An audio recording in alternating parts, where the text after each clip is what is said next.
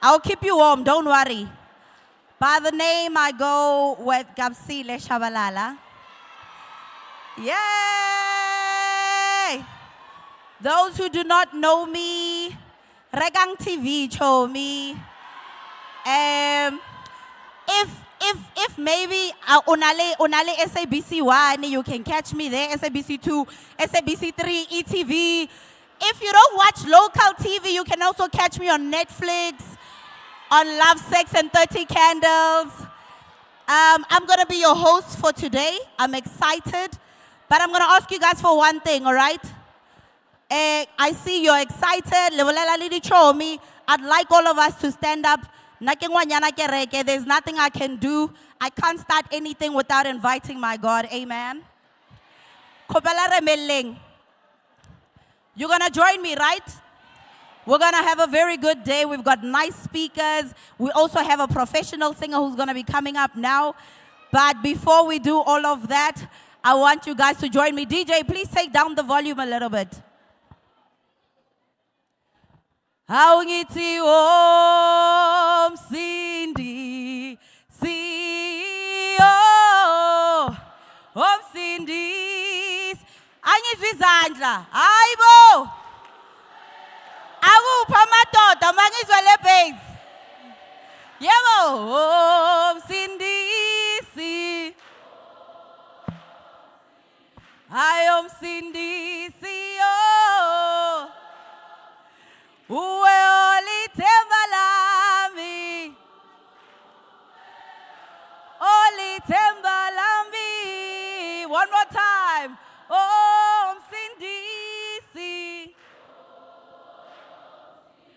hayi msindisi yo uwe olithemba lami olithemba lami. Hallelujah! There you go. You must never be ashamed of worshiping God. You may take your seats. Amen. I know we are not in church, but I cannot do anything without inviting God. So without any waste of time, I'm going to invite a musician. You guys probably know her from Idols. Let me or let I guess. I mean, the Idols secretary. Who's been to Idols before? Don't be ashamed, it's fine. Nolgo wouldn't make it, it's okay. When I get shot, Nolgo wouldn't make it. All right. I'm going to welcome our beautiful sister here on stage. She's going to be rendering us with a nice song. All right. So, Romo invite agang. DJ, ngala ingoma emnandi eyiwani invite umuntu wethu azosiculela.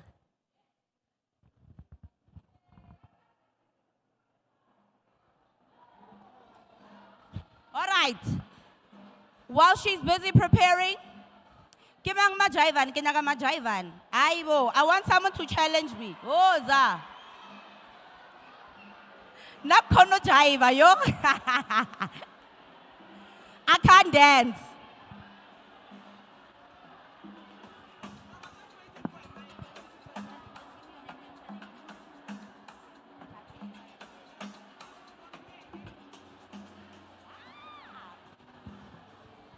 All right.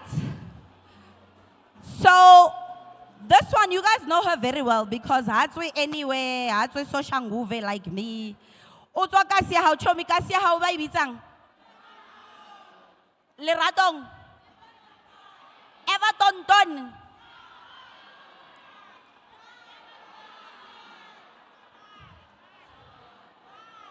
Val.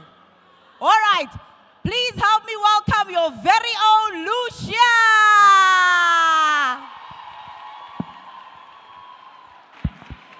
Dumelan bana besu likai. Likai bana besu. Ni right. Kitabela ho libona. Ki ready halili ready. Kitabela lo bona bana besu. Le batle jwang. Le tshwana le nna la. Le tlile EmpowaYouth. Okay guys, I'm just going to serenade you with a few songs of motivation, so that one day something can happen to you too. Can I have a volume? I used to think that I could not go on, that life was nothing but an awful song. I never know the meaning of true love. I'm leaning on the everlasting arms. If I can see it, then I can do it.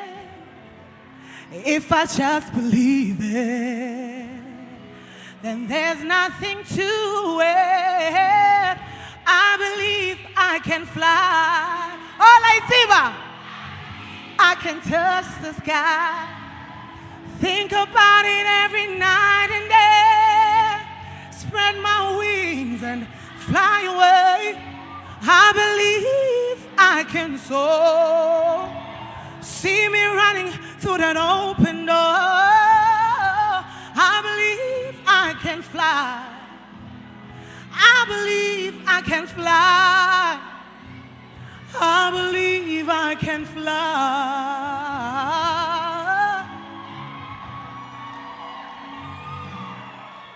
See, I was on the verge of breaking down. Sometimes the silence can seem so loud, and there are miracles in this life I must achieve. But first, it's got to start inside of me. Oh, if I can see it, then I can do it. If I just believe it, there's nothing to it. I believe I can fly. I believe I can touch the sky. I think about it every night and day. Spread my wings and fly away. I believe I can soar. See me running through that open door. I believe I can fly. I believe I can fly. I believe I can fly. Yeah. 'Cause I believe in me. Oh, if I can see it, then I can do it. If I just believe it, then there's nothing to it. I believe I can fly. I believe I can touch the sky. I think about it every night and day and day and day. My wings and fly away. I believe I can soar. See me running through that open door. I believe I can fly. I believe I can fly. I believe I can fly.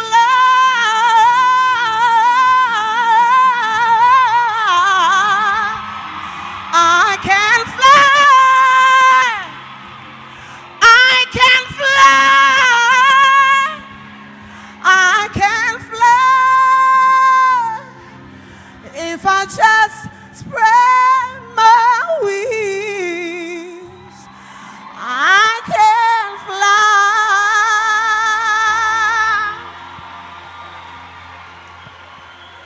Galebu abana besu. The next one I'm gonna do is for you. Ena kialuna kiasiba iratwa kiluna eh. Sure.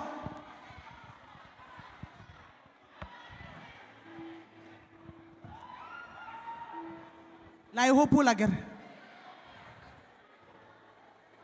Thought just crossed my mind. Who am I not to be? So I take my things and just come on over. What am I gonna find? Will you be there for me? God knows I won't stop till He tells me it's all over. Hey. Ooh, ooh, ooh, ooh. What am I gonna say? What am I gonna do? I'm staring in at your face. Will you be there for me? One day I'll reach it. One day I'll reach it. One day I'll reach it. One day I'll reach it. Thought just crossed my mind. Who am I not to be? 'Cause I'm ready. One day I'll reach it. I'll reach it. One day I'll reach it. One day I'll reach it. One day I'll reach it. I'll reach it. One day I'll reach it.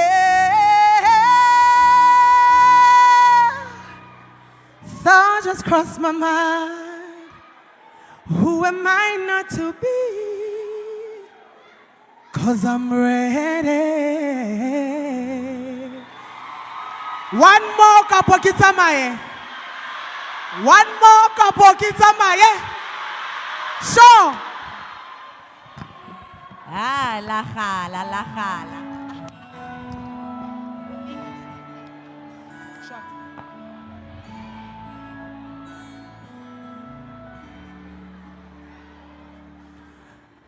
The higher you build your barriers, the taller I become. The further you take my rights away, the faster I'll run. You can deny me. You can decide to turn your face away. Like see if I can. No matter, there's something inside so strong. Hey! I know that I can make it, though you're doing me wrong, so wrong. You thought that my pride was gone. Oh no, something inside so strong. Oh, there's something inside so strong.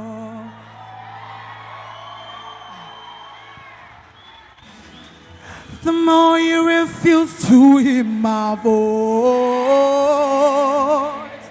the louder I will sing. Hey,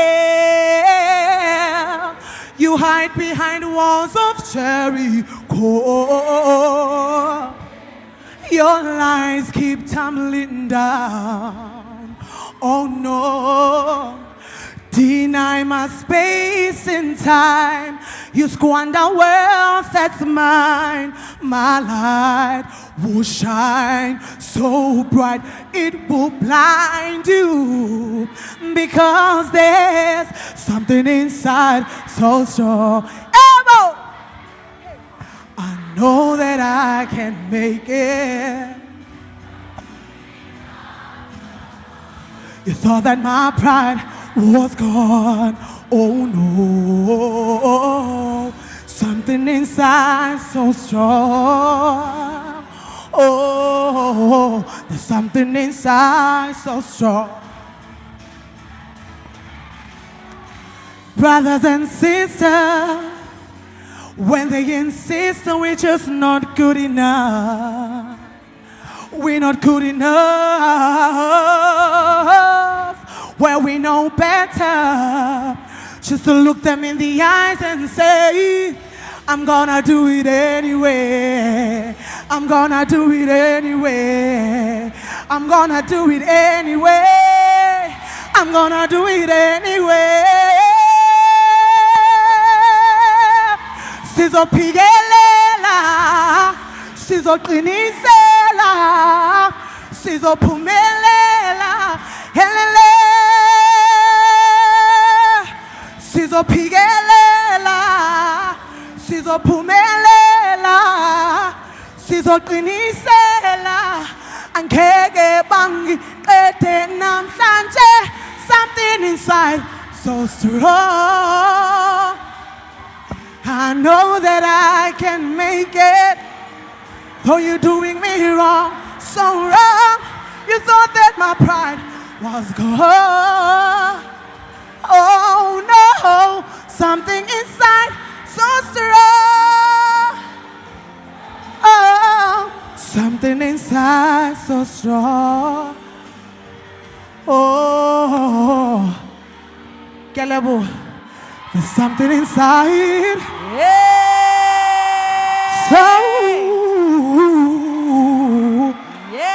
So strong. It's so strong. Give it up one more time for Lucia.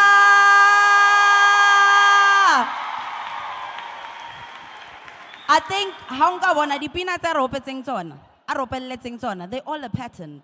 It's all about empowering, right? And that's why we're here, right? We're here to empower works. They're here to impact, transform, and grow. What is it? Impact, transform, and grow. You can be louder than that. Impact, transform, and grow. Hurry, woza. Impact, transform, and grow. That's why we're here, Anger. All right, are you guys excited? Okay. Siyobambelela ne? Sizophumelela in everything that we're going to be doing. This year, we're not going down. We are tired of poverty. We are tired of unemployment. We are tired of sitting at home and gossiping. I'm sure Baba, they're like, no, chomi narita bagide ratahor. No more gossiping. We need to work. We need to work. And then we don't all of us, we can't be working for someone. Some of us are business minded. We're gonna create jobs. All right, so while we're on that note, there's empty chairs. Chomi, I know some of you haven't had VIP before, but today is your chance to come to VIP. So please, let's fill up these seats, Sakopeli, all right? Please come to the front. If you're at the back, please don't mind. Itlakopeli, Chomi, come to the front. There's seats that are open here. Fill them up. Yes! I love it. It's like that. Those ones. All right, let's fill up these ones, Nechum. These ones that are here. Yeah, the ones that are the empty seats. If you've got an empty seat next to you, please just raise your hand so that we can fill those chairs up because there's going to be more people coming in. There's some chairs there. There's also another friend that's there. Okay, Rishab, ne? Rishab. Kiboning Garma 2000, Nalu confused when they were singing, I believe I can fly. They were going, I believe I can fly. All right, I'm now going to call up our speaker, who is the acting GM and the head of Empower Youth. Please help me welcome Dumi LaRue.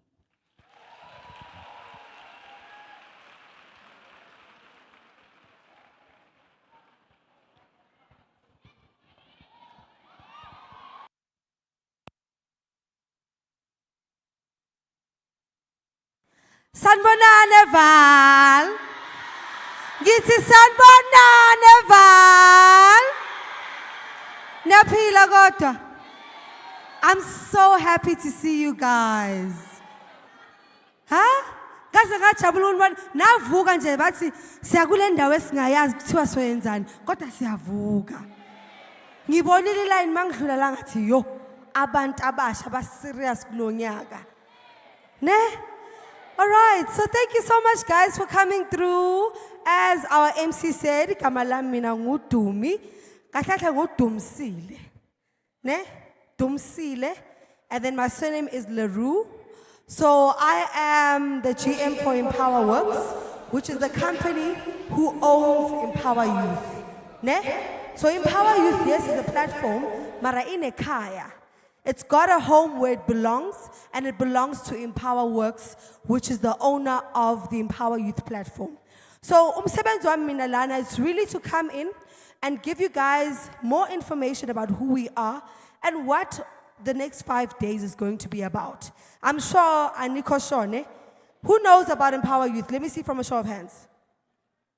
If you know EmpowaYouth, how guys, raise them higher. I'm sure there's more than this. Pelasina National, South Africa yonke. All right, okay, cool. So EmpowaWorks, guys, we're based in Johannesburg, so we're not from around. We are a private company, and we do marketing, okay? So Usis Kapsile, that slogan that she's telling you of impact, grow, transform, it's for EmpowaWorks, okay? EmpowaWorks is all about developing the human ecosystem. We want to impact and transform the lives of our communities, making sure that people are not getting left behind. We do youth, and that's why Silana Namhlanje, we do men, we do entrepreneurs, and we do women. Okay, these are all different platforms that speak to empowering the human ecosystem. So if you want to know more about EmpowaWorks, you must go to our website. And then you'll see what we're all about. We also service clients in public and private sector with marketing, events, communications, and PR. But outside of our day-to-day job, we run these platforms that speak to developing our people as well as our communities. Now, specifically when it comes to EmpowaYouth, we started 9 years ago. Ababan lana abazi Orange Farm or maybe Puma Orange Farm. Halala, ntalan sukume ngenyawo ngifuna ukunibona kahle. Sukumani ngenyawo. These are the people that we've been impacting since 2015 in the area of Orange Farm. That was where EmpowaYouth was birthed. Ne? So we started then and we had a one-day job summit. We used to do about 200 of them. And we used to talk to them about what are the sectors and industries that exist when it comes to the world of work. I think that's what we all want to know about. Where can I go? I'm a matriculant. How many matriculants do we have? You've got your matric certificate? What guys? It can't be. Parmesanizan.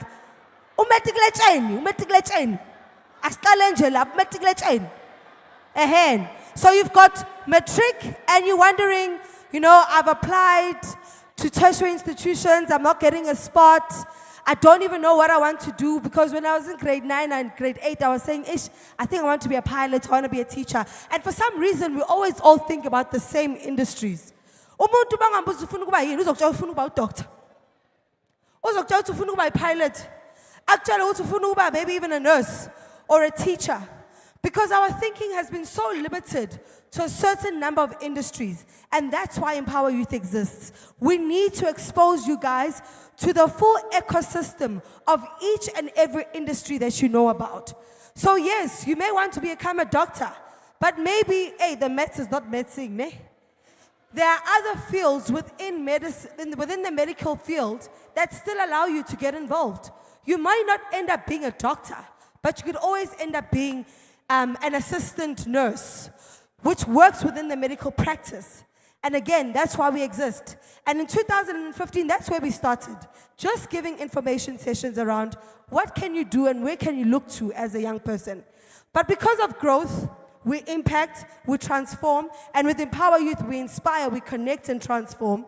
We were able to grow within these 9 years to hosting last year in Orange Farm, and if technical team can cue my video after this line, we hosted 20,000 young people across 5 days in Orange Farm. And within these 5 days and 20,000 young people, we unpacked 12 different sectors around opportunities that speak to work, that speak to development, that speak to education, that speak to skills development. Because I think there's a big gap between where we are as young people and industry. Bazokutshela ukuthi ma apply for umsebenzi bafuna experience. Ngithathe because angisho that's why ngila. Ngoba nami ngifuna kuwe. You understand? So we also are working to bridge the gap that lies between you and industry. Where can we meet each other halfway? And over the past 9 years then, we've been able to grow from a one-day summit to a 5-day summit, hosting 20,000 youth, over 200 speakers, and over 12 industry stages that speak to us as young people. And I'm a young person, that's why I'm so passionate about the development of us. So technical team, if you can just play the video for me for 2023 so that these young people can see what I'm talking about.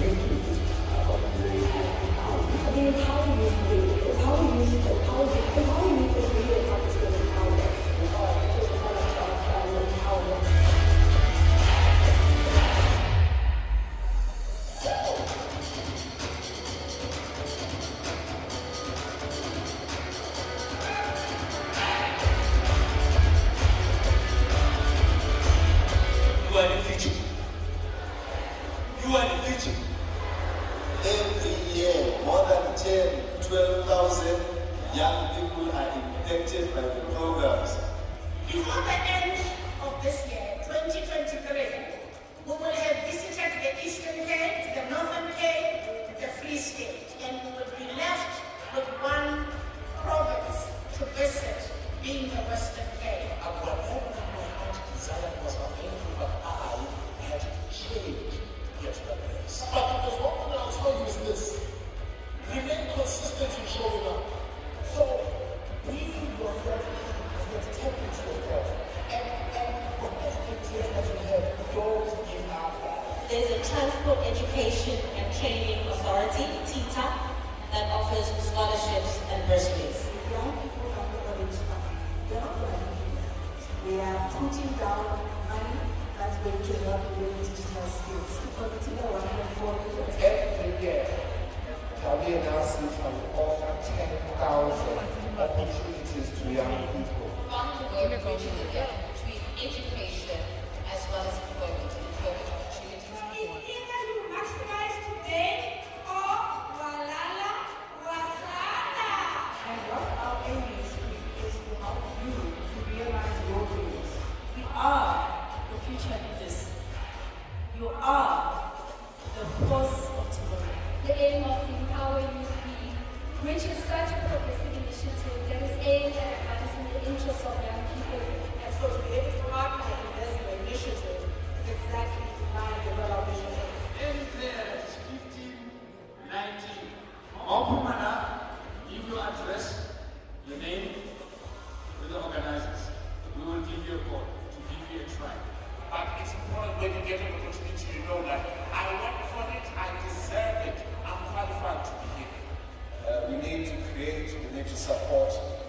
platforms everywhere where there are young people. Mabule will give you mentorship and they will assist you to get funding.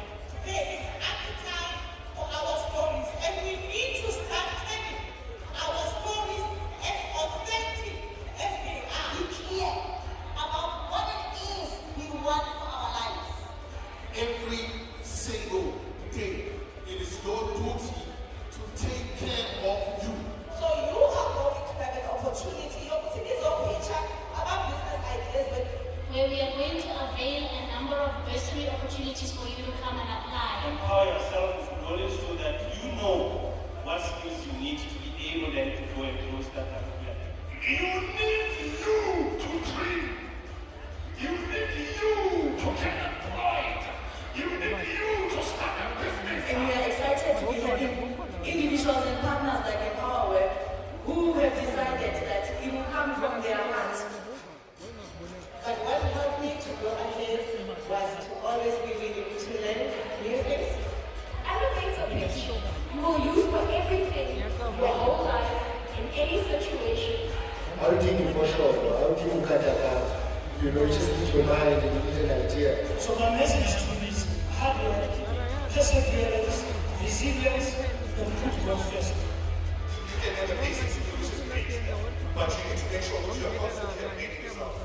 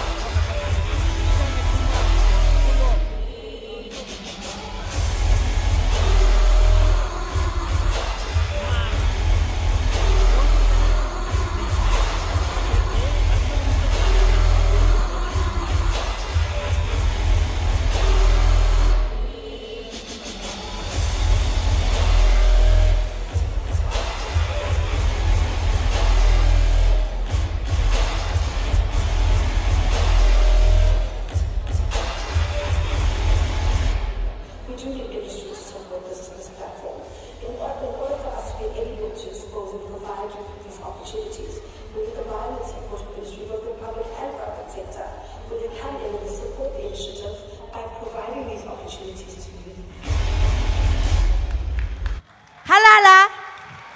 Halala. When I say hashtag, you say inspired. Hashtag. Hashtag. When I say hashtag, you say connected. Hashtag. Hashtag. When I say hashtag, you say transformed. Hashtag. Hashtag. And that is exactly why we are here for this week. We're here to inspire you, we're here to connect you, and we're here to transform you with the next opportunity that is going to change your life. Now, young person, it's going to be up to you to grab it. It's going to be up to you to show up for yourself, right? Nivugile namhlanje nezala, please give yourself a round of applause. That's the first step. That is certainly the first step. You wake up, you show up, and make sure that you're relevant. We're seeing you. Okay, you're giving yourself through to whatever platforms that exist that speak to your development and you unlocking your future, right? How many of you see on social media? Facebook, Instagram, TikTok. TikTok for niyayithanda. Niyayithanda TikTok. And lezandla zifuna ukuphakama. Showing up for your stuff starts now. Usaba nophakamisa isandla. Hayibo guys. Can't be. How many of you here are on social media? Show me. I want to see. It's everyone. Okay. Now, ngifuna ukuthi ngibe nabantu abayi-4 bezela ngaphambili. Just 4 people, quickly. Thank you. Nice. Showing up. He's showing up. Number 2. 2 more quickly. Can I have ladies so I can have a gender balance? Thank you. I've got 4. Can I have a mic? Okay. Oza puti. Okay, but uze.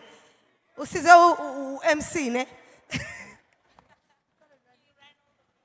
Right, guys, can I have a mic quickly? Can I have a mic? Right. So, I want you guys to tell me we're going to speak to only 2 things, okay? I want you to tell me where you are now. So what are you doing? So whether you matriculated, you're looking for work, or you're in business, what is it that you're doing? Ne? Secondly, I want you to tell me, what are you looking for out of this week? So what is your wish? When we close down and we take away all our beautiful screens and our setup and everything that we've brought, what do you wish to see out of the week? Okay, so where you are, what are you doing? And uzeleni kahle kahle la. Ufunani? Hi everyone. Guys, let's respect, please. Let's listen up. Hi everyone. My name is Jemina Mko and I'm a team leader from Mafatani side. But right now I'm based on Zita Primary School. Okay, you said, what do I want for this week, ne? As a team leader, ne, right now I'm situated on a primary, whereby like I could wish that primary before the end of my contract, ne, they can build a netball court for those kids. That's my wish. Thank you. Team, please can I get a prize for her, ne? If you can just arrange, ask Mbali and Nona, I spoke to them on our group what I want. Just go to my team there in the corner. Thank you, my sister. Good morning, everyone. My name is Wilson Muchemi and I'm from Orange Farm. Pardon. So what are you doing now? What are you up to? And what do you wish for by the end of the week? What I'm busy with right now, I'm busy with the program, the Youth Life program, as a team leader as well, situated in a high school called E.D. Mashabane.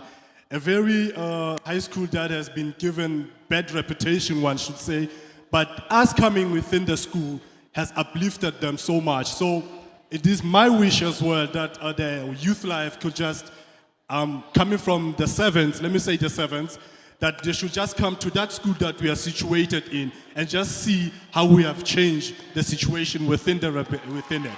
Thank you very much. Thank you. Sanbon. Yebo. Igama lami uMpho ngisuka le Everton West. So before I was here bengisebenza le I was a volunteer, yeah. Bengivolunteer NYS. So sister usibuzile ukuthi what would singathanda ukuthi sitholene at the end of the week. Cause ekhaya bazisiphume siyophanda at least if singangena endlini siphethe something khona ukubonakala impuphunyana noma ini basijabulela abazali.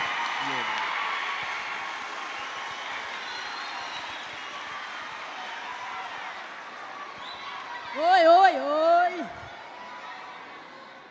Nakalibito ke Maria Ngombolo, ke tswa Everton. Na I'm a participant from Grace Group. Okay, now right now ke sebeletsa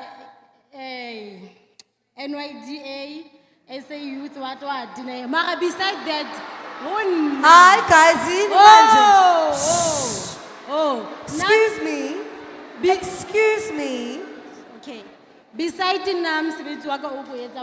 have a proposal, a business plan, which is a guy who welcome, the bleach, sepa, whatever. So right now we're going to funding, something like transported and delivery and into around Kasiaka, Grisette Bonkhon, Pataleka with 60, 44. So Nikopa help mo. Tango. Dumelang, lekay, rating.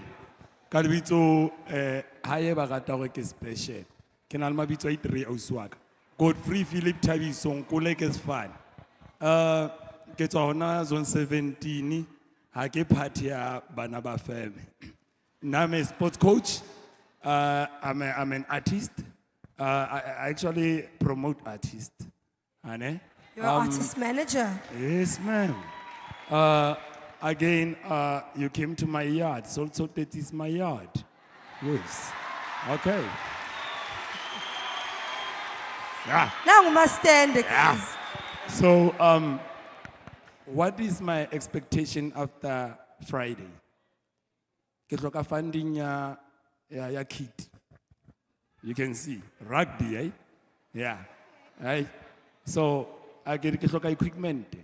Ke hloka connection ya gore a ke na le ngwana na le talent ke gone ke bone Dr. Khumalo screening. So batho bao Back in the days, they will come to us, ko dikolong, ba lo trial rona dikolong. But these days, it's an connection in yana eating. You either take out money or who do you know? So, ke kopa na on Friday, ha ke tswa mo, be ke tshwere something a concrete re ha ke fitla ho bana le artist tsaka maybe le sound e ya lona nkana la nsiela yona. Thank God.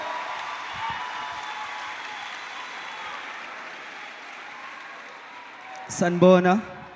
My name is Innocent Mufukeng. I was born and raised in Orange Farm. I'm an artist, entrepreneur, and a public speaker. So what I'm currently doing now, I'm currently running my clothing line, which is Dream Bigger Than Fair. You can see while I'm dripping. This is the clothing line I run, Dream Bigger Than Fair clothing line. Last year we were so fortunate to Empower Youth 2023. We got a cash prize of 5,000 from Brand SA. And then we also won an award, Go Timeline Radio, as a best music video. So guys, what I'm looking for this year, I'm just looking for an equipment, your purchase clothing. I don't want money, I just want the equipment because now we're having a shop. Thank you. Okay, so all the guys that came up here, please go to the corner there. Where's Mbali? There's Mbali. She's gonna give you our branded t-shirts, because from today you're part of the brand, right? You're part of the brand. And guys, I asked you now, and I said to you, you need to show up for yourself. These 6 people that came here took the first step, because guess what? Already they didn't know I said I'm gonna give them something when they came up. And that's how you need to think about life, right? Every opportunity that stands before you, you've got to seize the moment. You've got to seize the moment. Put aside the fear, put aside all these things of what if I fail. Guys, we can't get away from failure. All of us fail. Nami nje self, hey, kudala ngiwa ngivuka, hey. We cannot get away from failure. So you cannot allow fear of failure to hold you back. Okay, so how I want you to step into this week, you gotta make sure that any opportunity that we post for you, you grab it with both hands. We've got exhibitors, we've got partners, thank you so much to them, Coca-Cola, WRCTA, African Bank, and the likes. All of those people are coming here to give you tangible opportunities that will transform. And namanje kusazondlalela enye video, munye usise bamnikeze 100,000 through Empower Youth.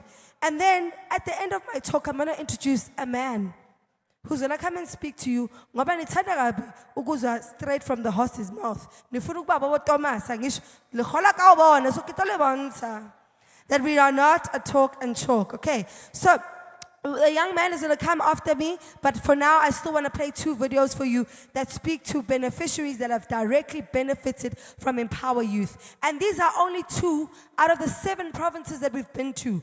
We started Go Orange Farm, we went to Limpopo, we went to Mafikeng, we went to KZN, Mpumalanga, Bushbuck Ridge, Eastern Cape and Northern Cape, Shota, Western Cape, and the Free State. And Empower Youth has done its part. Over 70,000 youth in South Africa have been exposed to our brand, have been exposed to the opportunities that we are bringing forth through our partners. And most importantly, we have inspired, connected, and transformed the lives of our South African young people, making sure that you are not left behind. Technical, can we please play with Sisboni Siwe and see what she has in store for us?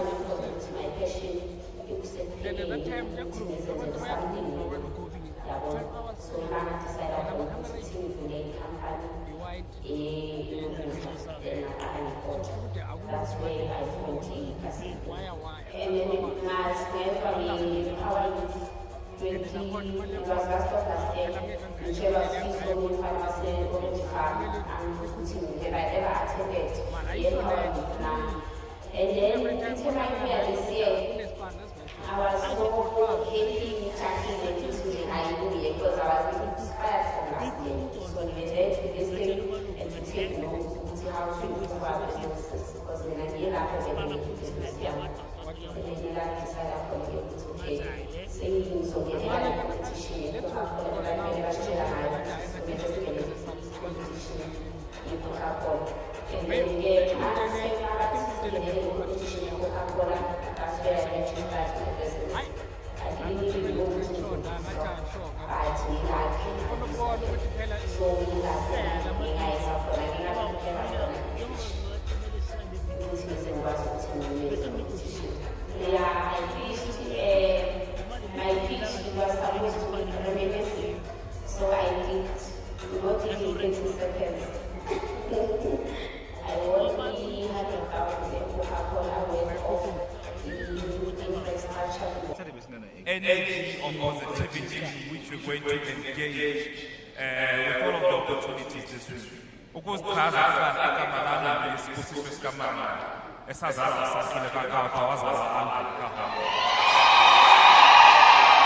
ukwaba kwathola ngakabugagala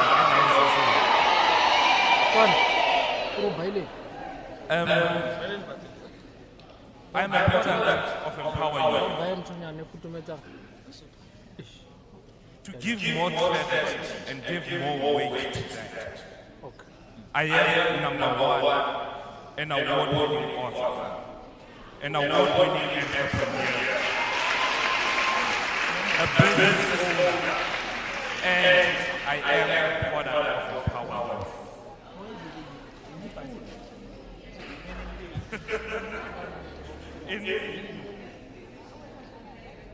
Okay, and I have an officer, and I was told to say that word.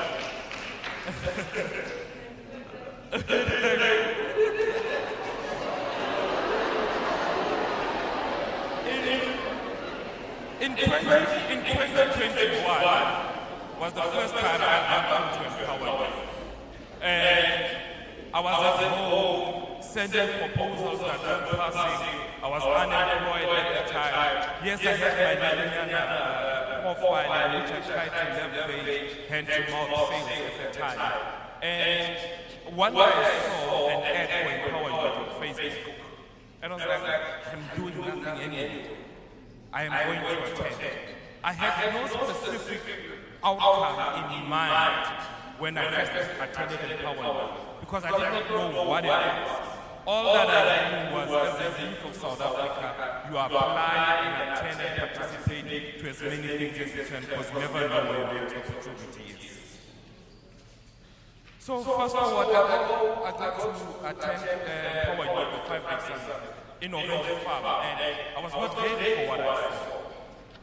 Number one, I saw a high level of professionalism and execution from people that looked like me, and that alone made me leave a different person.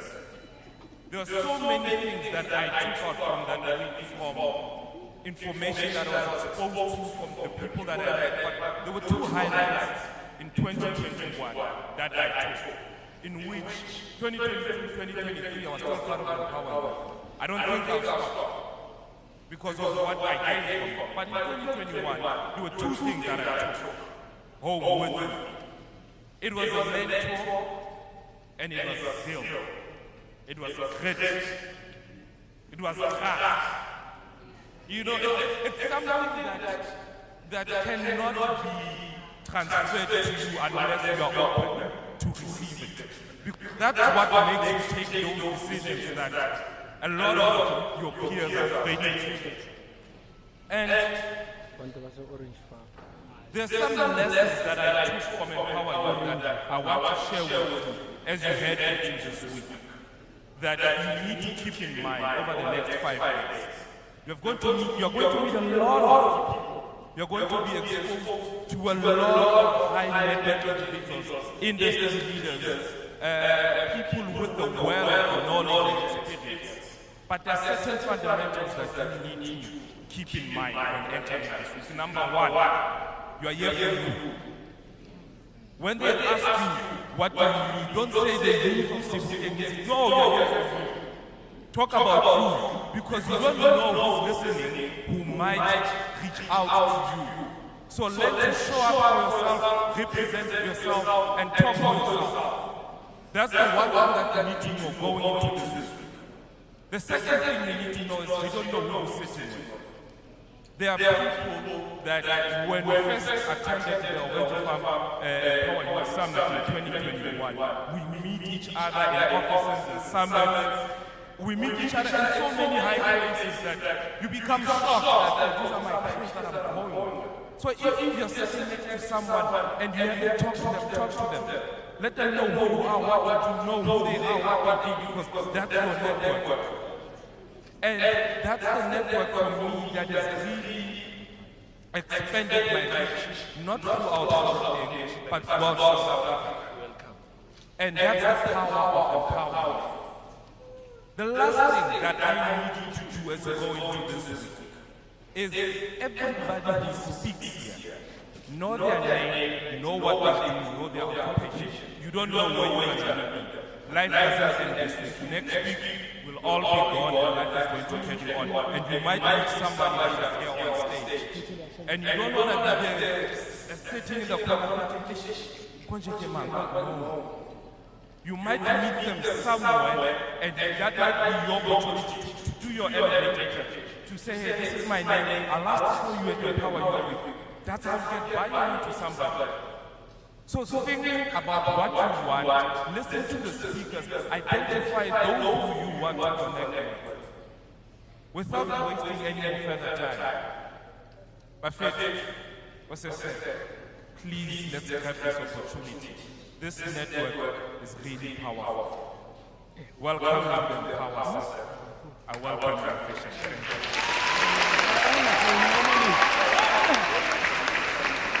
That is Sisito Ma. I think we've learned a lot from him. How to guys? The person that's next to you, you don't know what they carry and you don't know where they can take you. Right? So just because you're coming from where, you don't know what tomorrow holds. So the next person can definitely help you. And that's what we're going to do. Do you know the person that's next to you? Tell them who you are.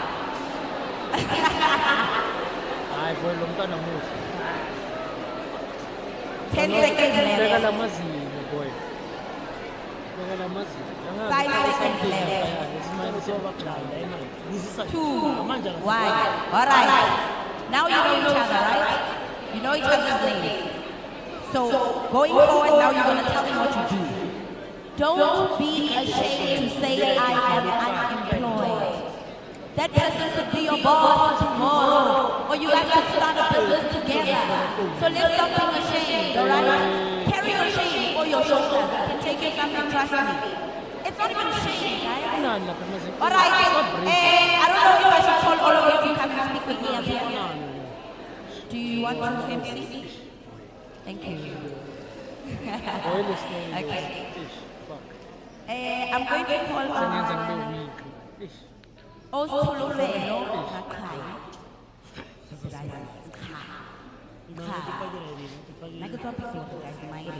My cousin is Zulu and Ramik. So I'm going to call on Osulufelo Kai, the head of social transformation for the Coca-Cola Beverages South Africa. Please give her a round. Hello, Mama, no Coca-Cola. What's yeah, hey, William. Will die orange farm. Yeah. Don't worry, guys. Great.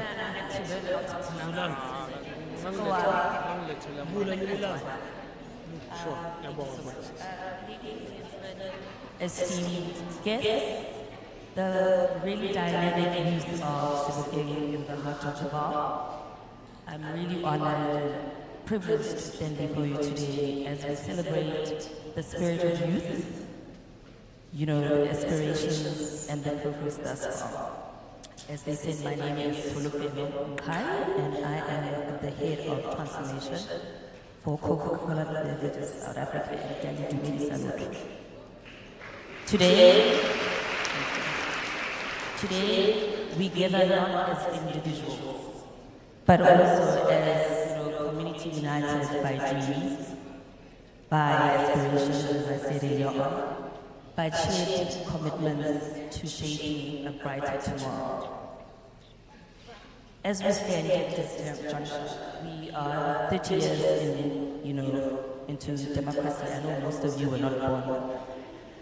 You're probably like 20, less than 20, maybe, but definitely haven't been alive for 30 years like Nabucco.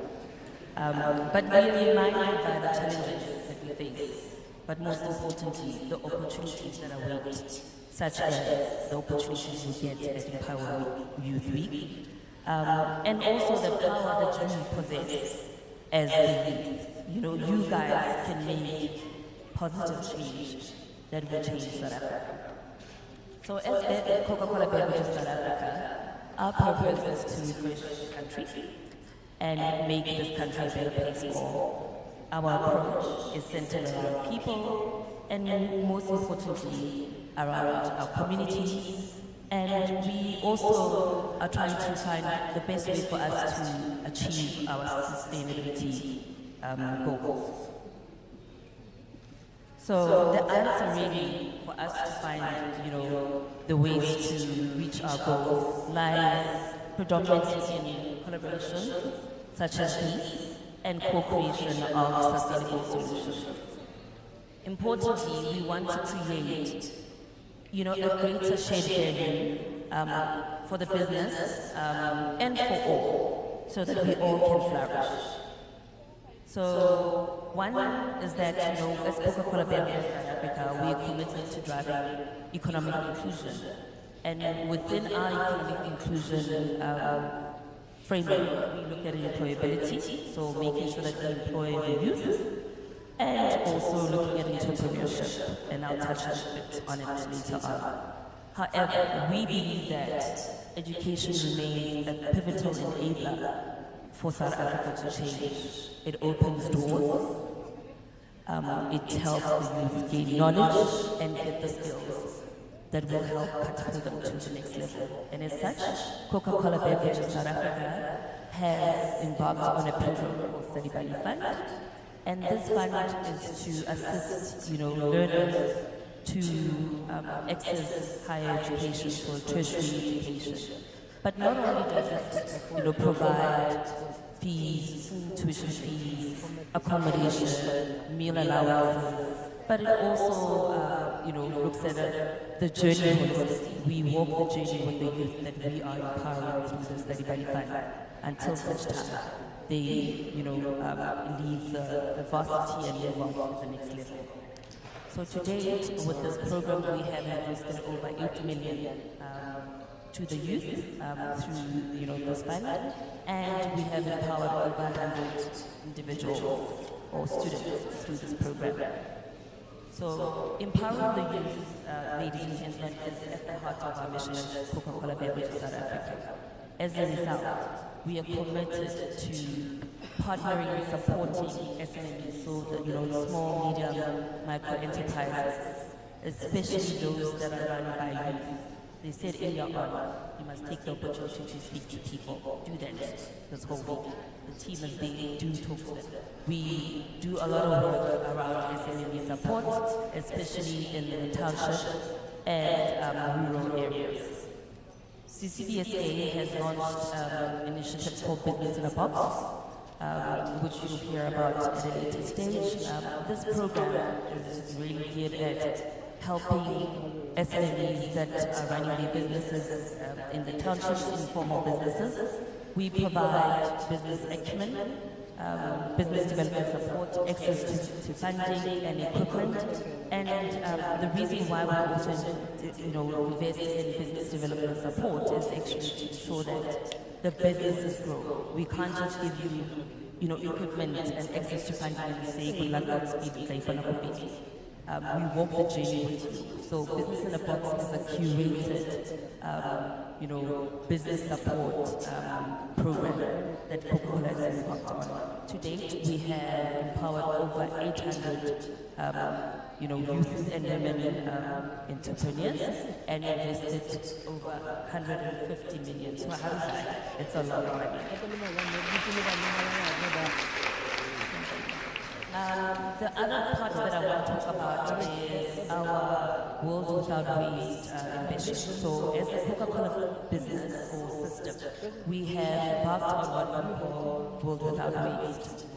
Because we do realize that, our bottles, our packaging is contributing to the plastic waste that is plaguing the globe, right? You've seen our bottles. Sometimes we're not cool every letter, right? You should actually use money there.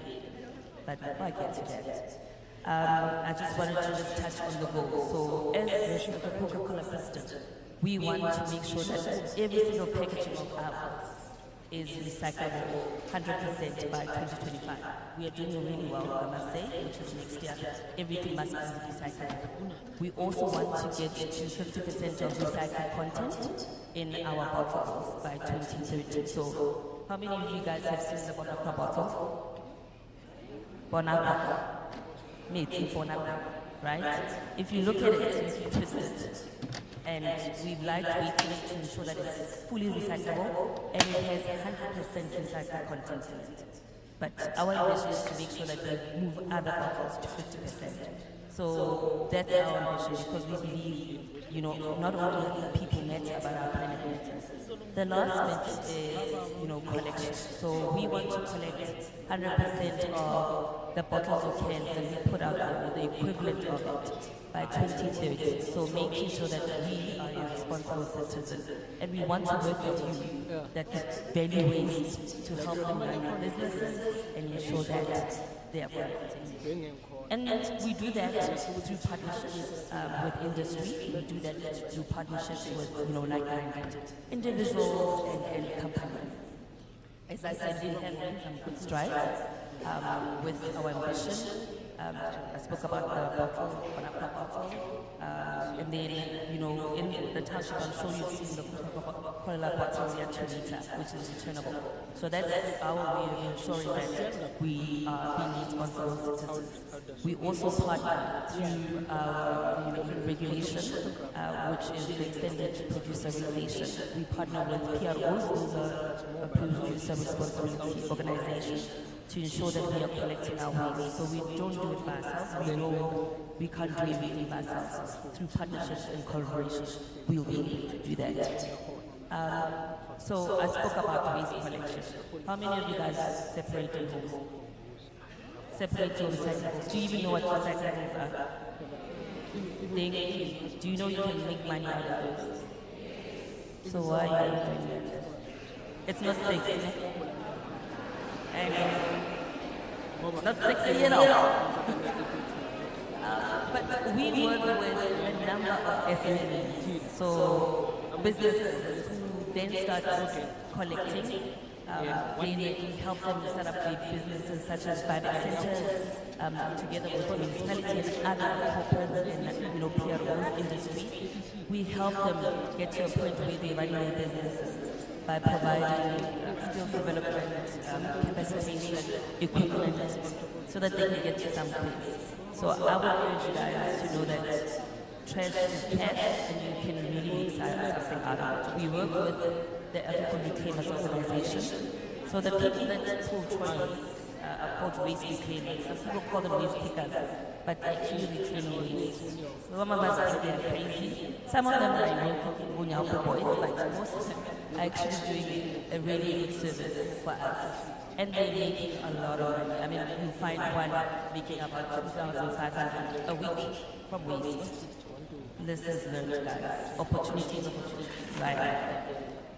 As I said, as Coca-Cola, people matter, planet matters, and we want to have sustainable solutions because we do believe that without the youth, we will not be around. Just to conclude, because I know my speech is rather long, please indulge me a bit. Have you guys heard of the red car theory? No. Okay, so if I were to ask you guys, how many of you guys, when you're coming here, saw red cars? Will you be able to tell me by show of hands? No. Don't know. But if I were to say, every red car that you spot, I'm going to give you 1,000 rand. Are you going to spot them? My point is right? Opportunities are always out there. You need to be aware of those opportunities. So as you are attending a myriad of sessions throughout the week at EmpowaYouth Week, I need you guys to understand that these are opportunities for you. Be aware of them and grab them with both hands. Today, I challenge each and every one of you to think innovatively, to act courageously, and in whatever you want to do, be it you want to become leaders, be it you want to become entrepreneurs, be it that you want to become artists, professionals, the list is endless. I would like you guys to know that your contributions do matter. And in closing, I hope you guys do know Denzel Washington, because each of the youth would not have to fit. Denzel Washington once said that without commitment, right, you'll never start. And without consistency, you'll never finish. And having said it, as I conclude my long-winded speech, I would like to leave you with the following words from me. Popcorn kernels don't all pop at the same time, right? All I need you guys to do is remain committed and consistent, and in turn, thank you.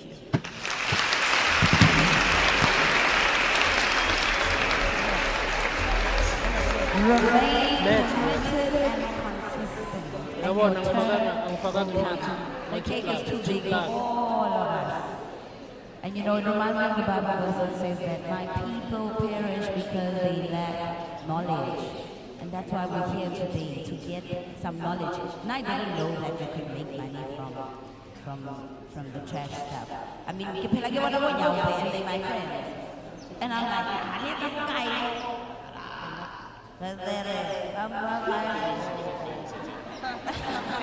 okay, I walk off that's money. Who's gonna give me that money? So let's do that and get in trouble. Alright, I'd like to also acknowledge the mayor that is here in the house and the MMC as well, MMC Jones. We acknowledge you. Thank you so much for taking your time out. And so when I don't know what you're saying. All right, so the mayor is in the house and the MX is also in the house. Can we please give them a round of applause?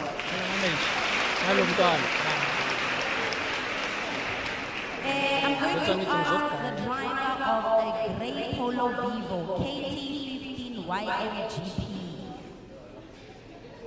Warjambisetse hore o rekile license ya hao because o phakile double. So if you know yourself and you're driving this car, it's okay. Maybe you know something. Please tag your car for us. I think they want to put in other cars. Okay. I'm going to call on Cash for the social media competition. Please come up as quickly as you can. We have a competition for you guys. And please, when they put someone in the front, grab the opportunity. All right. It comes once sometime. Okay? So, let's hear what the competition is all about. Cash is going to take us through it. Give it up for Cash. And then Kelana, yes, the other day, the other day,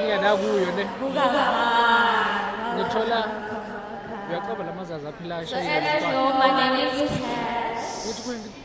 And I want to have some cash.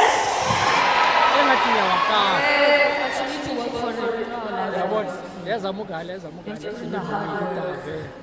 So we have a social media competition running. Konje nina And all you have to and do function. is post content. Show me what you got on TikTok. Show me what you got on Instagram. Show me what you got on Twitter. Late. All you have to do is And use then hashtag. So when I say hashtag, you will inspire it. When I say hashtag, when you say late. hashtag. Okay, Let's do it one more time. Hashtag!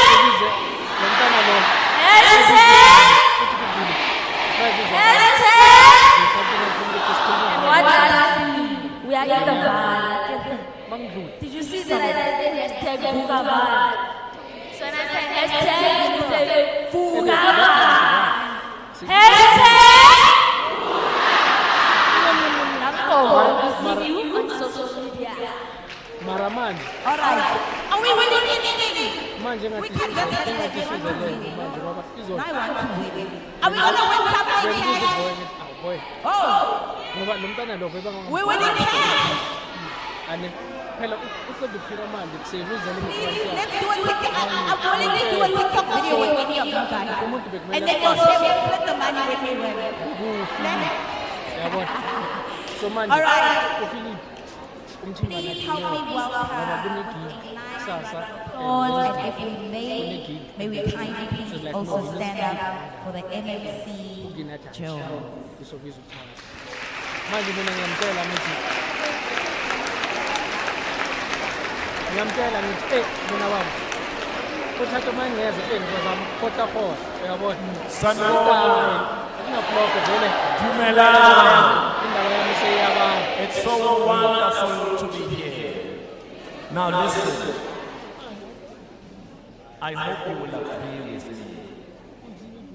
I think we have a fabulous program director. She's doing a great job. And once a person is doing a great job, what do we do? We are fabulous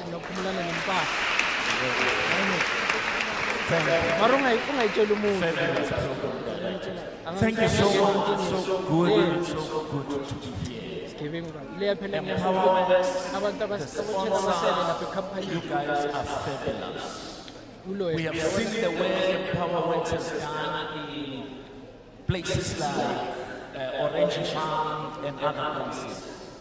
We were very excited when Mr. Masiza and the management of empowerment said they want to come to the farm. And you know what? We said yes. We said yes. We met with Masiza, we met with the mayor, and the presentation was made, and the mayor said, what are you waiting for? What are you waiting for? She has been pushing us till today to make sure that this event comes here, this event comes here for the next 3 years, and this event is a success. And here it is today. Isn't it wonderful? Now, the executive mayor of Sidibe District Municipality. I'm the MMC for finance. She is my boss. And let me tell you, if you are a guy and you still don't believe in women leadership, you need to have your head checked as a matter of urgency. Okay? You guys, the lady who is sitting or standing next to you could be your boss tomorrow. Do you believe in that? We have fabulous leaders. I tell you, this woman, she's a woman of God, she's very clear, she's educated, she's a leader, she is a mayor, executive mayor of Sidibe District Municipality. We're proud of her, she's doing a good job, she has got a long CV, but because of time, I'm not going to go through that. But I want you to give both a warm and a thunderous welcome to Executive Mayor Lerato Maluka to come and take the stage. Over to you. Please, come on, we can do better than that. Come on, we can do better than that. Welcome, Mayor, welcome.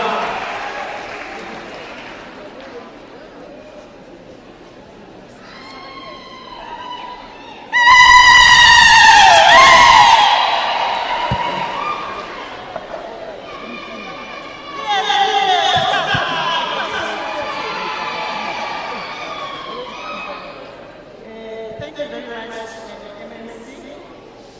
Also the program director, you are really fabulous. Maybe you must invite in our events, the MMC. They'll be value for money. Ninga be jealous, abantu basezayo. Angeke ufike power abangana. Awubamukele. It's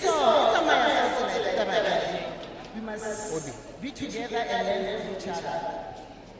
Lately, in the presence, let me also greet and acknowledge again our MMCC Finance. We also have the acting municipal manager and the director. When we want money for this program, as that, we really want to assist our young people. So I asked him to be part of this program. I'm going to change the politicians.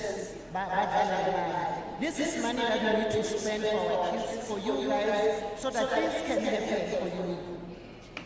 Let me also, in absentia, greet the CEO and management of EmpowaYouth under the leadership of Ndade Simphiwe Masiza, the EmpowaYouth Week partners and sponsors, media personalities and musicians, youth development activists, youth ambassadors, media house president, distinguished guests, ladies and gentlemen, young people of Mfuleni, halala! Young people of Mfuleni, halala! EmpowaYouth, it must benefit the young people of the farm. And we want testimony. It not just a stand that EmpowaYouth has come to our area.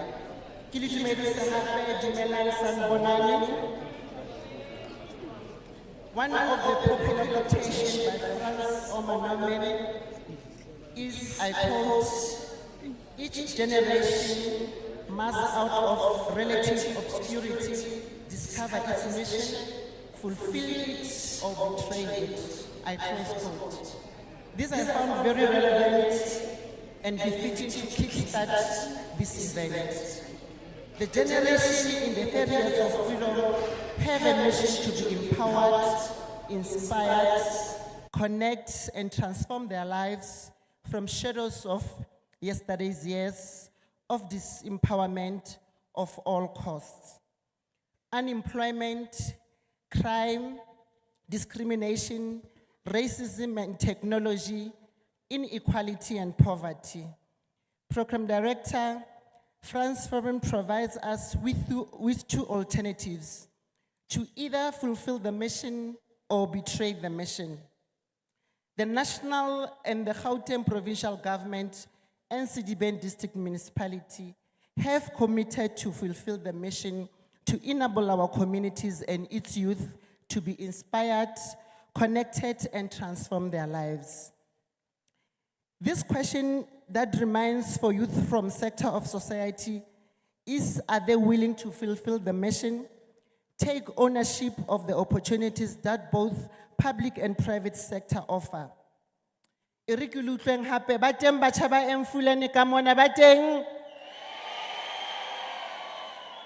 Mid Valley le teng, Lesedi le teng. I know others, they've joined online for this program. They are part of us. So the 2024 EmpowaYouth Week is here today from the 22nd of April until Friday, the 25th of April.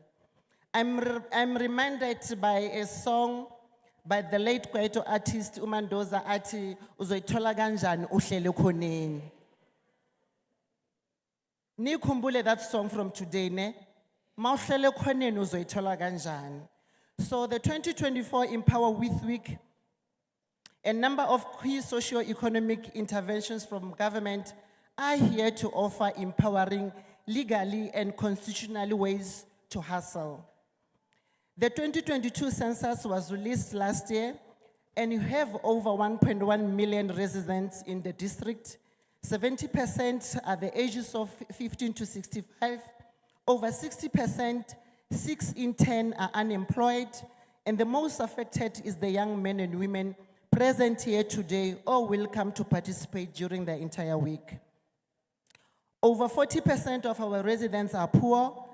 The district educational levels, skills levels are still lower, and only less 5% have postgraduate qualification.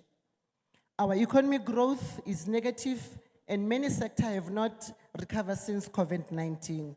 And also the HIV and AIDS prevalence remains high, particularly amongst young people.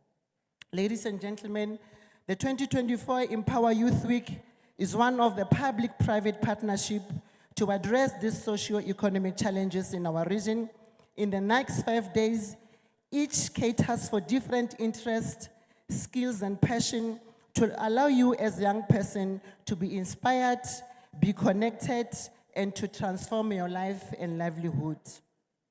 These are the different areas to explore and engage on, like food and beverage, agriculture, transport, energy, communication, advertising and marketing, culture, arts and sports, retail, manufacturing, health and wellness, ICT, and entrepreneur.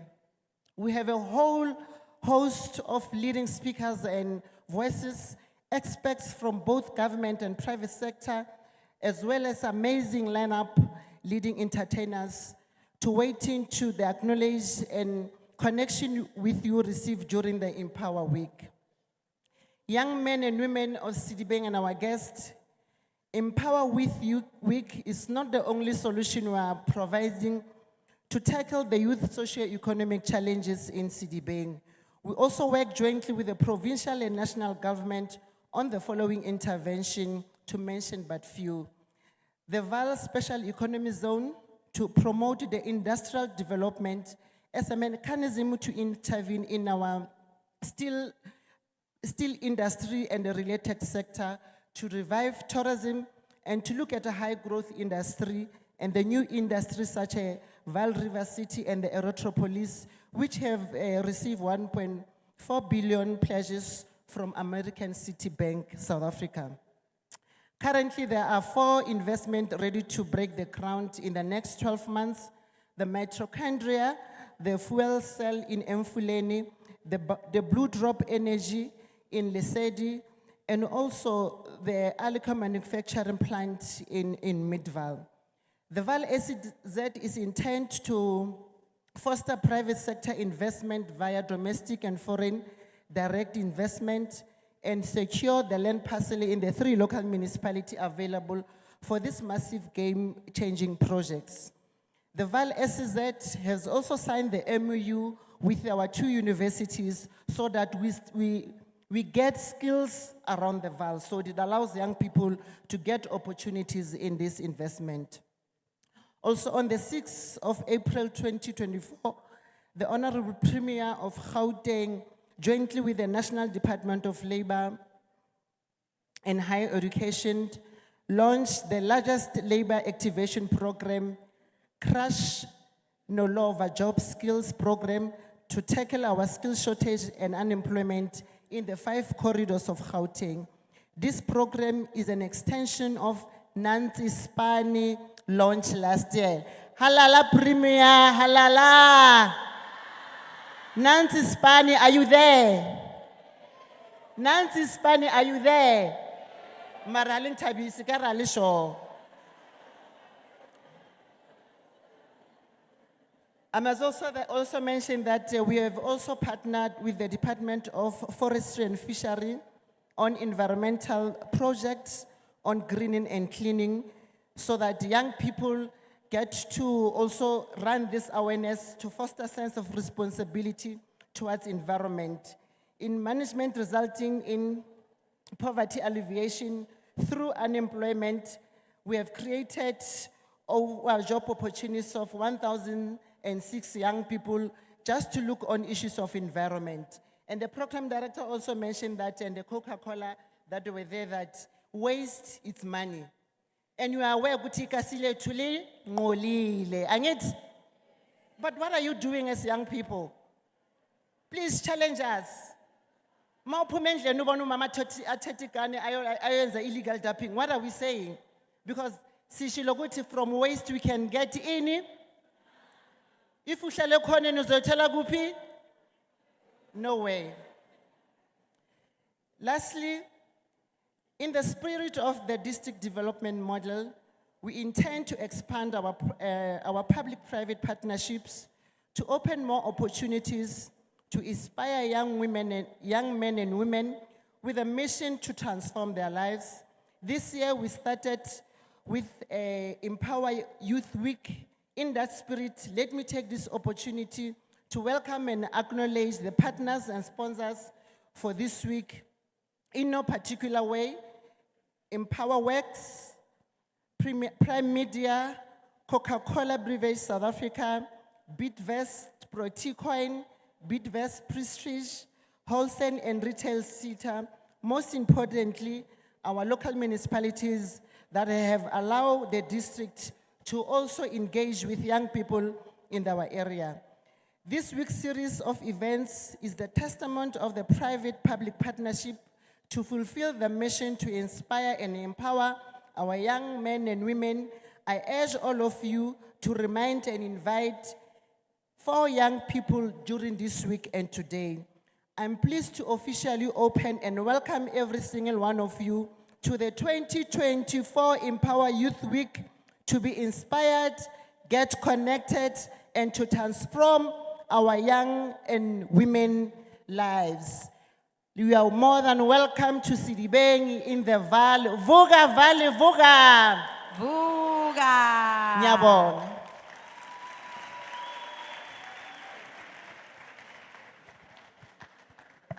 Thank you so much. Now I'm scared. I'm like, should I go? Thank you so much to the mayor and the MMC. You know, sometimes, I don't know, I'm going to expose myself, but you know, sometimes when you hear what the mayor's going to speak, you're like, oh my God. Oh, it's going to be a long day. But the information that you get from that is what changes your life. Hey,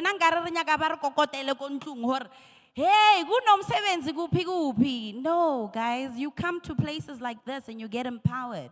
All right? There's a quote by Michael Jordan. He says, I failed over and over and over and over again. How many of us are afraid of starting something because we're afraid of failure? A lot of us. I'm one of those people. But he says here, I failed over and over and over again in my life, and that is why I succeed. So failure is not a bad thing. It just shows you, okay, we're not going to do it this way, we're going to do it that way. All right? So don't be scared to start. Haratomeng. And sometimes it's easy to start, but to carry on, how many of us have been on some, January, this is what I'm going to do.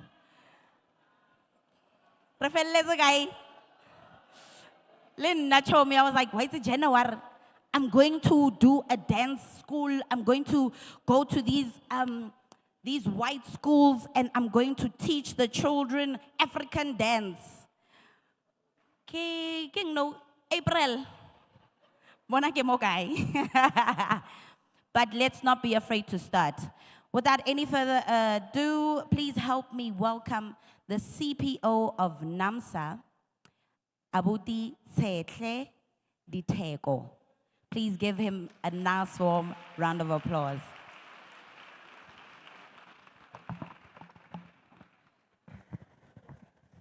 Dumelang, Lekai. Do you think I should do a podium?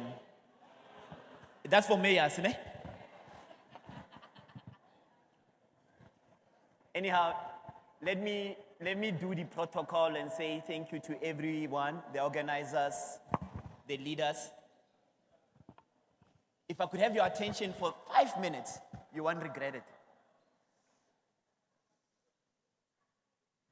And acknowledge the mayor as well after the mayor has left. My name is Tsetle Diteko. I come from an organization called NAMSA. Now, NAMSA is the Automobile Business Council of South Africa. So, just to explain to you who NAMSA is and excite you about why I'm on stage. In South Africa, we've got over 60 brands of cars. And every brand of a car that's in South Africa is represented in South Africa by NAMSA. So whether it's Mercedes-Benz, whether it's BMW, I don't know why I start with the Germans. Who's the other German guy? VW. And then the Japanese would be what? Isuzu, Toyota, Nissan. The Chinese would be Chery, Haval, Bike. And then who's left? The Europeans, Fiat, the called Stellantis. Every one of them are represented by NAMSA. Sure. Now, the reason why I'm on stage and why I had to follow Uzoitola Ganjani Mwekone's speech, or why I had to follow Start Chomi, you'll find out when. Sorry, sir.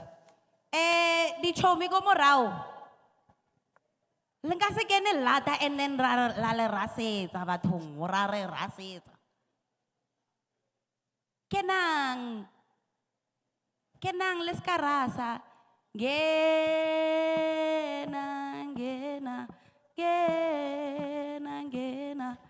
Indawo isekhona. Please lift up your hand if there's a chair, an open chair next to you. Role fine, baba kenang lata ke di 5 ranta each one of you and edita ko nna. Chomi kya zola ba we must be business minded. So I am business minding. We're cool, ne? So please let's not make noise so that we don't miss out on what's happening on stage. Please. All right. Okay, you ready? Okay, so all over the world every year, all car manufacturers, Dikopani, they manufacture 140 million cars. 140 million cars. Out of those 140 million cars, about 600,000 of those cars are manufactured right here in South Africa, including all of our favorite cars. So, Okabusama, South Africa, what is our favorite car? What is number one? Polo. We manufacture Polo here. And as of this past Wednesday, every VW Polo that is produced across the entire world will come from South Africa. So we manufacture the Polo here. So we also manufacture one of the cars that's an icon. What is a big South African icon when you think about cars? Gusheshe 325 IS. That car was manufactured in Roslyn in Pretoria. We did not import it. It's a car that was made here. The Kentucky Rounder, the Toyota Corolla, was manufactured in Durban. So we did not import that car. Another car that we love so much, and now it's the biggest car on the road, the Hilux, the most stolen car. We manufacture it here. The High Ace, the Quantum, we don't import those cars. Those cars are manufactured here. And in the value chain that manufactures those cars, our auto industry in South Africa employs about 120,000 people.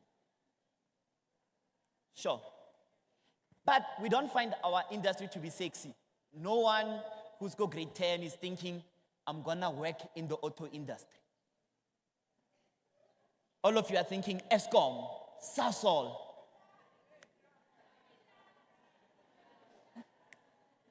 Okay? Now, another thing that you guys don't know is that the auto industry in South Africa is the biggest fetcher of foreign currency in the export market. What does that mean? It means if you count the amount of cars we are exporting and you compare that to the amount of gold and platinum, as a single unit, cars fetch the biggest export value. We're the biggest exporter of products. So we are good to the economy. As a result, we're contributing 5% to the South African economy. Another good one. Now, when my uncle left school, nakitwa Mamelodi, and so Ford is just outside Mamelodi. And my uncle left school to work for Ford Custom at 10. And he used to come back, kadi greasy, because car manufacturing at the time was a very dirty business. But now, if you see people working and making cars, they wear golf shirts to work. It's no longer a dirty business because it has become a very, very high-tech environment. You've got robots that are welding cars. You've got robotic stamps. So our industry is also the leading technology transfer platform for South Africa. A car that we're making, like Ford Ranger comes from Pretoria. It's also manufactured in Bangkok. It's also manufactured in China. Same standard, same technology you find in Mamelodi. So our industry also provides a way for South Africa to catch up with how it trains people and how we level up with other economies in the world. So, in a nutshell, South Africa has got a world-class car manufacturing industry.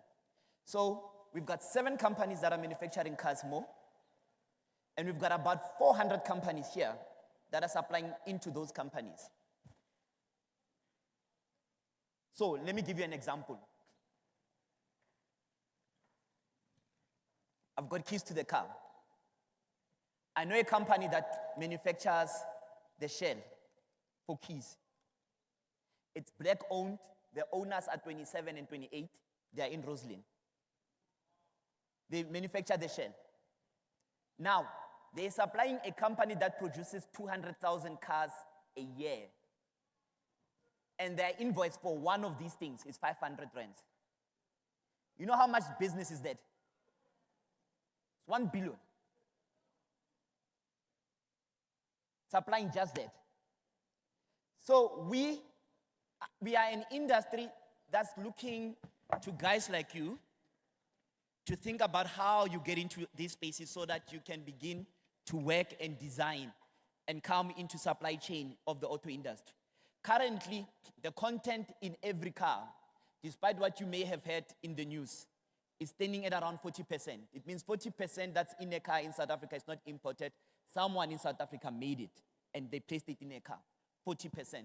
We want to get that number to 60% in the next 10 years, and it requires more people to go into the career fields that are in our industry. One of the biggest programs that we have in South Africa is called industrial design. You can study it at UJ, you can study it at TUT, you can study it at CPUT, and you can study it at GUT. It allows you to design and learn to design for our auto industry. Another one is that there's a lot of centers that are emerging. By the way, I'm coming back on Wednesday, and on Wednesday, I'm going to share with you the future of cars, because we're going into cars that are going to be driven by electricity. And I'm going to show you the amount of new opportunities that are there. But just on the manufacturing side, the scope for you guys to get involved is amazing. Okay, let me show you another one that I met recently. Every battery, before you put it in a car, should have a certain level of power. Ne? There's a black boy I know, 33 years, whose work is to test that that battery power is enough. He employs 200 people. He's grossing 2 billion a year. And he's only 32, turning 33 this year.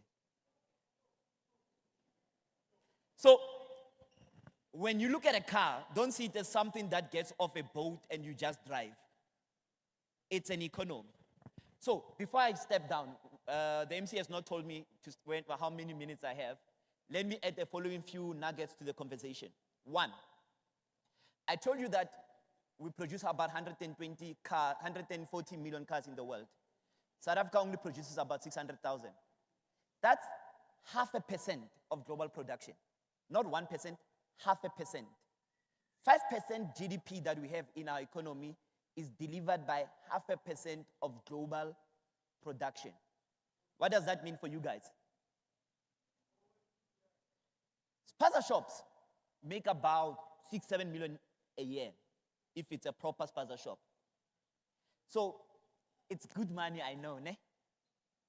But imagine if you could get 0.5%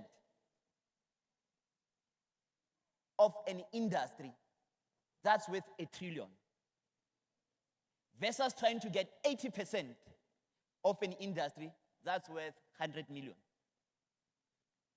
What I'm trying to say to you guys is, for us to change our circumstance and to change our reality, what we need to do is to start to think globally.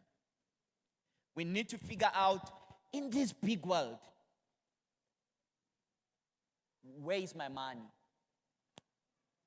If that makes sense.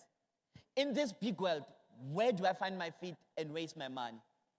And cars, or the car industry, presents multiple opportunities for you guys to figure out where is your money. But if cars are not enough, remember, if you look at the bigger picture, 0.5% means so much more.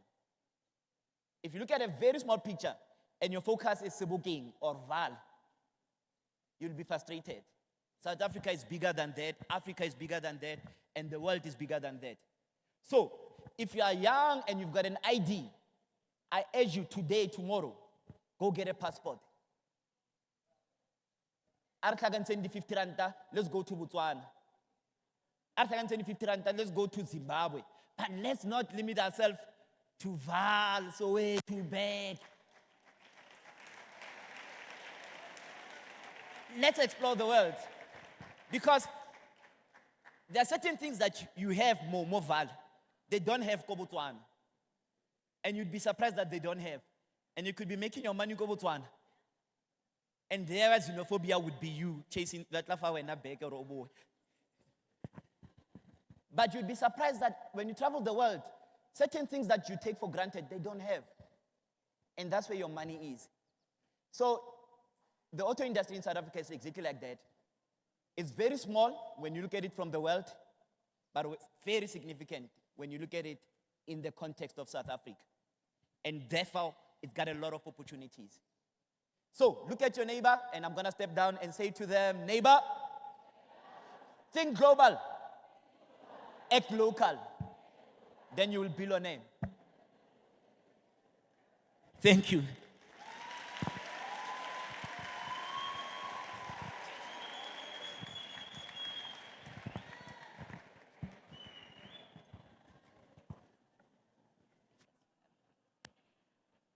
Shoo. Some of us could be working, that can be driving like nice big cars. You could be making those cars actually. I've got a friend that has been working for BMW. Like I said, Nuggets also Shangove, so Rosling is like just up the road. They make BMWs, and I'm like, I wanna get into that space, but I don't know how to get into it. And I don't want to work there. Because I mean, when they tell you about cars, you're like, mechanic. But I mean, I didn't know that you could even make that thing, Yadikia, and you make money from that. I raperisha because we're lacking knowledge. But today is the day where we're getting all this knowledge. I want to do that business. Okay. I think we can take like 2 questions, right? Yeah, because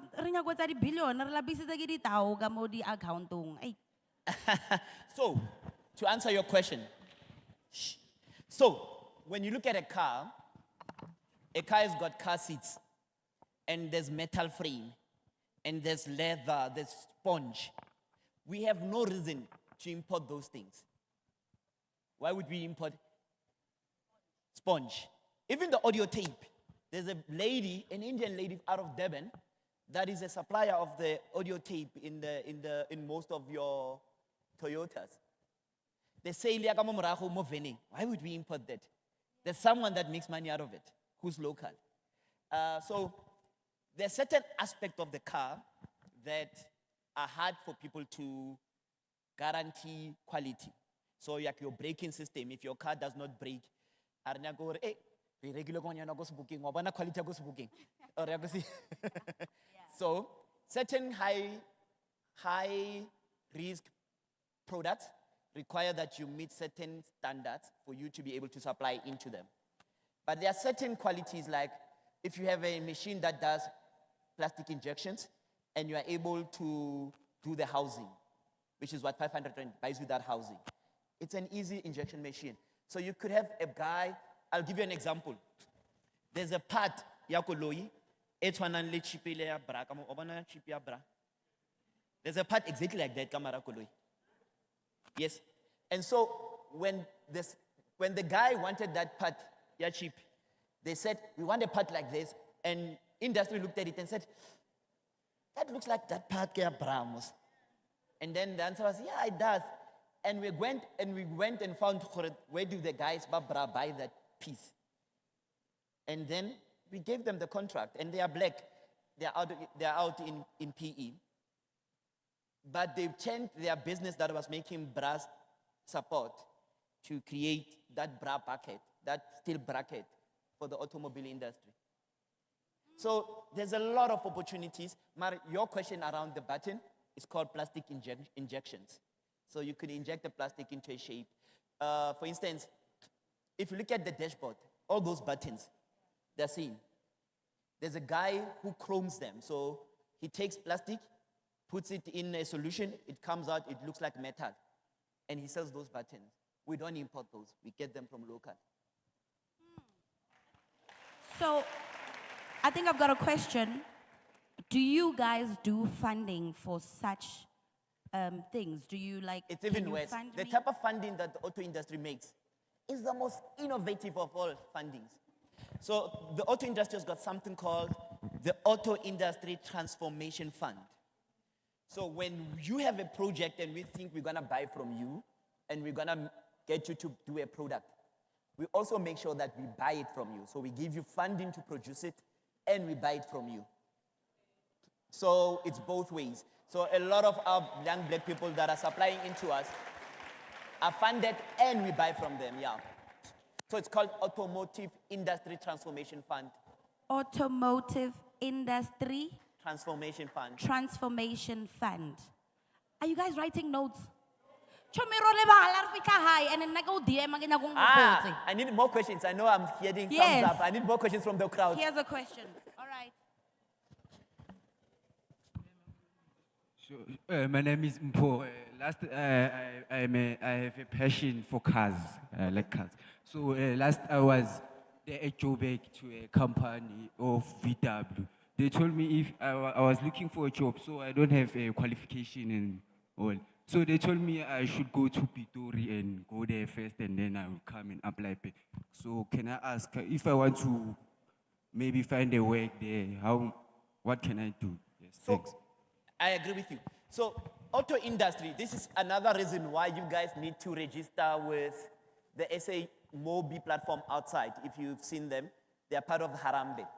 Two reasons why you need to register with them. One, auto industry recruits all their entry-level jobs. So if you have matric and we want to train you to be an operator on our floor, we use the SA Mobi platform.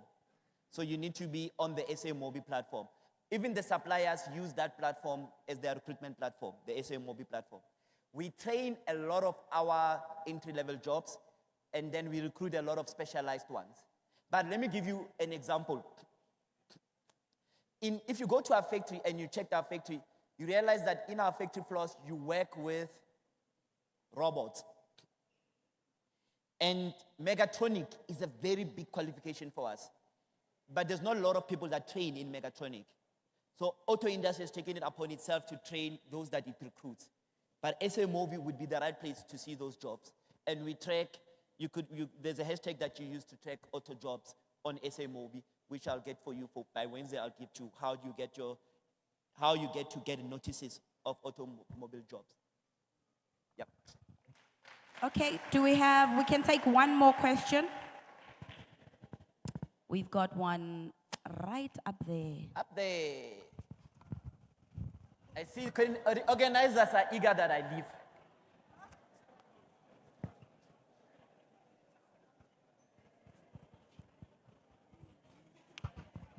Dumelang hape. As kissing. If I can tell you my age, that means all the speakers, I have something to ask you. Point number one, I have a brother who has an idea of building himself his own kind of car. We thought to servisa hana libitang. Taidiane pompa moya. That thing. Isn't ebek. Yane pompa moya. So what kind of advice can you give him? Because he wants to build himself his own car. He wants to. Yeah, let me give you 2 ways to tell him to start without first. So, what you do, kakoloi, after it leaves your showroom, there are no rules. Okay? So, if you have an hydraulic system that can lift a car and it's an invention, there is no limitation as to how that invention can interact with the car. We don't have rules once the car leaves the showroom. We've got rules up until people buy it. So your product does not have a lot of regulatory requirements, but your guy needs to get a working prototype. By getting a working prototype, there's 2 competitions that he should look up for. One is called THRIP, THRIP, and the other one is the SABS prototype competition. If he makes that device and it works, even if it does not look the way it's gonna look once it's done, and it makes the final, it's a prototype competition, they'll give him funding to make it a working product. All right. And then when it's a working product, if it meets all the standard, SABS will even give it a stamp, and then we can commercialize it, put it out there, sell it to dealerships to find out if they like it, if they can use it, if it can come out standard with other cars. But we need to move from idea to a working prototype to a market-ready product. And unfortunately, up until you do that, you've got THRIP and you've got the SABS prototype competition to achieve that loop. On Wednesday. Danko. Danko. All right, thank you so much, Abuti Tete.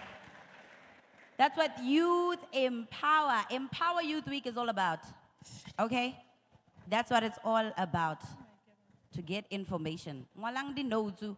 And I'd just like to ask, Angere Armos Kolong, we are adults. And shh. If you want to talk, you can go outside. All right? Let's already topic if you want to exchange numbers, do that outside so that the people that are inside don't get distracted by you guys, all right? And not in a rude way, but please kindly, if you want to have a discussion, how inside, so how to linga monte and then lotolokang all right? So we're going to have now a panel discussion. We're going to have a panel discussion on what opportunities are you posing for youth in transport and how can they get involved. So that's what we're going to be discussing now, and that's going to be facilitated by Ozaz Molo. Please give her a round of applause.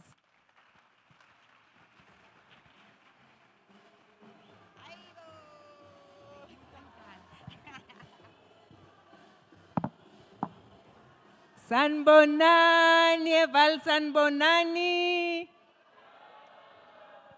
Ninjani. Ay, nina ngati nilingana nami, Nina. Sanbonani, Val Sanbonani. Thank you so much. We're gonna have an amazing panel discussion. Dr. Teshe is gonna be back on Wednesday. I know there are some people who are scared to ask questions during the people. So on Wednesday, he's going to have enough time to answer all those questions, even for those that are not here. So now we're going to be talking about opportunities in the transport sector. And I know that a lot of us who work at transport sector, the only thing we often know is buses and the taxi. There's a whole lot more as far as transport is concerned. But I'm not one to tell you about that. I have amazing speakers, brilliant, but fit. I want to say I'm looking for so that because I'm in night school, yabo. So isingisi sam sivuka kahle ebusuku. So manje sisalele isingisa uzongizwa ngo-6 o'clock ngizothi I see the proclivities. Then you know kibaba night school over. So without any further ado, I have Oma Letwaba. She's a research and a knowledge manager from TITA. Give her an amazing round of applause.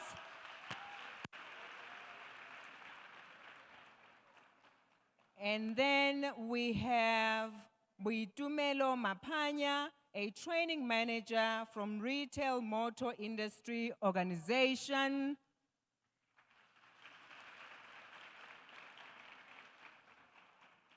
And then we have Oluyanda Singandu, Senior Manager for Employee Service from Retail Safety Regulator. So before I sit down, I need to give you a tip, yabo. The people that I'm with, Lana Estage, they all have opportunities from their respective organizations. So if you want to tap into that, kuyokusiza ukuthi uphaphe. Buza umbuzo mntana sekhaya noma isingisi singahlangani uyisizohlanganela phambili because people only remember you because you showed up for yourself. And English, we know, is not the mother of our tongue, right? Yeah, izosithola phambili English. What we would like to do right now is that make yourself be remembered by being here, showing up for yourself. Let it not be enough. Ubuzumbuza, bazokhumbula lo, but lawyer man, it was that one that was wearing a pink t-shirt. You know that you've made a mark. Without any further ado, Oma, over to you. Tell us about yourself. Zazi, that's what they say. Oh, that's what we used to say when we were growing up. I don't know what you guys say. Zazi, say. Dumelang. Lishapo. All right, as introduced, Kalina Kina Oma, Wakale Dwaba, and I'm from the Transport, Education, and Training Authority. Are you guys hearing this name for the first time? No? Then I'm excited. So the Transport Education Training Authority, TITA, is one of the 21 SITAs in the country. And as SITAs, we are responsible for skills development in our specific sectors. So because I'm from the transport one, it means we are responsible for skills development in the transport sector. We are an organization that provides or facilitates skills development with our partners, and our partners are companies in the transport sector, the training providers in the country that offers transport qualifications, as well as universities and TVET colleges. So we partner with those organizations and institutions to provide funding that you can access through the companies or through the universities. And by that I mean, for example, if you want to go and study a qualification in transport, we do offer bursaries to learners, unemployed learners, to go and study a transport qualification at a university or a TVET college. Number two, if you want to do, if you have completed your qualifications at either a college, a TVET college, or a university, and you require what we call a workplace experience, we do also offer such opportunities for you to go and be placed in a transport company to do some work for you to get your full qualifications. I'm sure you know what I'm talking about. We offer a number of other interventions together with our partners. And I think I'll talk about those as we go on with the conversation. Thank you very much. Thank you so much, Osoma. Thank you, Dumelang. Absheni. Sanbonani. Nivugile. All right, my name is Boitumelo Mpanya, as introduced.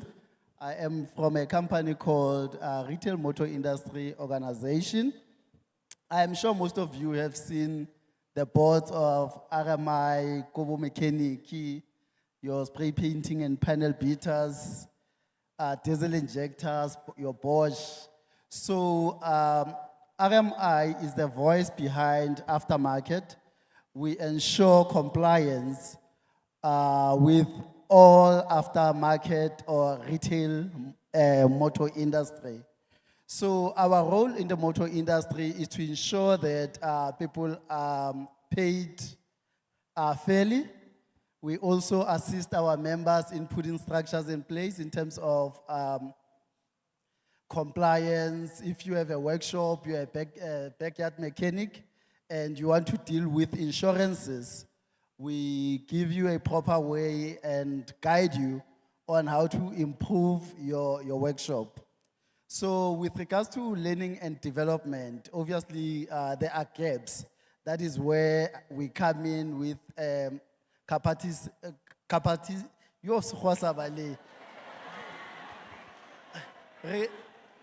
reduce members to train their employees so that they can scale their businesses and then also get new people in the industry. The previous speaker that was here did mention that there are lots of opportunities.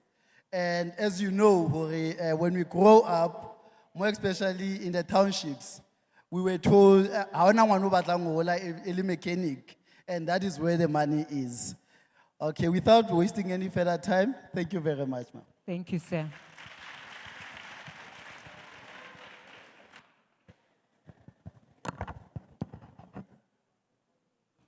Good morning.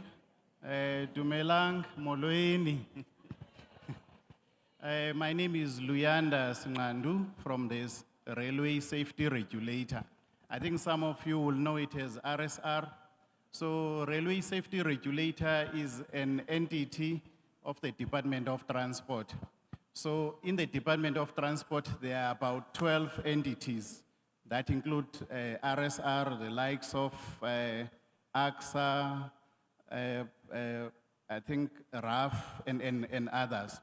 So specifically, the Railway Safety Regulator has the mandate from the Department of Transport to regulate the railway industry. As we know, they are the likes of PRASA, Transnet, but also they are also independent railway operators like manufacturers, farmers. They all have the railway tracks that run from their factories and they go and connect into the main line.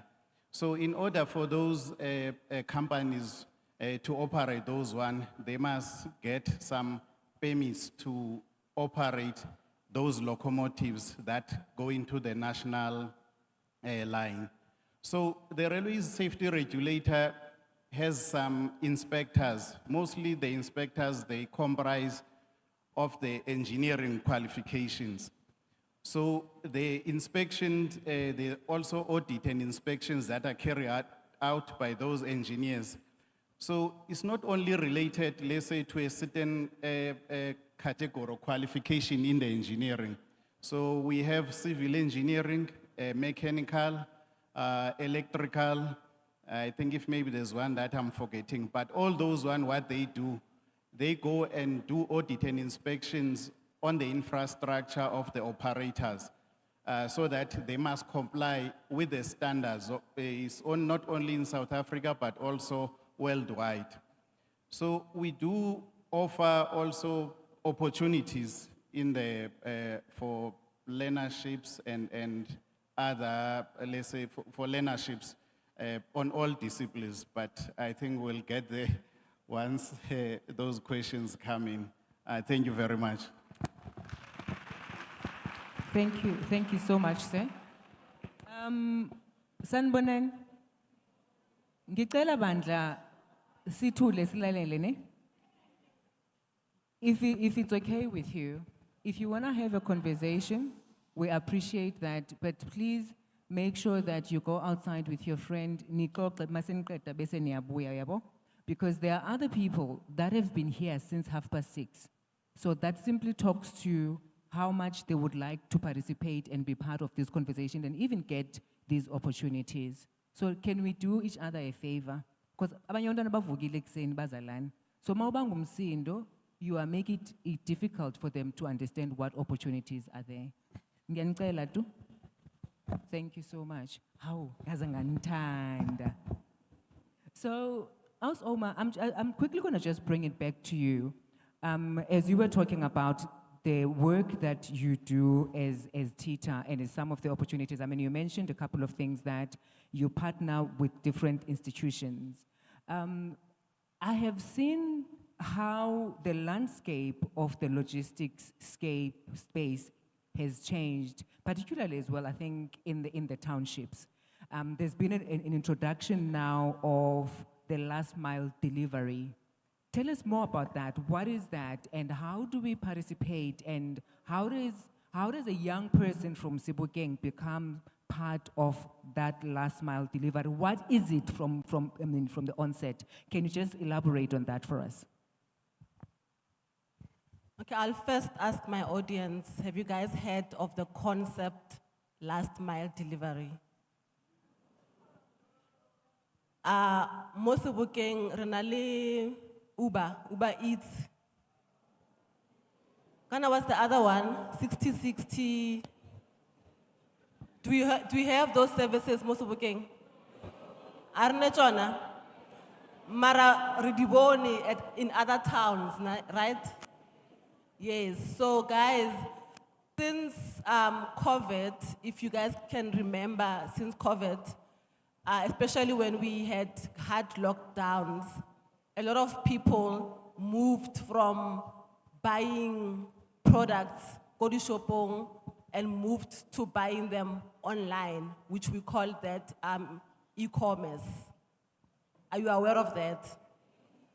So now what happens is, because of that shift from buying in an actual physical shop to buying online and having your products delivered at your door, that business has changed the transport industry in the delivery area, whereby there's been a great need of scooter drivers in the country to meet the demands of those that buy online.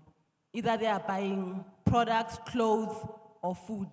A lot of us right now, we are even lazy to go to McDonald's to buy McDonald's to stand in a queue. Instead, we order from home for McDonald's to be delivered at our homes. So what happens now is that because of the demand, as Tita, we have decided to participate. We have partnered with other SETAs as well. We had a big project with the bank SETA, whereby I think we trained about 2,000 learners on scooter driving. So the opportunities that are there is that what we offer at Tita, we take you as a young person, we train you to obtain a scooter driving license, and then after you have done that, we also offer you a course where we are able to teach you the ins and outs of starting your own business, a small business. In other projects where we are fortunate and we have partnered with a lot of organizations, we are even able to buy our learners' scooters. And then we enter you into a program called New Venture. So in that program, we teach you and we register you as a business. So when you exit that program, you will have yourself a driver's license for the scooter, and you will have yourself a registered business, and you can start operating your business as a scooter driver, as a delivery person, delivering goods from Checkers or from whatever retail shop to the consumer. So that is one of our biggest opportunities that we have at TITA that has been very impactful. And I want to encourage you to go look for that opportunity on our website. If you have a pen with you, please write this website down, www.teta.org.za. Thank you. It's www.teta.org.za. www.teta.org.za. That is where you get opportunities as far as the last mile delivery. If you are interested in owning your own business as a scooter driver or being part of the last mile delivery, which is what TITA has been offering, like she said, they offer you an opportunity to go learn, and as well as, if possible, other people, they've been able to buy them scooters. So, thank you so much, Ausoma. So what I'm picking up is that when we're speaking, it seems like we are moving away from people just being employees, right? I'm coming to you, sir. You spoke about regulating of mechanics as far as you as the organization. Mechanics in the township, we know them. There's a lot of them where we take our cars, or our uncles or our parents, they take their cars there. But it's always been, one of those jobs that we look down on, or we're looked down upon.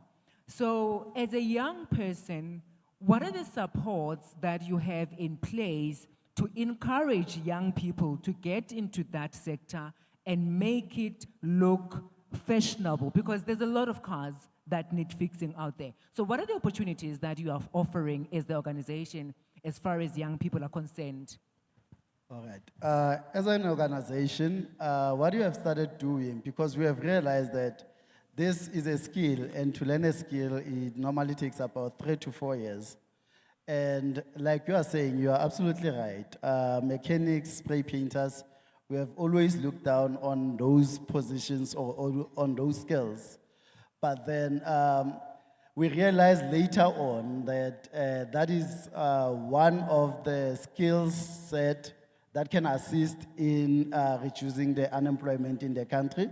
I think Minister Bladen Zimande has been very clear about revitalizing of TVET colleges. So what we are doing, we are starting the process from the top now.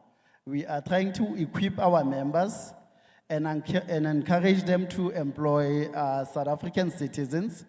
And then the next phase of what we are doing, we're gonna do awareness at schools. We actually started the first project in Cape Town, where we are doing competitions amongst the technical schools.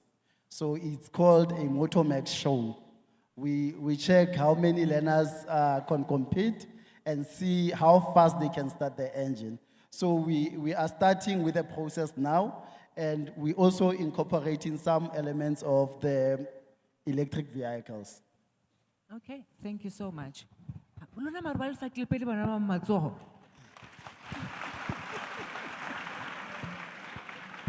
Okay, but Luyanda, you spoke briefly about a couple of other professions that your sector attracts in the rail. And when we talk about rail, I think a lot of us, our exposure, we often know only PRASA that is in existence. But I don't think we have been made aware of any of the opportunities, or if there are any entrepreneurial opportunities that young people can tap into as far as the rail is concerned. I mean, I heard you mention a couple of professions in the engineering space, but I want us to bring it a bit down. What happens then if I am interested in the rail or in transport sector, specifically in rail, but I am not an engineer? Are there any opportunities for me? What do they look like, and how do I tap into those opportunities? Okay, thanks a lot, sis. The railway safety regulator, although like its core function is being done by engineers, but as we know, there's no organization that can exist only without other disciplines. So We have other functions in the organization like the human resources, finance, profession, legal, media and comms. We also have IT, I think facilities also. So what happens is that on all those professions, we do employ people irrespective, maybe it's not only engineers, because as we know in an organization, those other departments, they support the engineers towards doing their job. So we do have opportunities for those people, but I think there are also entry-level positions that go in there that need no experience for those applicants that they do.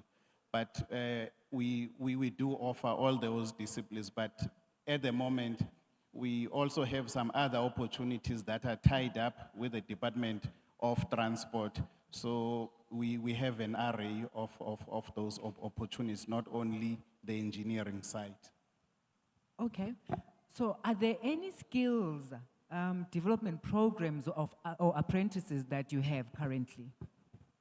Yes, we do. At the moment, we offer internships.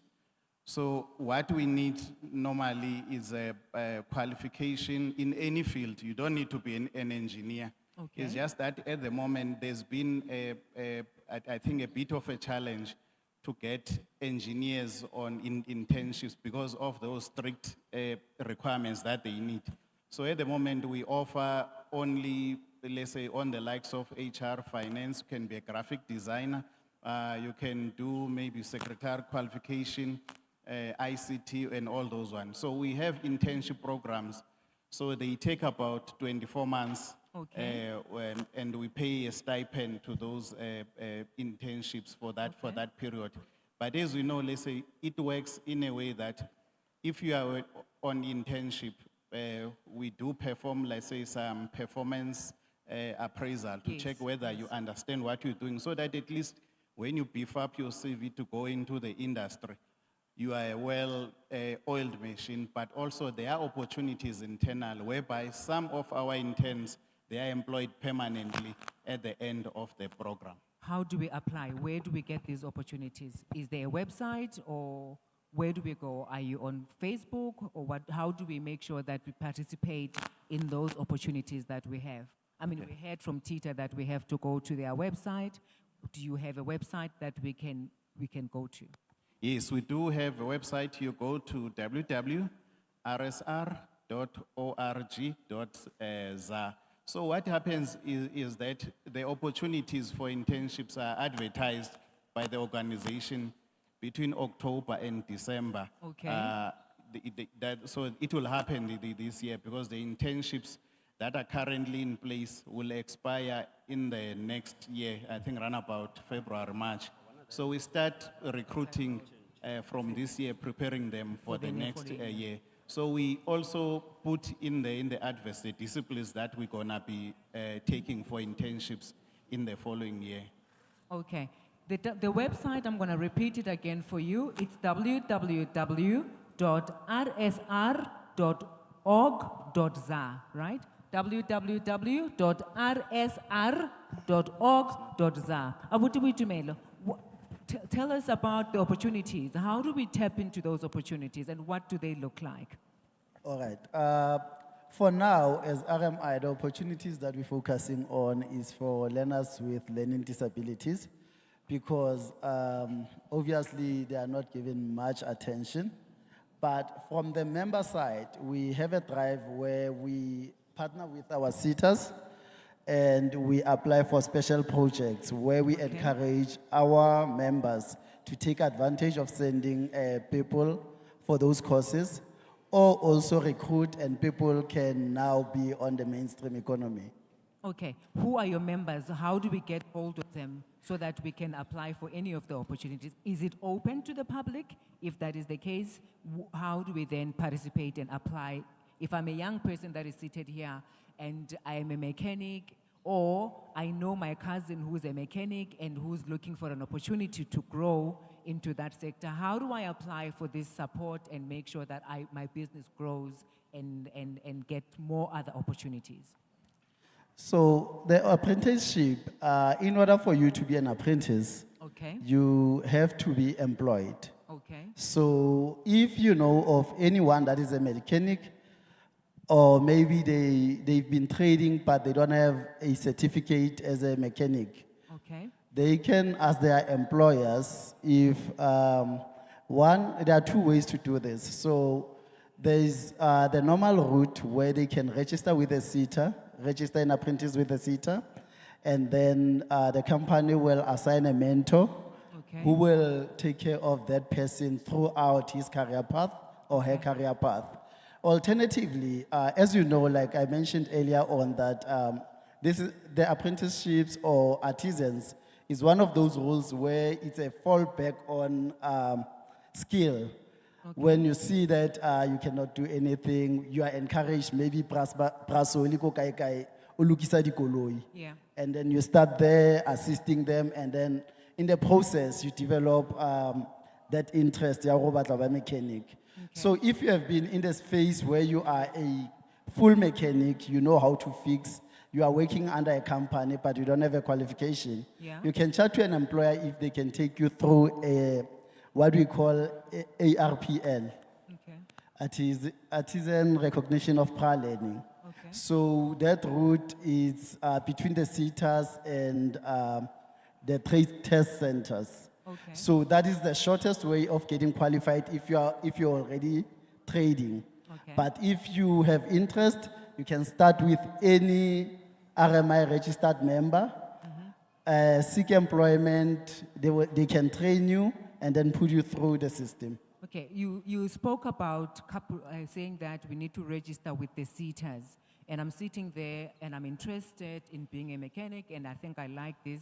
Or I have been in the field maybe for whatever period of time, or I grew up seeing my father or my uncle doing it, and I took an interest in it being a mechanic.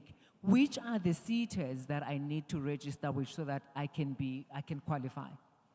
Okay, the main SETA for that will be MERSETA, but I know MERSETA. Okay. But TITA also have those opportunities. Okay. So the country is bleeding, to be quite honest with you. We are short of artisans. So all the SETAs actually have that apprentice route. Okay, thank you so much. Thanks. So as we are about to wrap it up, I'm going to ask just one last question, and I think I'm going to open it to the floor. Omar, tell us about what are the scarce skills that you are experiencing currently in the transport sector? Because I would like to believe, Hore, just like any other sector, there are those popular posts that people go for, or maybe opportunities people go for.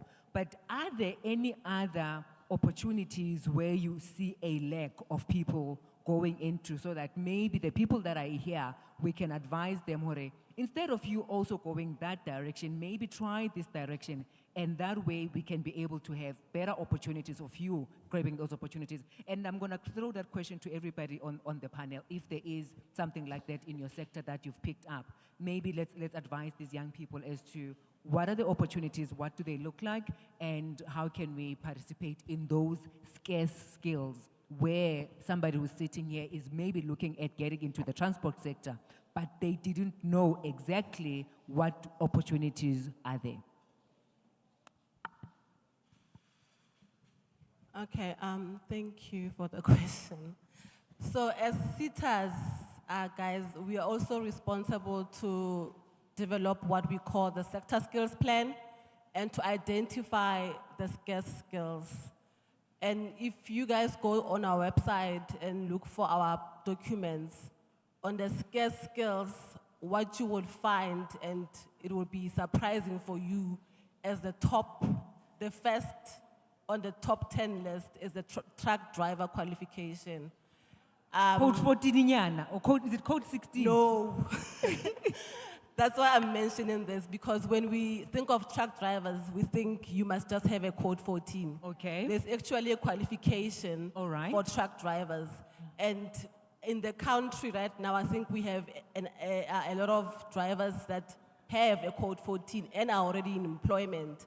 But what transport companies are raising with us is that they want an individual with the code 14 years and I think it's the PDP as well. Okay. But above that, they want somebody who can have some sort of mechanical skills, Okay. some sort of soft skills like Okay. decision making, communication skills, Okay. such things. So if you are interested in being a truck driver, just know that yes, you can obtain your license, but again, go further to develop yourself with the soft skills and the mechanical skills, because companies don't want a situation where they have a driver, but if they get stuck on the road, they have to call the company for the company to organize somebody to come and assist, a mechanical engineer, for example. They want somebody who can drive the truck and also be able to troubleshoot a truck when they get stuck, so that they can maybe able to maybe fix certain things on the Okay. truck. So that's one occupation that is up there on the list. We have a shortage of female or black in general, African black pilots. Okay. There's a huge shortage of that as well. Black what? Pilots. Pilots. Ah, but if that's about look, Pilots, aeroplane pilots. Okay. Yes. And then we have emerging occupations, guys. We all know that we are now operating in an era of the fourth industrial revolution. There are opportunities there. Electrical vehicles are also coming our way. There are opportunities there. If you are an electrical engineer or you are studying to be one, just go on the website, do your own research, and find out what else can you learn as an electrical engineer to upskill yourself, to have skills that you can have and be able to participate in the electric vehicle market. We also have other opportunities or emerging occupations such as drone pilots. When you are a drone pilot, guys, you can operate in different sectors. It's a transport occupation, yes, but you can work in agriculture. If you guys have seen somewhere, maybe on TV, now instead of having trucks, tractors or people watering crops, people now use drones to water crops. Have you guys seen that? Drones are also used in construction. When contractors need to do inspection, they now send drones. I don't know what other occupations, for example, if you have to go over the roof to check something, if there's something wrong, there are people that can do that, but companies are moving into employing drones to go and do such types of inspections, yes. So you can study to be a drone pilot, and there are a lot of opportunities. You can participate in different sectors, not only the transport sector. So those are the few opportunities that I can mention from the top of my head. Thank you so much. I mean, if there's one thing that I can vouch for, when it comes to TETA, it's not talk and chalk. I mean, I remember when we were in Orange Farm, you guys trained about 600 young people on last mile delivery, right? And Labatola Diputa and all of that. So for them, it really is not just speaking big English. It is about bringing real and tangible opportunities. So my advice is that do yourself a favor, do visit their website and check what are the opportunities that are there. I mean, I didn't even know truck driving would be a scarce skill in South Africa. Yes, ma'am. Yes. Sorry, Sorry, if you can allow me, guys, I want to say this. I mentioned that we have bursaries, we offer bursaries, and we struggle. Imagine an organization struggling to get the youth to go and study. We have funding for bursaries. We struggle to get students that want to go study in a TVET college. So please, July, go to our website in July. There will be a bursary advert. It's very easy to apply for a bursary to study a transport qualification. Let's go and equip ourselves with skills. Let's go and study. There are opportunities. Apply for our bursaries. Whether you want to study in a TVET college or a university, we have funding to assist you. Thank you. Thank you. Thank you so much. I even get goosebumps when you talk about that because I've seen the number of people and young people that have participated on some of your programs. Abudutumi? Yes. See, on your side? Thank you. Scarce skills? Scarce skills. So the scarce skills in the sector, I'm just gonna talk about the ones that are common in the motor industry, particularly on the dealerships and the after-sales market. That will be your motor mechanics, diesel mechanics, panel beaters and spray painters.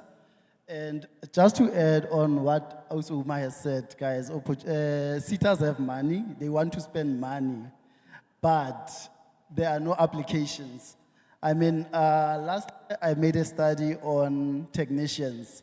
We have less than 500 technicians registered on the MIPCO system. So that tells you that most of the mechanics that we see are not registered, or either it's our brothers from Africa, of which we are trying by all means to open a gap for South African citizens. But people are not taking advantage of those opportunities. Sitters have projects, they have bursaries, they have skills programs. And if maybe we have some of you that run small businesses, go and knock at the sitter doors. And also, you can also take advantage of learnerships if your business is registered. Go to the sitters, apply for funding, apply for a learnership, and then take advantage of that. Take 2 people and put them on a learnership. You have created an employment for 2 people. For the next 12 months, sitter can pay the stipends. So with regards to the trades, I would say take advantage of motor mechanics, diesel mechanic, and electric cars are coming as well. And the Department of Higher Education is very, it's on a mission to train about 30,000 apprentices by 2030. So please take advantage of that. That's a big number. Thank you, sir. But Luyanda, the scale skills, what do they look like? How do we participate? What are the scale skills? Okay. With the railway safety regulator, we found that, let's say, we still have a low representation of female, especially black engineers. So they still, the majority is still probably the white and maybe some other African male engineers. But we do encourage, I think, people to take up the qualifications in the engineering field. You don't necessarily have to do maybe one, as you've mentioned that civil engineering is needed, electrical is needed. Both, I think, on electrical can be the heavy or the light current. They both work because those people who work as inspectors and doing inspections and audit inspections on the trains, as we know that trains, they are using signaling. So the signaling works, I think, with electronic that you can see that there are no 2 trains in the same track as a result to avoid things like collisions and so forth. But also mechanical engineering is also needed there.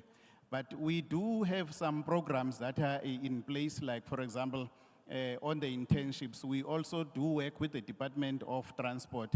There are some, there are some bursaries that are given out to students to study those qualifications. So it's not only engineering only, but also a person can also study the likes of finance, ICT, and so forth.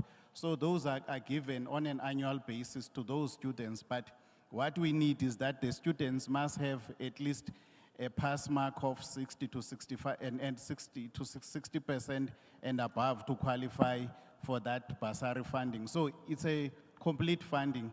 It takes you from books, tuition fees, accommodation, so it does everything. So we encourage that, let's say, when it has, by that one, we work in conjunction with DOT. It's advertised by DOT, but we do the funding as RSR. Okay, thank you so much. I'm going to open the floor for 2 questions. I see questions there at the back.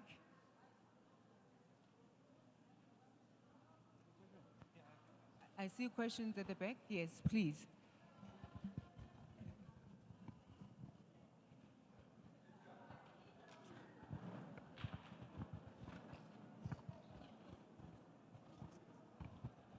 Yes.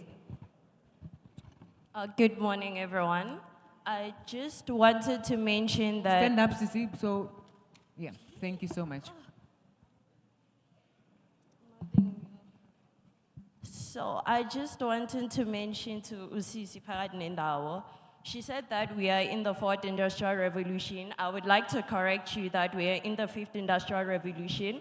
We are way over the internet phase. We are interrogating the Web3 and bringing the digital platform and mixing the physical world together. And also, you guys have been mentioning engineering and electrical fields, but you forgot one important sector, the software engineering part, which will allow the electrical parts of the car being coded so that it can charge and drive itself. How come you guys didn't mention that part? Because I am studying software engineering. And also the second question is, how are you guys gonna deal with the taxis and fighting with the other transportation sectors such as your Uber and Bolt? How you guys can fix that too? Thank you.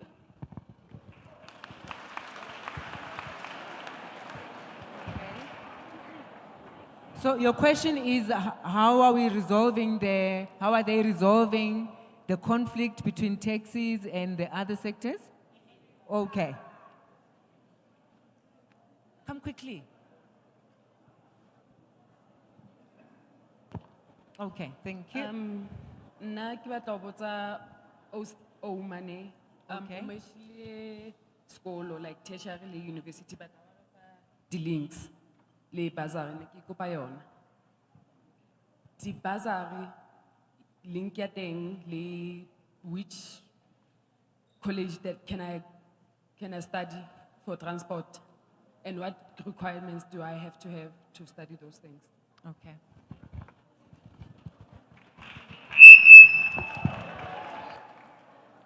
Okay, we're gonna take one last question there at the back and then we're closing the questions because we need to move to the next panel.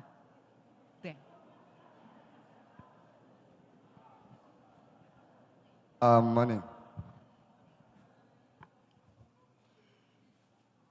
Okay, Kalbi, okay, Paseka. I wanted to ask a question of Oma. If ever I'm a bit hasty. How? You lose a mic, Harut. Okay. Yeah, that's much better. What are pathways that are available for young persons to be able to penetrate the freight logistics market? Pathways to opportunities setting for bacha, ba kgone ho kena marketing wa freight and logistics. Or freight and logistics. Yes. Okay, thank you, sir. Thank you so much. Great question. Oh, you still have.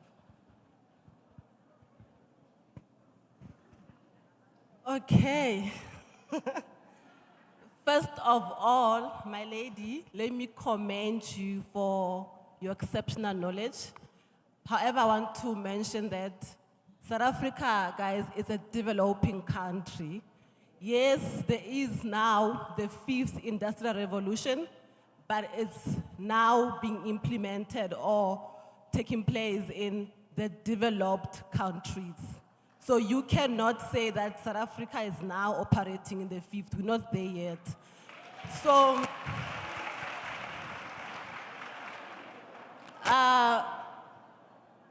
Sinyana, for the bursaries, the unemployed bursaries, I mentioned that we have the advert opening in July. So every year in July, the advert goes out. It will be advertised at newspapers and again on our website and also on our social media platforms, Facebook, Twitter, as well as Instagram. You also asked what do you need to apply, right? You can study at any institution that is registered in the country, whether it's a university or a TVET college or any other private college, as long as it's in South Africa. Number two, all you need is for you to register. So if you have finished your matric, let's say you are doing your matric this year, or you have finished your matric last year or the year before last year, you need to first register, and when you apply, you need to supply us with the proof of registration. That's all you need. All we want you to do is register and apply for a qualification in the transport sector. And as my colleague has mentioned before, transport sector, we're not only looking for engineers or bus drivers or taxi drivers, we're looking also for qualifications that are in IT, in law, in finance, everything. So when we publish our advert, it will come with a list of qualifications that you can apply for. But we do not stop you from applying from something else that is still transport related, but it's not on the list. So all you need to do, if I'm answering your question, is to be a registered student at a university or a TVET college or a private college in the country. The last one, Oma, it was the freight question. The freight and logistics. Yeah. Okay, I forgot to mention that at TITA, we have demarcated the transport sector into 8 subsectors. So we cater for the taxi industry, the bus industry, aerospace, freight handling, forwarding and clearing. So freight and logistics will fall under forwarding and clearing and freight handling subsectors. And the opportunities there, as I have said in the beginning, we provide funding, we partner with companies in the transport sector, as well as universities and training providers to implement the skills programs. At TITA, we don't implement the skills program. We don't have facilitators to implement the skills programs. So how you can benefit as a learner or an individual, not a company, we have a career portal on our website. So if you go to our website, the one I've already provided you with, there's a link for a career portal where we allow you guys to go and enter your information in a database. So when we contract companies and institutions for certain programs, whether it's learnerships, internships, apprenticeships, skills programs, they will go on that portal to source for learners who are looking for opportunities. So our contracts, if I can wrap it up like this, our contracts with the industry, they are between TITA and a company, or TITA and a university or an institution. And then the only contract that we have with a learner, an individual, is the bursary one. So for you to be able to benefit for the other interventions, you need to register yourself on that portal, so that, that portal allows you to tell us about yourself, your interest and everything. So when we have a learnership for a certain skills program, let's say for bus driver, for example, we will be able to source you from that based on the information that you have provided us with. Thank you. Thank you so much. Again, I'm going to repeat, the website is www.teta.org.za. Abudutumi, the parting shots, also Oma has wrapped it up nicely for herself. Can you wrap it up for your side, on your side? Your parting shots. All right, just to wrap up on my end, guys, please take advantage of the opportunities that are presented.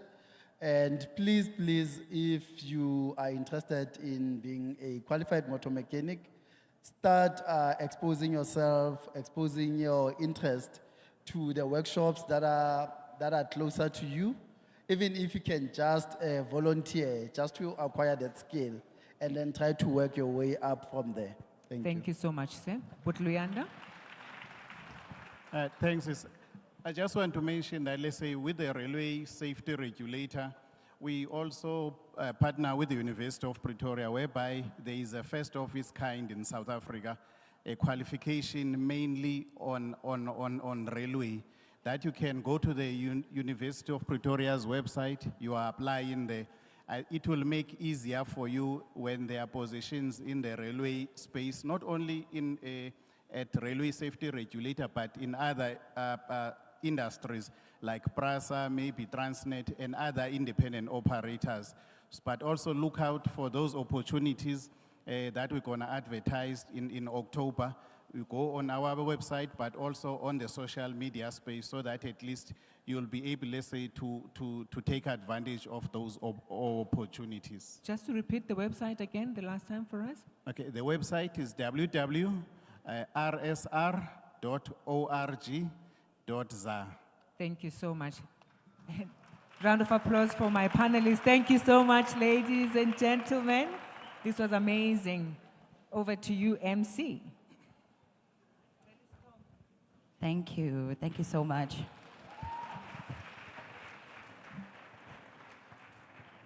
I think we got all the information that we were looking for about transport, right? So I'm going to repeat the websites one more time. Please do write it down so that you know where to apply, all the information that maybe you're going to forget. These are the websites. It's www.teta.org.za. And then there's also www.rsr.org.za. All right, so we're going to get all the information from there. Nachomi, I think you asked, one of the ladies here asked. Yes, there you go. Okay, we've had enough information. Ne? I think, Rinyaga, yeah, relax, ne? No, di jodi etla machomi. Di jodi robatsana, you're gonna come back here after eating with robets. Yeah, you're gonna be sleeping.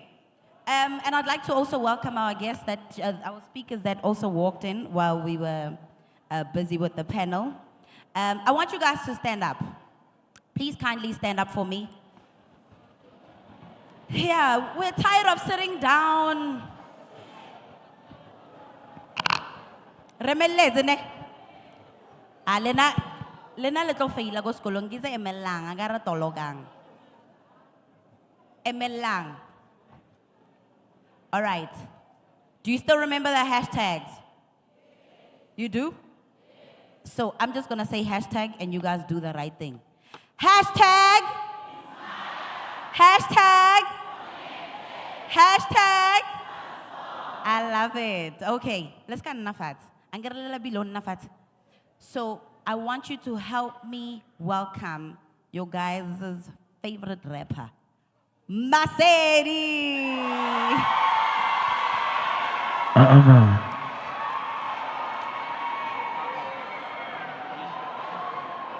Are you? Tatum Jimo Kupa million. Long as a 30. Long as a 30 million.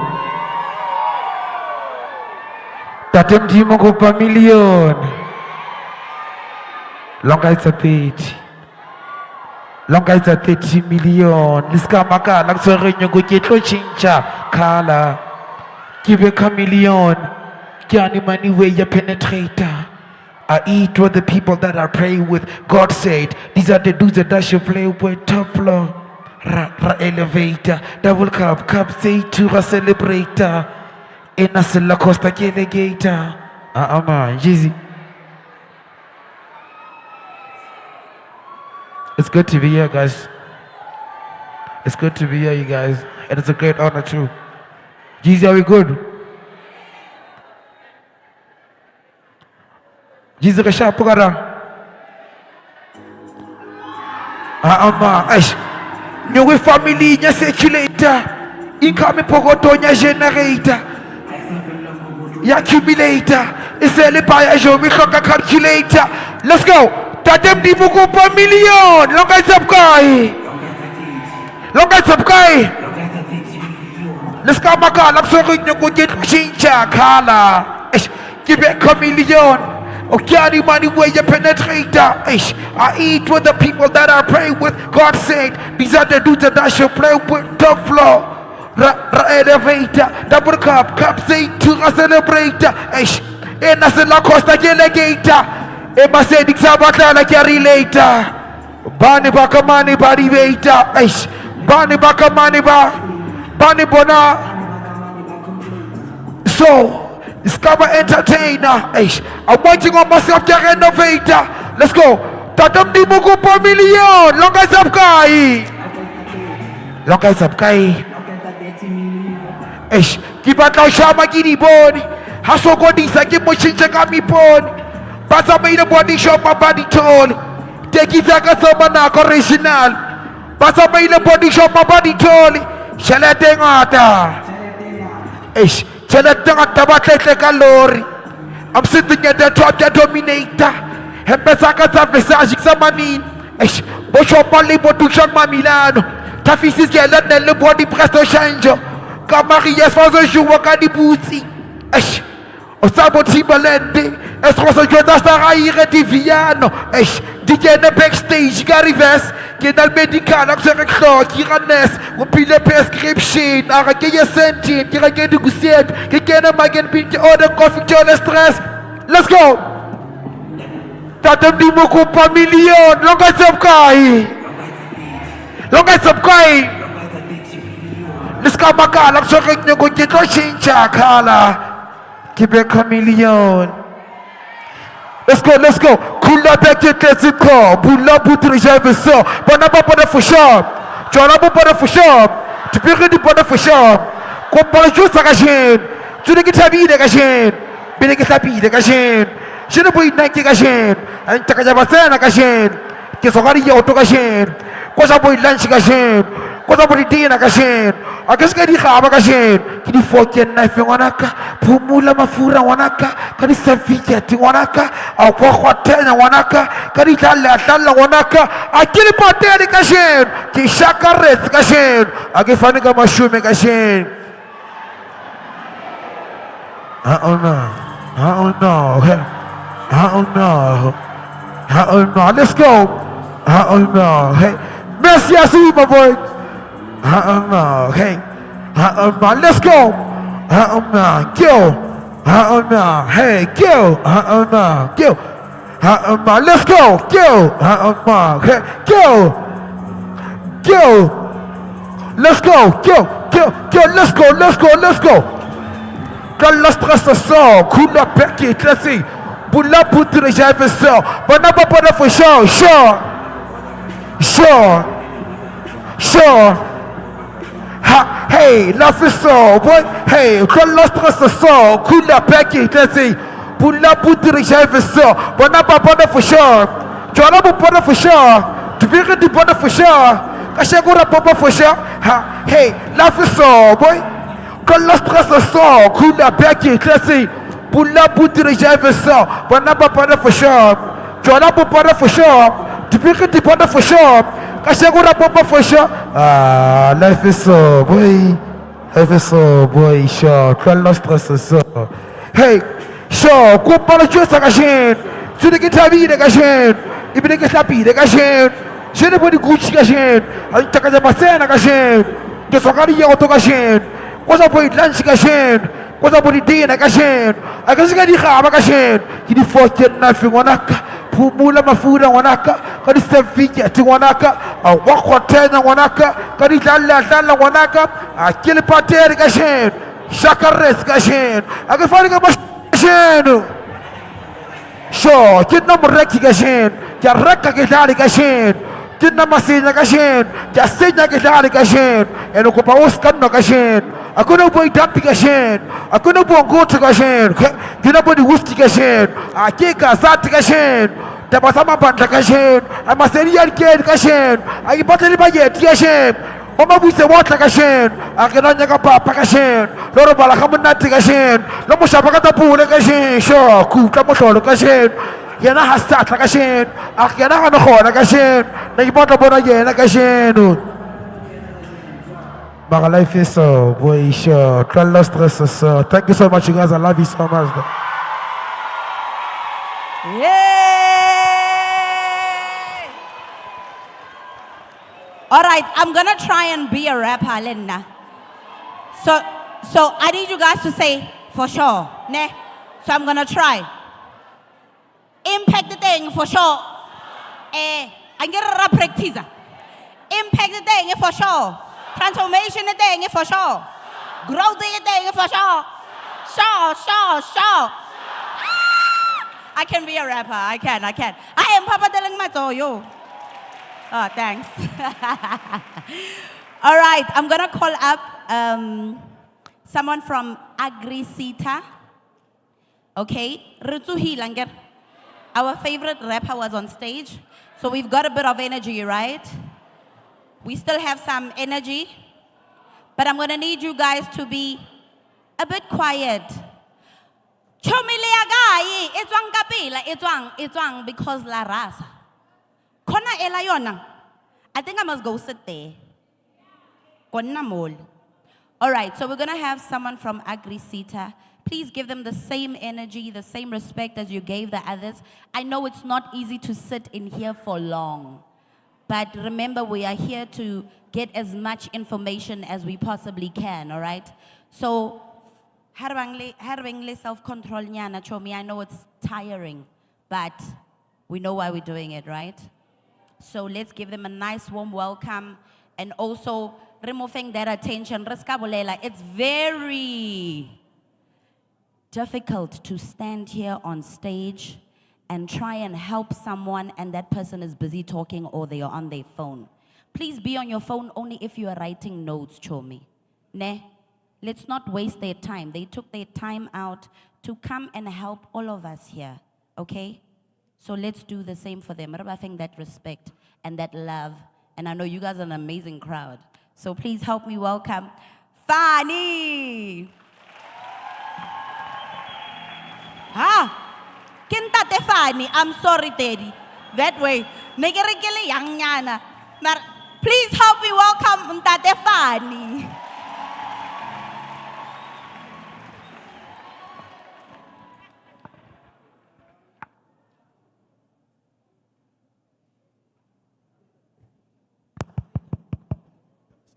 Dumelang, dumelang, dumelang, dumelang. Thank you very much, active program director. You are spot on. You are a good rapper. I can confirm that. Thank you very much for according us the Agri-Sita an opportunity to come and speak to the people. Please give yourself a round of applause. I call you the people.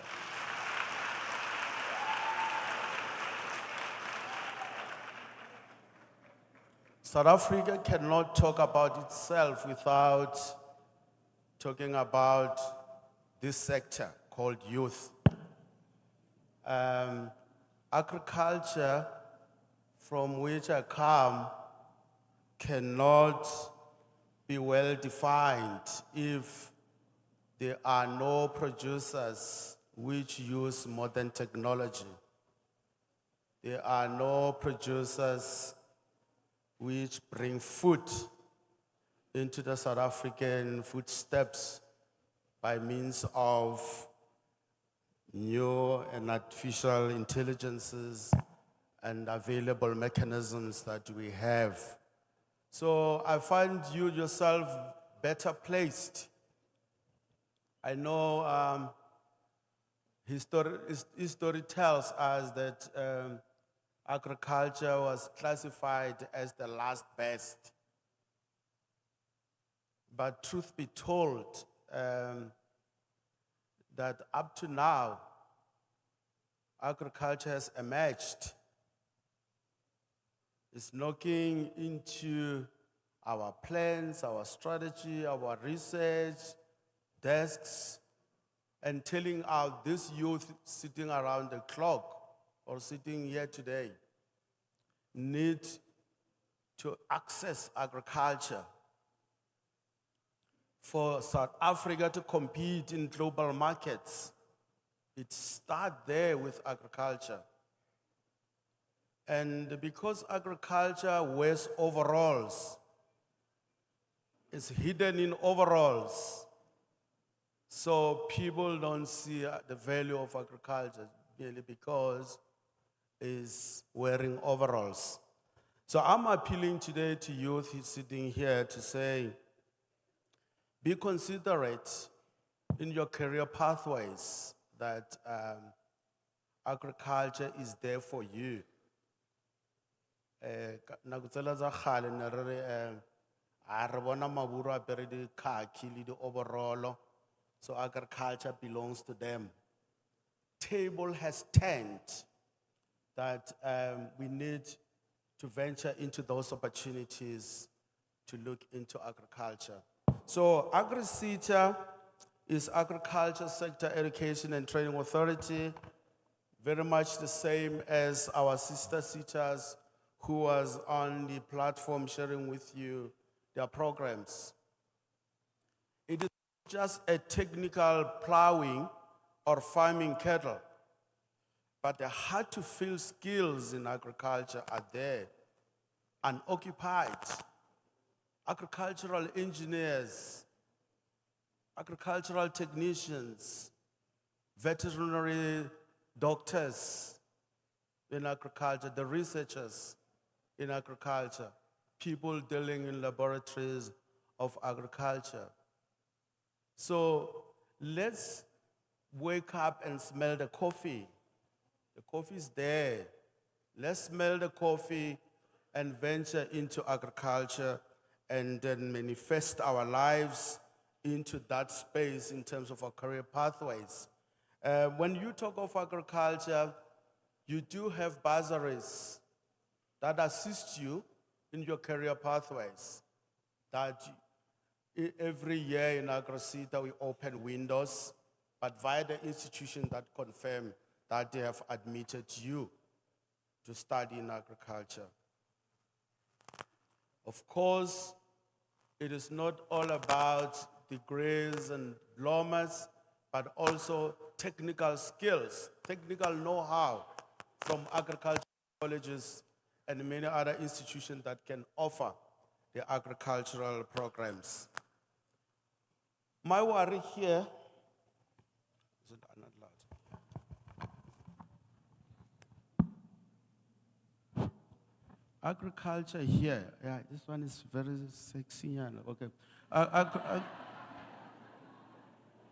Agriculture here,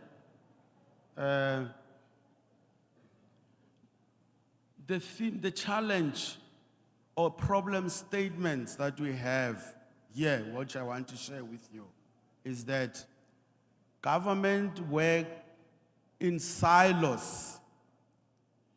If you take now a learnership program, you complete, and you don't find space to farm or do agricultural activity, you recycle yourself back to trading again.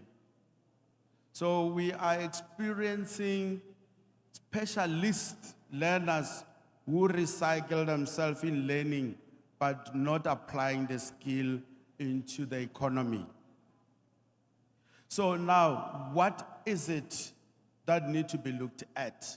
Obviously, the silo going in the department, when you are certificated, you need to apply the certificate somewhere. Where is that somewhere?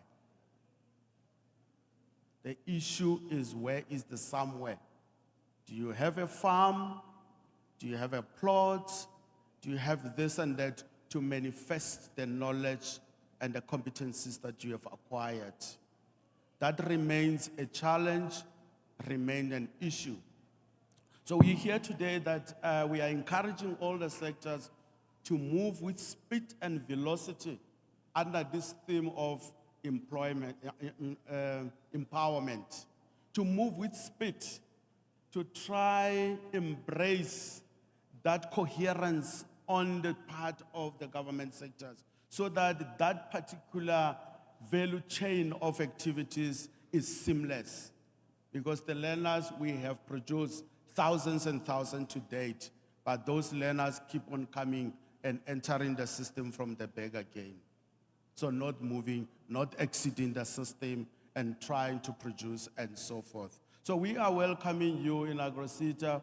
We offer learnerships in agriculture in different enterprises, name it animal production, plant production, mixed farming system, poultry production, and you name all those areas of enterprises that we are offering, but also not forgetting that even those graduates that have gotten the qualifications, but not knowing simply because they are not lucrative and attracted to the markets.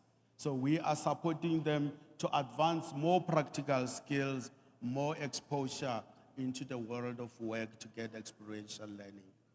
So those areas are very critical for you.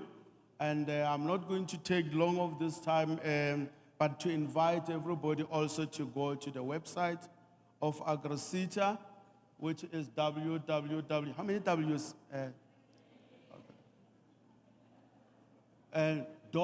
.agriseta.co. .agriseta.co.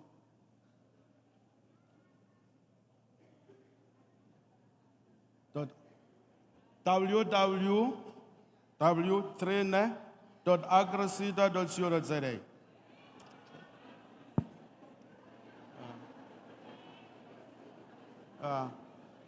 So please, you are inviting us, but the process is, we have got windows in a year. You apply through the institutions. If you are in the diploma level, there are 11 agricultural colleges. They are also on the website that you can look out for. There are also private institutions that they are accredited to offer learnerships and skills programs that are on that website that I'm talking about, www.agriseta.co.za.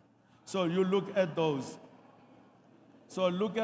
And the program director, let me not waste more time. This is the website that you should also look into in terms of that. Thank you very much, program director.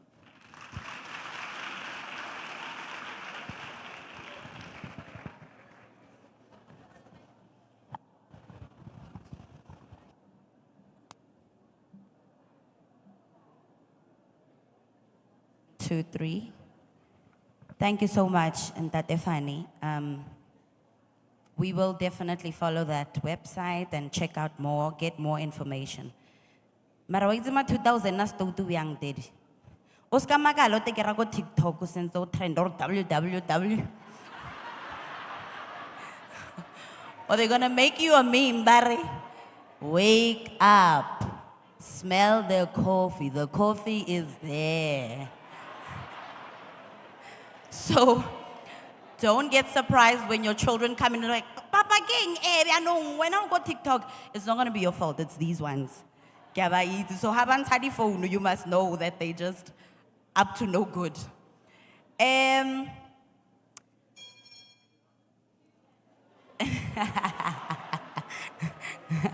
Kere le thoma pina kereke. Asa yon? Oh, okay, no. Okay, DJ, can we just have 2 seconds of a nice song? 20 seconds. 20 seconds. All right, we're just gonna have 20 seconds of a nice song, and then we're going to carry on with the program. Yeah, hold on, Chum, hold on. We're almost there, all right? Keep on holding on. But like I said, I want us to give them the same energy, all right? Thank you, DJ.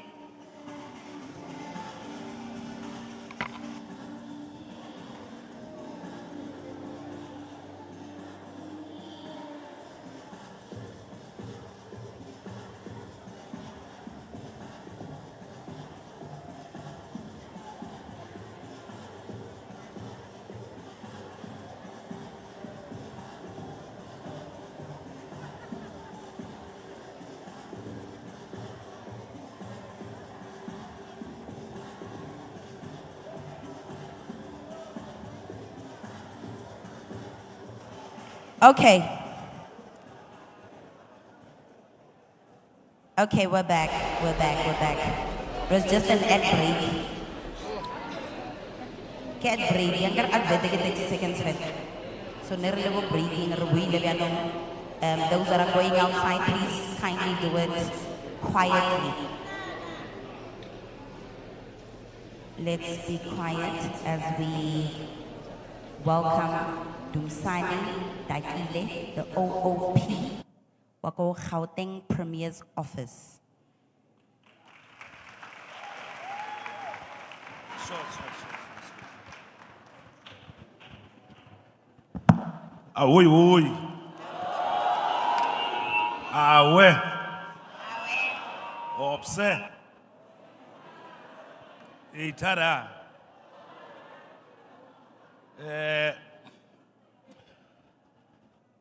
I hope it's still the morning or it's already the afternoon. No, thanks very much, Program Director. I'm bringing you warm revolutionary greetings on behalf of the father of the province, Ndate Panyazali Sufi.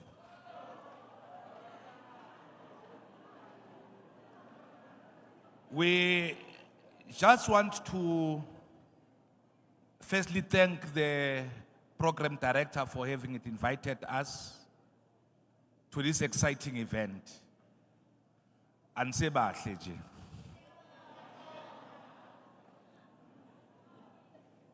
And want also to thank the sponsors for having supported this great initiative.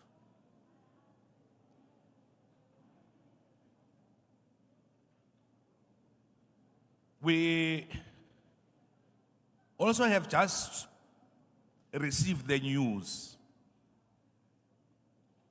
that besides the problems and the challenges that we have as a country,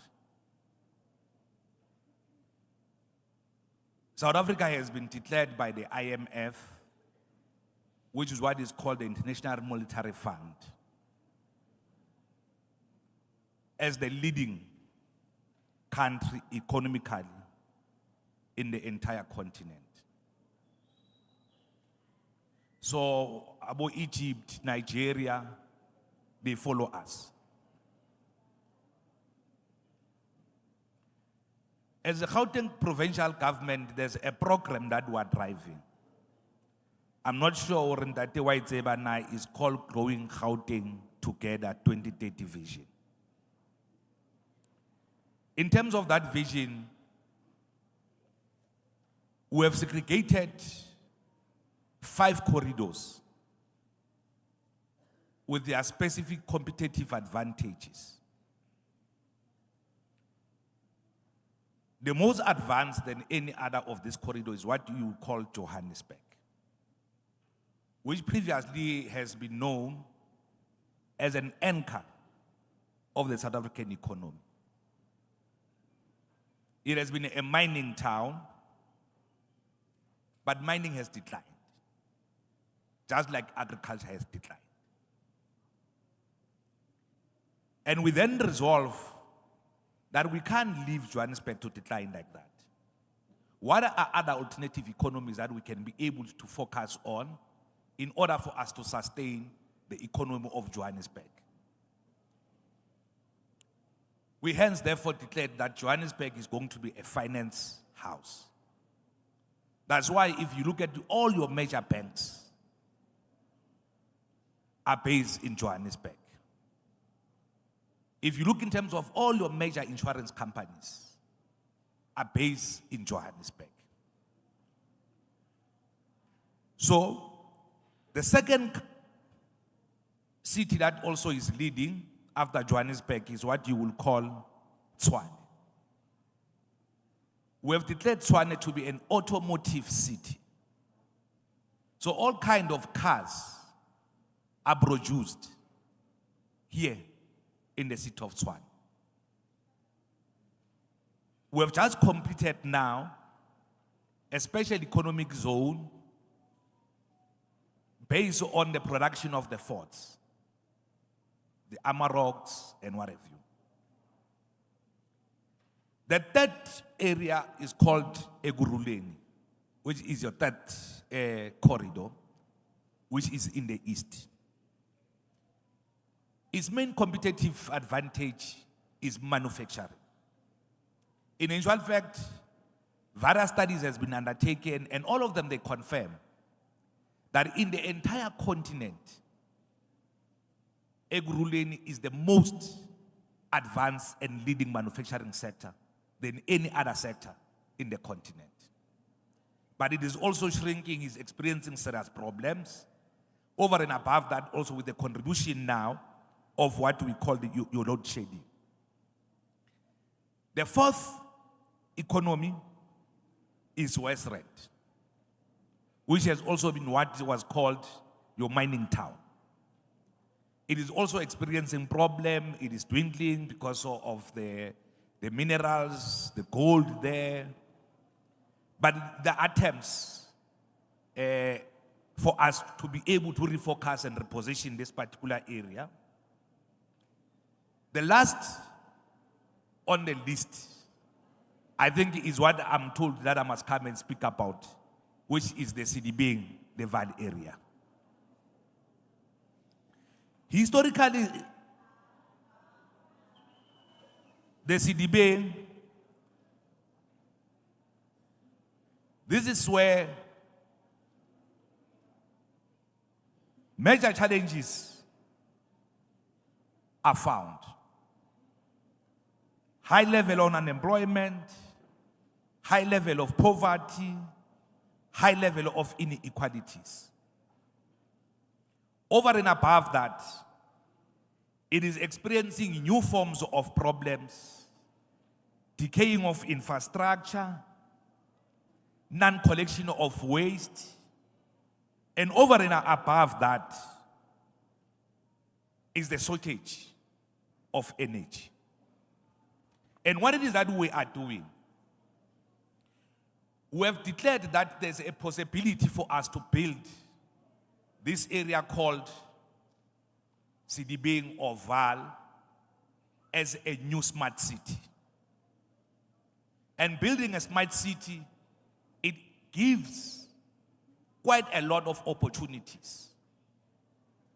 But those opportunities must be enhanced with the skills, because it is going to be technologically based. We want to build in on the basis of the competitive advantage of this area, which is your Val River and your Val Dam. So, how the Premier is conceptualizing it, this is where we can build our own Dubai in South Africa. And we want to work with yourselves in the conceptualization of how does this new city must look like. We have also established two critical institutions that must help us as provincial government in the realization of this particular new city. One is what we call the Gauteng Innovative Hub. We have a major base of it that is in Tshwane, but we want to migrate part of it for them to be able to have a satellite around Sidibeng, and more specifically here in Sebokeng. Secondly, we think that this particular city must no longer depend on Eskom. We need to have a new form of energy, and the new form of energy that we have identified is what we call the hydrogen economy. It is a massive and a great potential input that even at the global level, they have accepted that the new form of energy will be driven by energy. It will be driven in particular by hydrogen. And one of the companies around this area, Sasol, produces this hydrogen. So as part of the process that what we are doing, we are establishing a new special economic zone of Val. We call it the Val Special Economic Development. We are glad that we have done all the feasibility studies and they confirm that there is a business case. The first step that we want to do is that from the 2nd of May, we have identified the site, the municipality has given us the site, we are starting to build that particular, what you call site. And it is going to have a massive investment. When Premier Makura was still a premier, We met with major investments across the globe and here in South Africa. And we can also be able to announce that about 180 billion rand has been committed towards the advancement of this particular project. So there's great opportunities that are coming.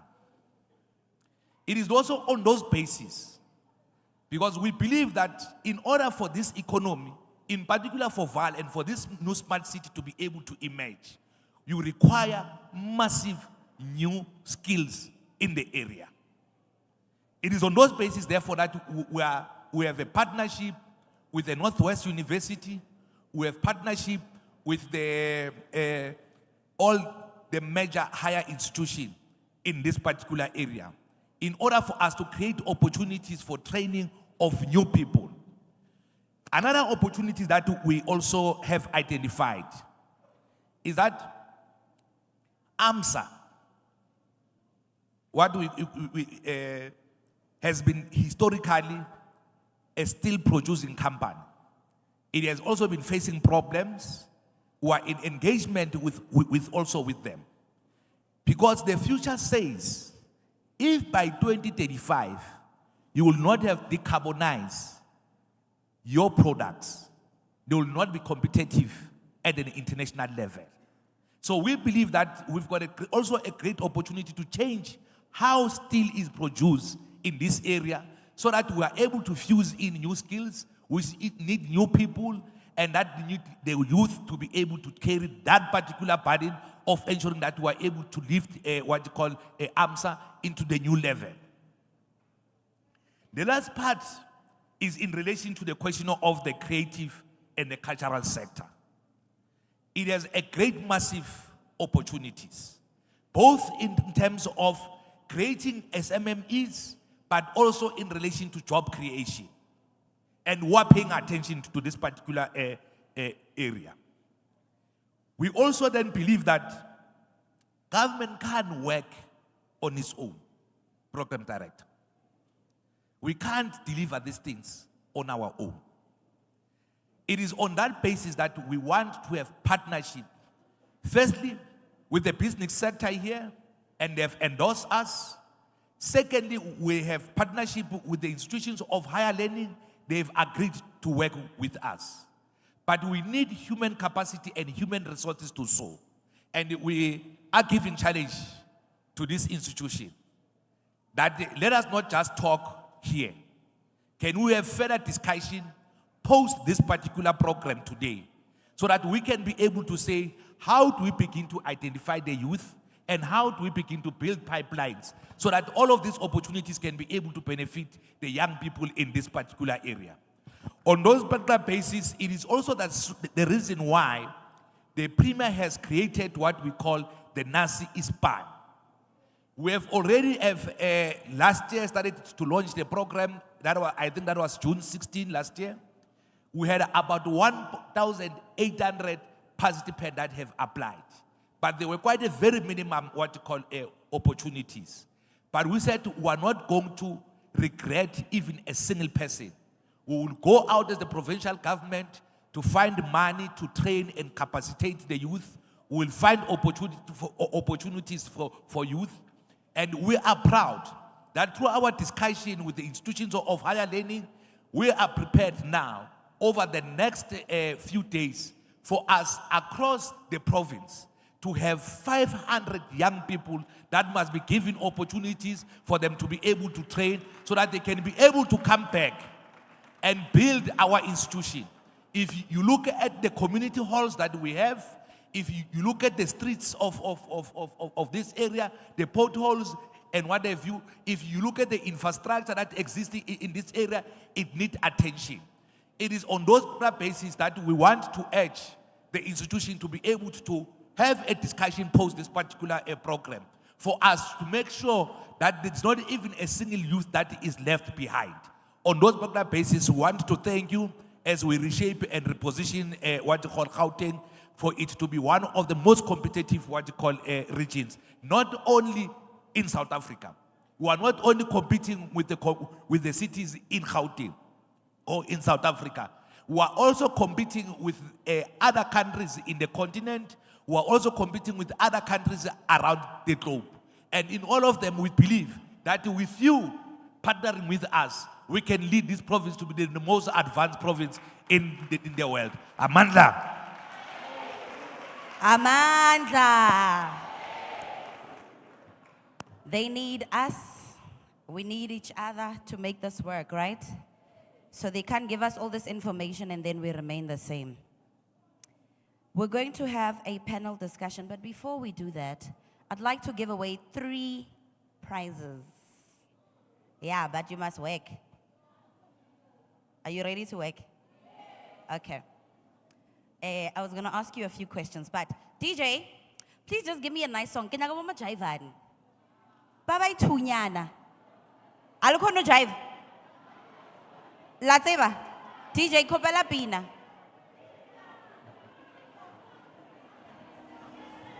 I've got 3 prizes to give away. Aibo.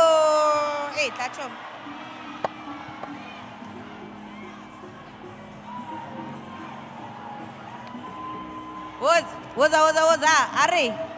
Aibo. Yebo.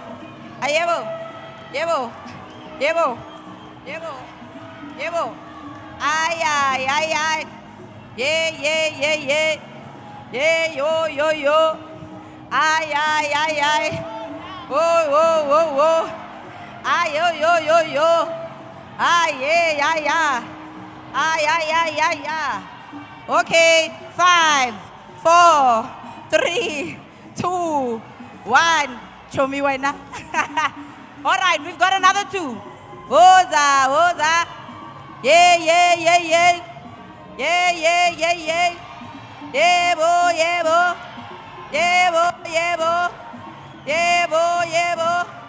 Ay, yo.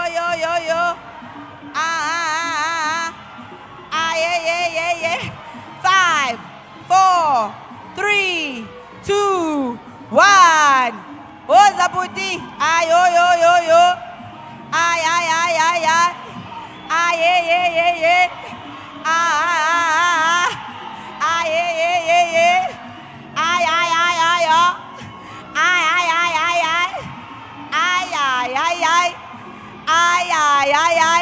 5, 4, 3, 2, 1. Last one. Woza chum. Ay, yeah. Yeah. Ay. Chum uferi to jive. Oh, when it's a beat. All right, remete beat. Resaile go advert. No, stop at DJ. She's waiting for the song to come back. Now, your chum. Ah, yeah. Ay. Yo. Ay. Yeah.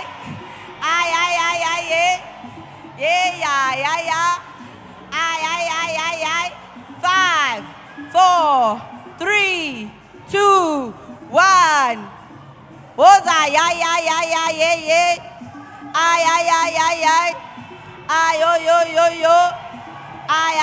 yeah. Ay. Ay, yo. 5, 4, 3, 2, 1. All right. Where are my other 2 dancers? So you're not going to get off. Come, ma'am. Where's the other lady? All right. So I'm going to be the devil right now. So now, vote. Ne? Ravota. Whoever you scream for the loudest is going to get. Ne? Pick your favorite, okay? So let me start here.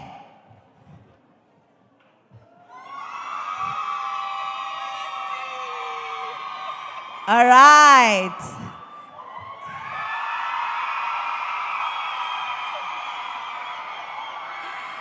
Are those your people? Where you guys from? Lakeside. Kai? Lakeside. Lakeside. All right, all right, all right, all right. And you? Mafatani! Mafatani is in the house. All right, then we're here.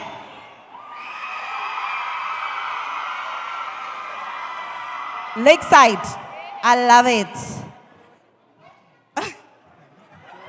Oh, yeah. Hi, guys. You're making this very difficult. Woo!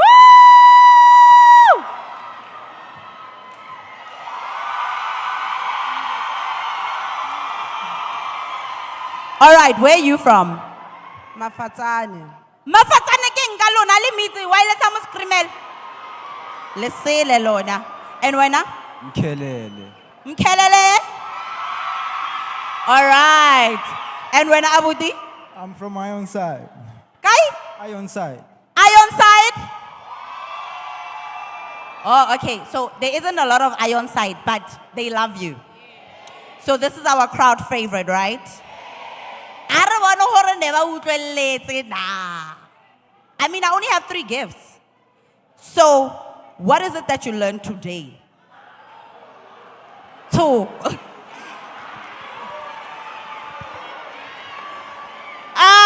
Hi guys. So today I've learned to connect. I've learned to take charge. I've learned that there are a lot of opportunities out there. I just need to go out there and find them. Okay. I mean, it's obvious. This is yours. From Ghana? I'm from my own side. All right, you've represented your township very well. Give him a round of applause. You can go down. Ooh, this is hard. Chomi, do you still remember what the Coca-Cola lady was talking about? I said write down notes. You were outside, eh? Okay. Ghana, where you from? From Lakeside. Lakeside, do you guys know the answer? Oh, we've got another Lakeside. You from Lakeside? Bafatan. There's another Lakeside here. Okay, Lakeside Omong. Kwena Chom. What do you remember the Coca-Cola lady talking about?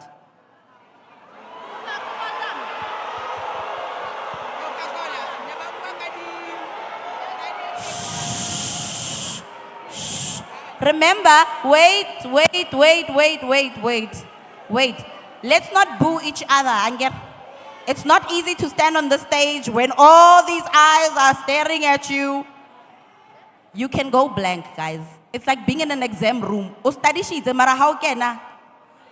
You remember, Nechom? What do you remember the Coca-Cola lady talking about? What's the one thing you took away from what the lady with Coca-Cola was talking about? Try Chom. I think recycling, yes. Recycling. All right, please give it up for her. You deserve it. Go represent your place. Recycling. You guys are both from Lakeside, right? Okay, Chomiku and about scrimmage. You guys can go down. All right. What question do we have? What's Daddy's favorite, what's the one thing that we will remember Daddy about? Ntatefan. What are we going to remember Ntatefani about? Ntatefani ke yomo. He touched down on agriculture. All right, nice. Do you remember anything about Ntatefan?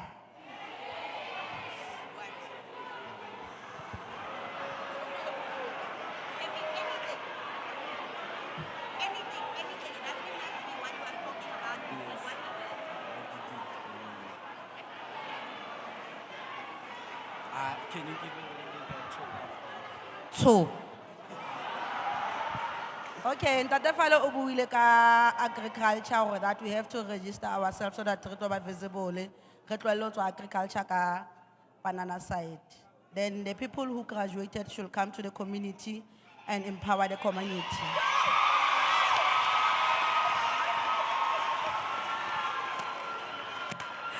Don't worry, Chomi, you're gonna get, don't worry. Thank you guys, let's give them a round of applause. Okay. Remember, anyone who comes on stage, let's try and encourage them, all right? Those that didn't get Chomi, I know you answered.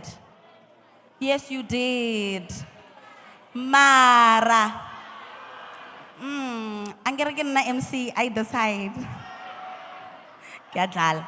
No, I mean, I had to listen. No, I don't need to explain myself. It's fine. Let's move on. We're going to have a panel discussion now. Okay? All right, so we're gonna need as much silence as possible.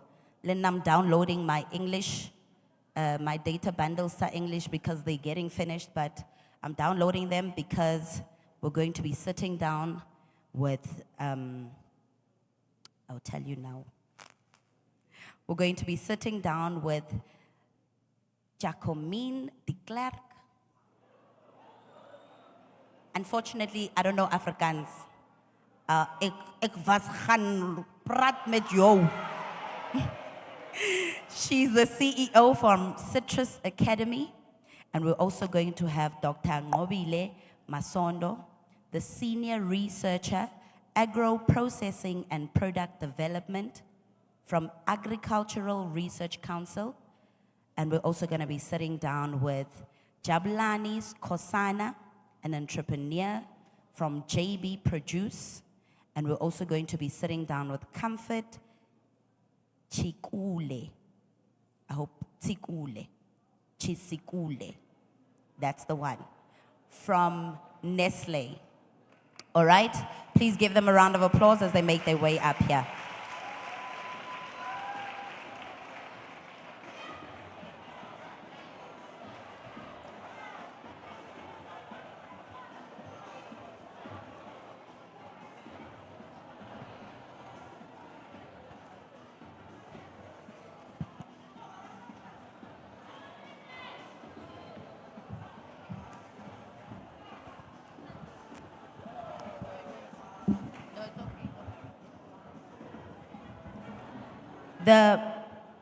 The naughty child in me wants to make Jacqueline dance, but I'll control myself. No. No, it's okay. All right, let's get into the questions. We've got like 3 questions, and then maybe I'll open up. We'll have 2 questions from you guys, but they first going to introduce themselves and just give us a brief what? A brief something about yourself. I'm joking. You'll just tell us about where you're coming from, what it is that you do, and how you can empower the youth as well. But I do have the questions, but we're not going to get into that now. So we'll just start with the introductions. We'll start with you, Jacqueline. Well, in my culture, I need to call you Mam Jacqueline. That's fine. There you go. Yes. So over to you. Yes, thank you very much, everyone. It's so fantastic to be back here again, and so many of you. It's just amazing every time. So I am Jacomine de Klerk and it is Afrikaans, of the Citrus Academy. The Citrus Academy is a non-profit company, non-profit organization. We work in the citrus industry with the Growers Association, focusing specifically on skills development within the citrus industry. We work a lot with youth. We have a bursary fund. We do work experience programs like internships, vacation work, and so forth. And we also have a lot of learning programs that is on e-learning systems, so a lot of learning opportunities and a lot of opportunities to access, through us, to access the industry and to access job opportunities in the citrus industry.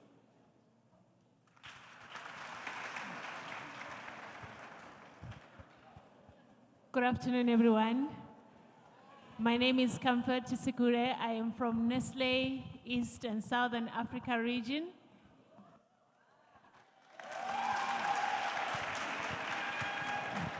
So What that means is we are responsible for 23 countries in the East and Southern Africa region. Our headquarters is in Bryanston.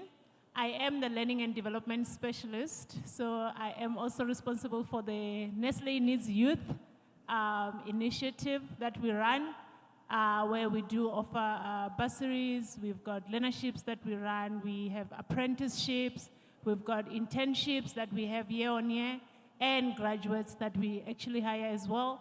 And of course, looking at graduates in the agri space as well, because whilst we are a food and beverages manufacturing company, we do ensure that our food starts from the farm and it lands onto your table and you eat it, yeah?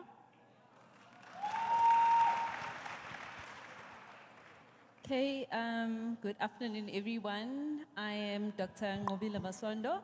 I'm from the Agricultural Research Council. I'm a senior researcher there that is responsible for agro-processing and product development. Within my lab, what we focus on is developing products from medicinal plants, indigenous vegetables and fruits or commercial ones, even products that are from animal produce. So we work a lot with students. We train MSc and PhD students, but we also do training of students that are from a university or that have finalized their university studies. ARC is very much involved in working with farmers, training farmers. They've got an AgriCETA accredited courses where they teach various farmers, and we're also putting in the agro-processing because we see its necessity in terms of generating income and also creating different jobs within the market space. So those are some of the things that we are very much involved in ARC. Thank you.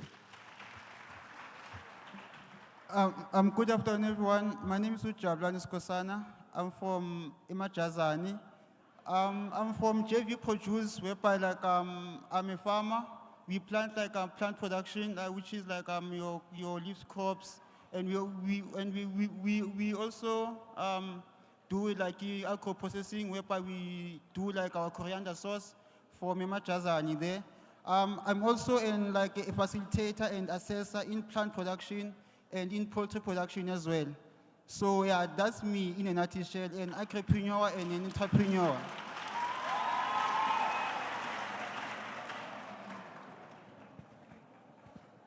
That is our panel, ladies and gentlemen.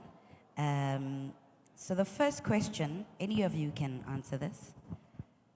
What are the key areas of agro-processing that present opportunities for the youth? And how can they access these opportunities? Okay, I can take this one. There are a lot of agro-processing opportunities for the youth. I'll speak mostly in terms of what we do in ARC. So as you know, right now, the market is more towards natural and organic products that people are more interested in. So one can go into cosmetics. We call it cosmeceuticals because now we are using more natural ingredients in it. You would know people, I know there's a brand that we should know, a lot of us, Portia M. Yes, that's cosmeceuticals. She uses the different plant ingredients. You see marula there, you see pomegranate to make these cosmetics. We also have another sector that is known as nutraceuticals. So in terms of nutraceuticals, this is a sector where it's linked to food, where you use or you fortify some foods with different medicinal plants or indigenous crops. And then we've got somewhere, we've got supplements, where you're seeing your moringa supplements coming out as capsules there. And then you've got herbal tea or other beverages that one can go to in product development. We also have other sectors that are linked to farming, which is either biostimulants or organic pesticides. Now, in this sector, what one does is finding different plants that could be beneficial in actually stimulating the plant growth with minimally using the synthetic chemicals that sometimes actually damage the soil after a long period of time. So some of these are actually based on the indigenous knowledge that our forefathers or our grandparents have, and then we take them and we convert them and we make what? We make these organic fertilizers and pesticides. And then other parts is also in animal production, whereby one can actually, you have seen feta teas now that has herbs. So that's fortification. We're changing the way some of these products were initially seen as, but adding some of the nutritional benefits while we bring our own indigenous or our own South African plants into the space. So those are some of the things that I actually have in mind. Okay. Do we have a question maybe from the panel? I mean, not the panel, from the crowd? No? You're cool with everything that she said. All right, let's move on. Maybe if I can... Yes, please. If you don't mind. You know, if you think about your career, many of you are probably at a place at this moment where you are thinking about, what am I going to do with the rest of my life? What am I going to do? Where am I going to work? What would I like to do? Well, I think that, you know, one of the important things, there's an old saying that says, every now and again you need a doctor and you need a lawyer and you need a gym instructor and so on. You need a farmer every day, 3 times a day. Every time you have food on the table, there was a farmer somewhere on land that grew something that is involved in the food that you eat. As we just heard, in the cosmetics that we use, in the clothes that we wear, and just about everything that we do, there's a farmer somewhere that grew something, and there's a process that happened after that thing was grown to make it into the thing that you're either eating or wearing. And I think that that is such a critical thing to understand. Farming, agriculture is so fundamental to life. You're never going to run out of job opportunities. It's never going to go away. You're never going to be replaced by AI, or people are not going to be interested anymore. Agriculture is life. Agriculture is the basis of life. And therefore, it is such an exciting a sector to be involved in. It is so exciting to start looking for job opportunities. It is critical, though, that when you start looking at agriculture, to understand value chains in agriculture. What happens to the thing that you grow? What happens to the cocoa bean that makes the chocolate? What happens to the orange that makes the orange juice? Or to the cotton plant that makes the t-shirt that you're wearing? What happened in between? Where are the opportunities? And what new products can we make from things that are grown? Things that are grown around you that you see every day. Are there opportunities? Can we think differently? There are loads of job opportunities in traditional processing, agro-processing. Every single thing that we eat, that we wear, that we use, like cosmetics and so forth, is involved some form of processing. That is well established. There's Nestle is one of the big food beverage companies. Coca-Cola processes lemons and sugar and all sorts of things into Coca-Cola. There's a lot of job opportunities in agro-processing, but there's also enormous scope for new products, for entrepreneurship. And it's so important for you to think about, how does it happen? How does a thing that is grown become a thing that people want to buy and want to eat and use? Can I also add? Go ahead. In talking about some opportunities like in agri-processing, there is this what we call hemp. Like in our townships, they call insang kapam matekwan, you know. Hemp has a lot of opportunities. Hemp can produce more than 500,000 products. As in, like, if like you have about a hectare of a hemp, like in your farm, so like you can create your cloth, like you can create your your own sneakers as well. You can also do like your cosmetics, your what you call the things that you bath with, soaps, your body lotions. Like you can venture into like a lot of products when you are doing one of the best thing like is hemp farming to say, and like you can process them, create job opportunities like back cars, and make sure that like you are also empowering about cars as well. I'll say. Can I just add something? And I think one other important piece is that, yes, as young people, we probably have gone to universities, we have gone to colleges, we have studied agriculture, and we are wondering what next, right? And I think sometimes it just takes that one person, and that could be you in your family, to say, the little piece of land that you have at home, how are you using that? How are you using the information that you have acquired from school to start putting it into application? And perhaps starting your own spinach spaza shop just for the street, your neighbors, and how can that actually expand?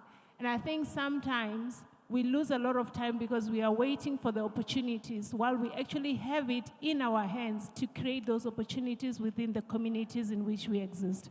So I'm challenging all of us here to say, whilst the opportunities are there, what is it that I'm actually doing personally in my own space, in the own little land that I have, buying a packet of seedlings and planting and seeing how that actually grows, because that's where you start growing your own passion in agriculture as well. Thank you.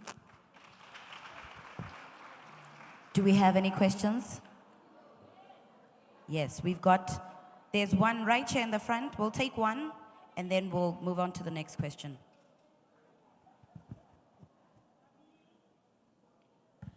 All right, thanks. Good afternoon. I have two things that I want to say. The first one is, I think a lot of us were in different careers. So I would love if maybe the panel can emphasize to everybody who's here, how does different industries get linked to agriculture?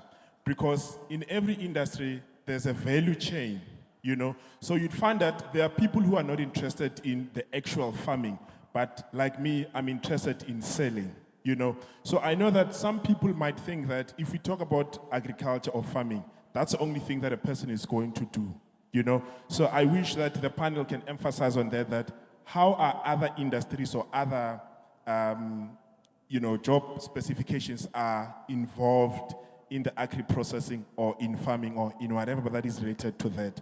And then the second thing is, each of them are coming from different institutions. If they can also give us websites where we can find their opportunities or where we can access their opportunities. Thanks. I think we can take one or two answers from the panel, then we'll get another question. Can you maybe just clarify that question? Do you want to clarify your question?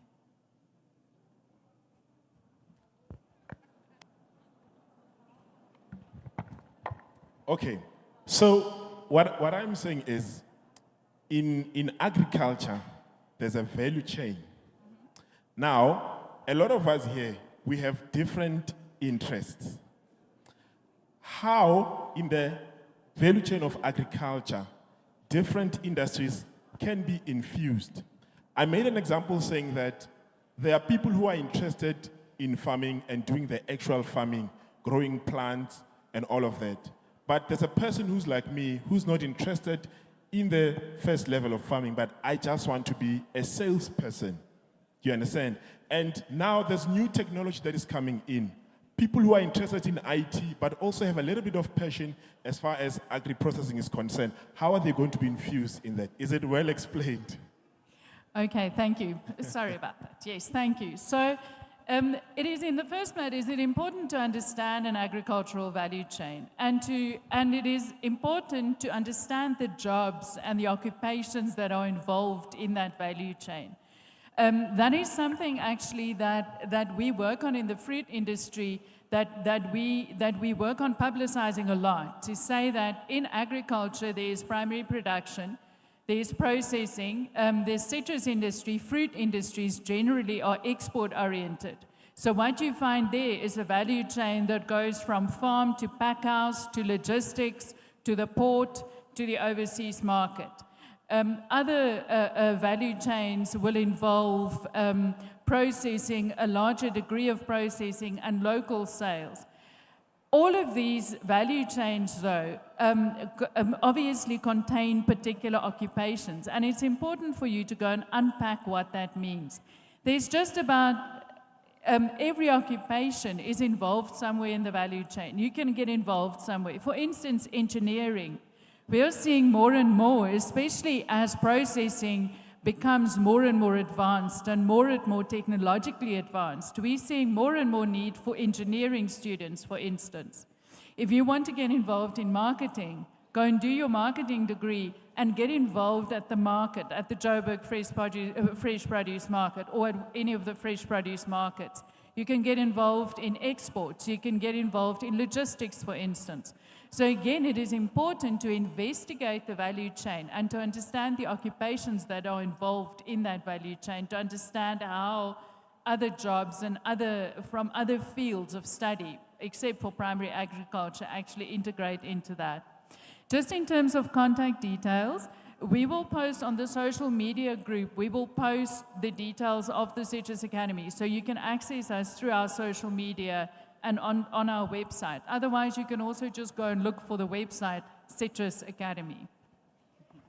Okay, and what is your social media page that they can find you on? All Citrus Academy. So we're on Facebook, X, Instagram, the whole load. But we'll repost on the EmpowaYouth social media channels as well. Okay. We've got another question up there. Do you have a mic?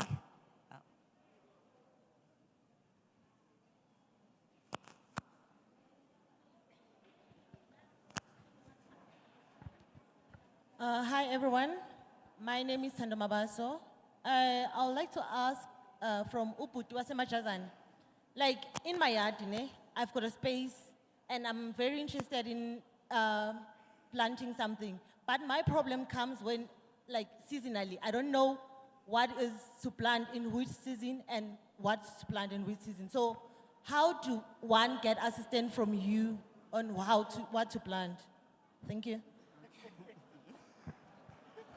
Can they go? Like, for that is simple. You can either contact me, you can get me on my social media platforms. It is JV Produce, Instagram. You can either contact me personally or us in our social media platforms. We are on Facebook, Twitter, and Instagram is JV Produce. Or else you can also Google which plants to plant in winter. Then Google will also outline those plants. Like now it is winter already. We have already started to plant your mustard spinach, which is in China. Like you've got your kale, your beetroots. Now it's winter for sure, and your spring onion as well. But the best guidance that you can do. To just go to Google or contact us straight, then we'll give you the right information at the comfort of your own zone to say, yeah. Can I add to that? Okay, and what's your guys' page? Pardon? Where do they find you on social media? Facebook is Jabu's Vegetable Produce. Then Instagram. Let's do it slowly. Jabu's Vegetables Produce. Okay. That's Facebook. Insta and X, which is Twitter, is JV Produce. Including TikTok is JV Produce. All right, we got it right. Okay.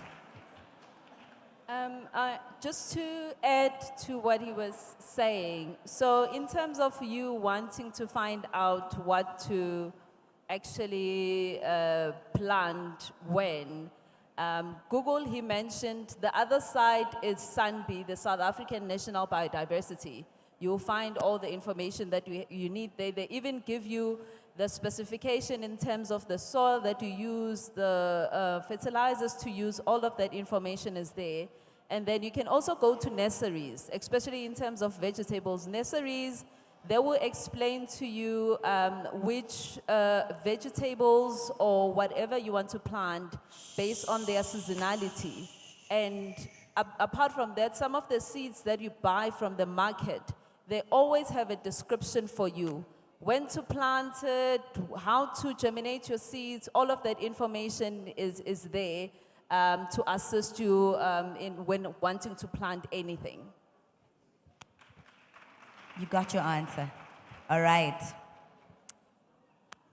Can you share some examples of successful youth ventures in agro-processing and what factors contribute to their success?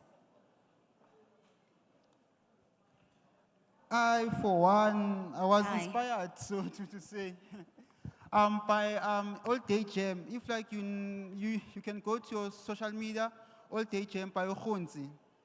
Khunzi is from Orange Farm to say he's doing like jam.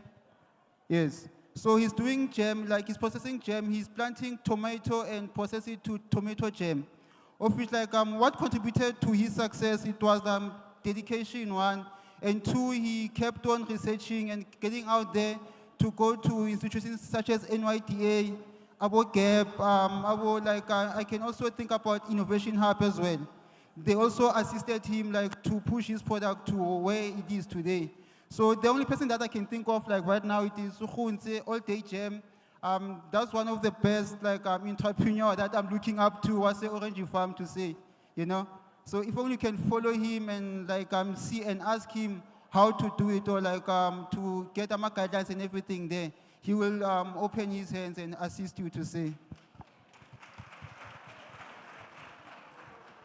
Yes, I want to tell you about an agricultural incubation project that is in Kokstad. Now, for those of you that don't know where that is, it is just on the border between the Eastern Cape and KwaZulu-Natal. It is very rural, it is right in the middle of nowhere, but it is one of the most wonderful incubation, agripreneurial incubation projects ever. So how this works is people go there, they do a learnership in entrepreneurship, but while they are doing that, they're given the opportunity to experiment and to develop new products using indigenous plants, medicinal plants, indigenous South African products, and to think about how can we make this into products that people would want to use. They get mentorship, they get support, they get research facilities where they can do research. They get very, very good access to people who, with a wealth of knowledge about agriculture. Then they also have the opportunity to work with people who will grow the products that they will need in order to make their products. And they learn with these people and they work with their growers in order to develop the product further and to develop this into a little business. So not only are you learning about value chain, you also, and that's the other very important thing about this, is to learn about the economics of farming. So learning about the economics of every value chain, understanding what to plant when, what makes sense, what is the high value product, where are my risks, and how do I manage those? Those things are critical, and that's where the success stories come from. There are so many success stories from this project. The project is called Agri-Biotech in Kokstad, and it's very much the same kind of work as what the ARC is doing. It's so important to have these kind of incubators where people are safe to fail, where you can experiment, where you can do research, and where you can find a good way to make a successful product out of an idea. This is, I think, what is critical to successful entrepreneur and agripreneurship. We've got a question from the panel, from the crowd.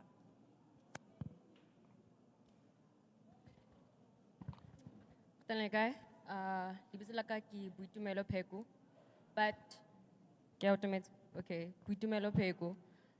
Magically actually just answered my question because I have my own little herb garden at home that I use for my own medicinal purposes. So I have adaptogens that I'm growing, I have herbs that I'm growing in my garden that I use for my family, that I use for my friends as well. And I was wondering where I needed to go or who I should be talking to about funding or trying to capitalize on it. Because Abutumung spoke about value chains, and I'm interested in growing it, and I'm interested in, learning about the medicinal uses for it, but not so much the selling or the marketing. So how do I go about that?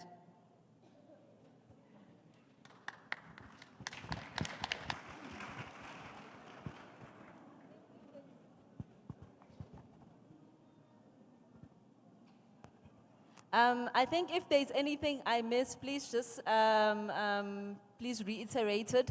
So with the different medicinal plants, again, I will refer you to Sanbi.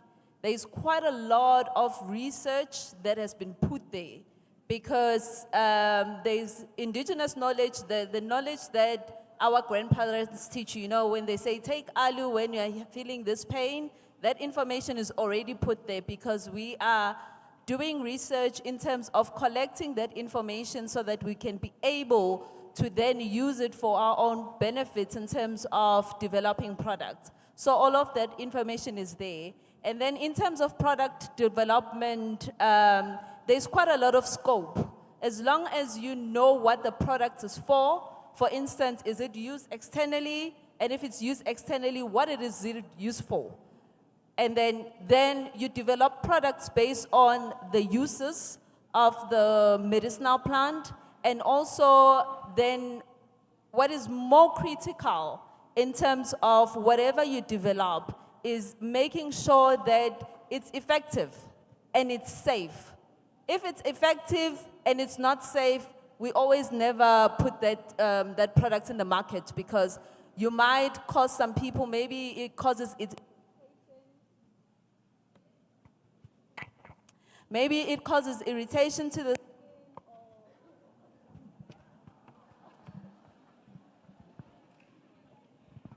okay. Maybe it causes irritation to the skin, it causes diarrhea, whatever it might be. So you need to know. And we do, because we are researchers, we also have labs in ARC that actually test for all of these things for small-scale farmers or any person who's developing product. Its safety, how long it lasts in the shelf, because that again is very important. For you to say, if you are saying to a person, here it is, here's a product that I've made, and then only to find that maybe after 2 months, it's already, maybe it's the skin cream, it's already turning brown while it was white, and it's inconsistency, all of those factors, we study them. And we always make sure that we provide those as ARC as a service for anyone who wants to do that. And anything that can go into the market, more especially your clicks, the other pharmacies, they want those tests to be with the product. That shows that your product has been tested. Thank you for that. So with you having that product and wanting to test it, are there places that you can go to that provide those free services, or do you need to pay for it? Unfortunately, there is not any ability to have a free service, but at the same time in ARC, we do understand that we're working with people that don't have a lot in their pockets. It's small-scale people. So our charges are still reasonable, relatively, when you compare it to the market. But also other ways that one can go about this is applying for funding. Someone talked about Innovation Hub. There's also TIA, there's DSI, there's NYD. Yeah, so there's various funding schemes that one can actually apply for to help them in terms of whether it's testing, because in ARC what we do is that you can come with your idea, and then I'm expected to put your idea into a product, especially if you've got funding. You just come with a plant and be like, here is my plant. My mother or my grandmother was using it for stomach ache. Please help me. I take that all the way from starting, doing the analysis, studying it, up until I give you a product that we've tested, if it's effective, if it's safe, its stability, is it gonna be good in the market? We unfortunately don't go too far off with people in terms of the market. It's just a certain number of people that we go with in terms of putting you into the market, but up until the product is developed and tested and verified, we do that in ARC. Okay, thank you. We've got a question from the floor. Sanibonani, njani? Igama umduduzi ngakami sibonga ukuhlala ngihlale Orange Farm. Sibonga ithuba enesipha lona lokuthi size sibe la namhlanje. So bengicela ukubuza kuma isiso seduze kwamlungu umzwa yakhuluma ngokuthi kumele uqale ejardini. So njoba mina sengiqalile ejardini, njoba sengiqalile ejardini ukutshala, bengitshalela ifamily yami. Ngabona ukuthi lokho kuncane for mina and for umndeni wami I can do more. Ngacela ihlathi actually ijaridi labo kuhlala khona abanye abantu kodwa bengasahlali. Ngalinakekela laba skuni ngatshala khona, ngasupply abantu. Ngabona ukuthi nalokho kuncane. Kuyimanje nje ngikhuluma nginesigange engitshale kuso ngiyi1 nabafana abawu2 engibaqhashile abaseMozambique ukuthi sitshale ngisupplya abantu abathengisa ngamatroli laba amaveji ngiphinde ngisupplye abantu abaphekayo eitradini. So bengajabulela ukwazi ukuthi usizo when it comes to that because ngiyayichallenge mina myself ukuthi ngiye phambili. Injongo yami ukuthi ngisupply ama retail shop iproduct yami fresh. As well nginama boilers chicken awu5 ejardini angiproducela amaqanda ngosuku angiproducela amaqanda awu4 or 5. Ngiphinde ngibe sengintroduceile ama boilers awu10 but ngiwathengise ekhulile ngiyawathengisa. So iplan yami ukuthi konke ngiyiqalele phansi throughout le situation yami ngalithola kanjani usizo kulokho. And futhi bengicela ukubuza no bhuti wasemajazana ukuthi mhlambe bayakwazi ukuvakashelana njengoba yena sekanolwazi akwazi ukuzosifufuzisa thina esisafuna ukuqhubekela phambili. O mhlambe angiphe idea ukuthi mhlambe because I need more seeds ngifuna ukusupply ama seedlings. Abantu abaningi abakwazi ukuzikhulisela ama seedlings. Ngifuna ukuthenga ama tray seedlings ngisupply ngithengisela abantu abangakwazi ukuzikhulisela ama seedlings.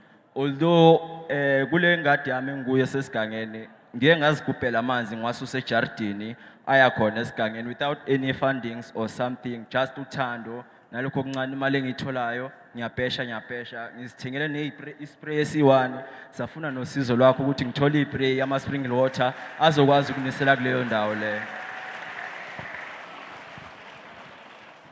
Okay. Him say, I'm joking, no. He's saying that I think he's planting in his own yard and he's providing to the people that cannot plant for themselves. So he wants to know how can he provide to the retail shops so that he can make money from that.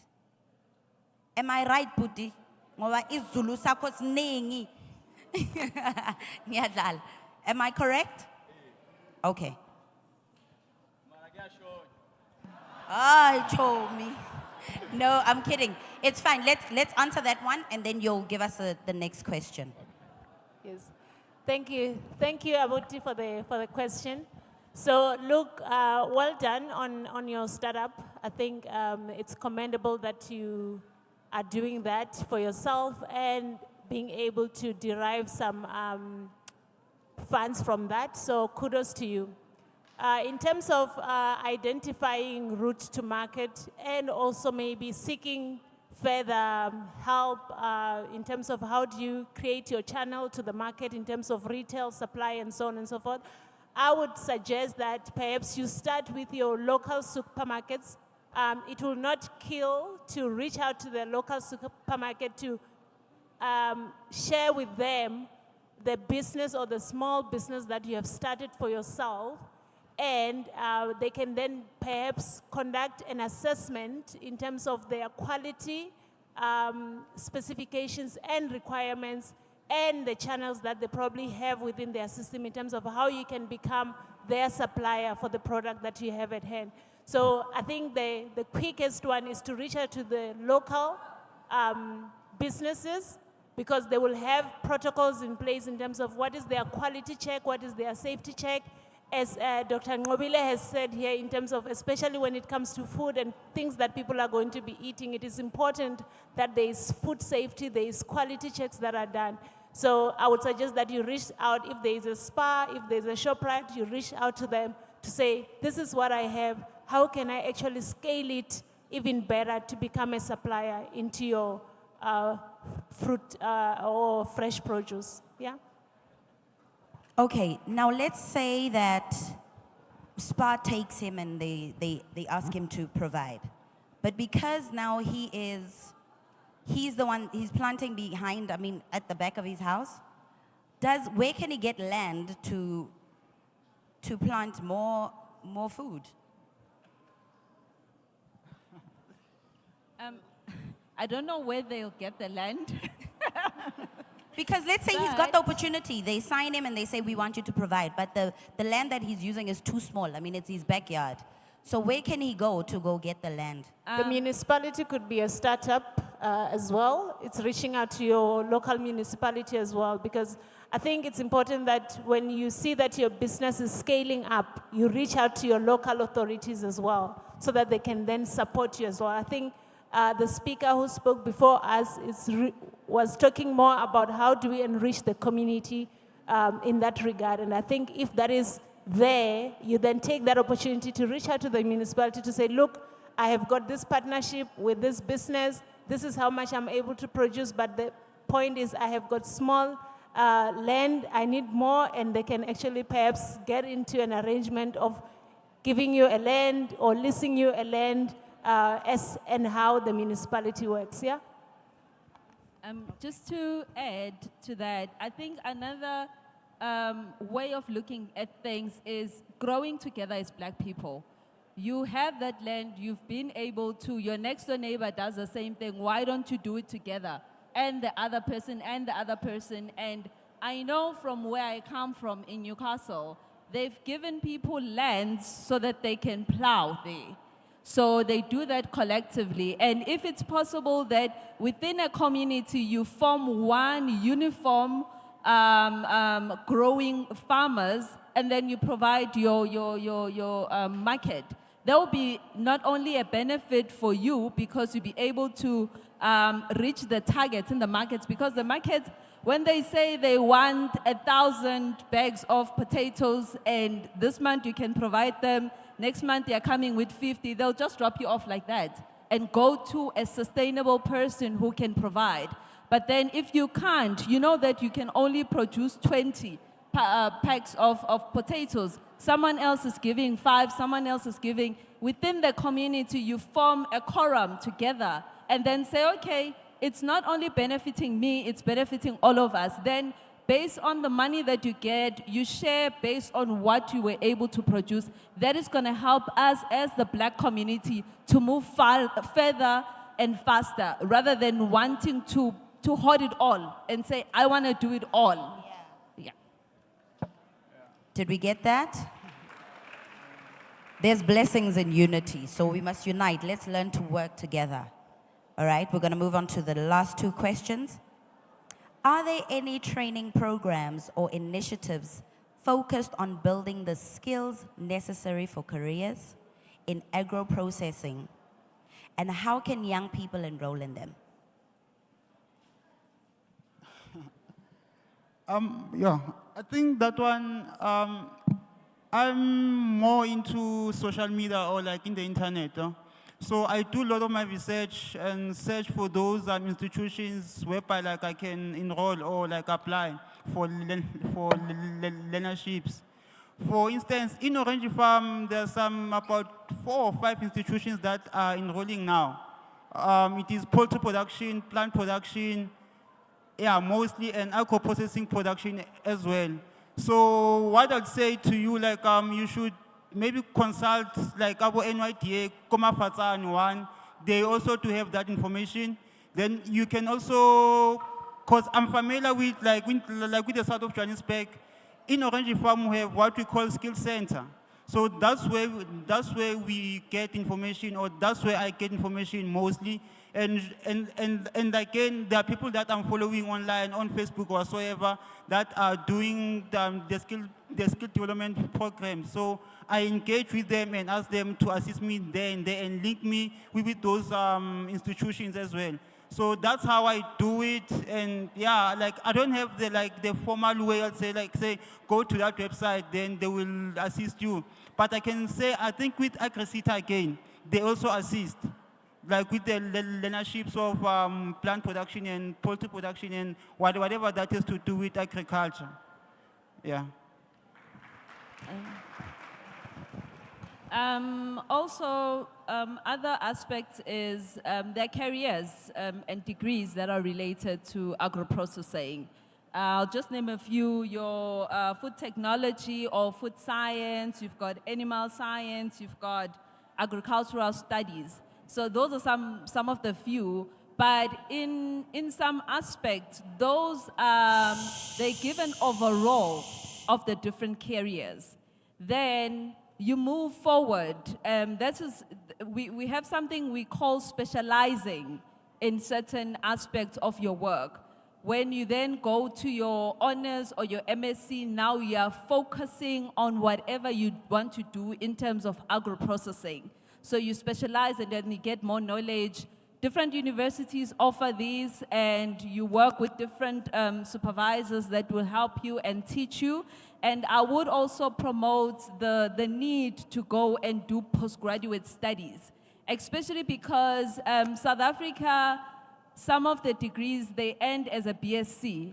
And if you want to leave South Africa with a BSc, you will not get an opportunity outside South Africa, unless maybe you've got a BSc honors. And then other job opportunities outside international, they're all over. Once you get your BSc honors, or you've got an MSc, or you even have a PhD. And within that, I'll also suggest that you check different institutions. For instance, as I mentioned, that ARC does offer some agro-processing, it's not a full-on module, but we are linked with UNISA to assist. And then with UNISA, it's in terms of UNISA does online teaching. So when people come to ARC, they see then what we do. So I'll suggest also just checking places that allow you to actually see what really agro-processing is. And it was mentioned that agro-processing covers a range of things. It's not only in agriculture, it's in various sectors. So one has to see, where are you more interested in? Are you interested in the economics of it? Are you interested in the in-farm processing? Are you interested in the product development? Are you interested in being the ideas person? Having ideas and sharing ideas and having a team of people that actually put your ideas into something. So there's various things that one can look at.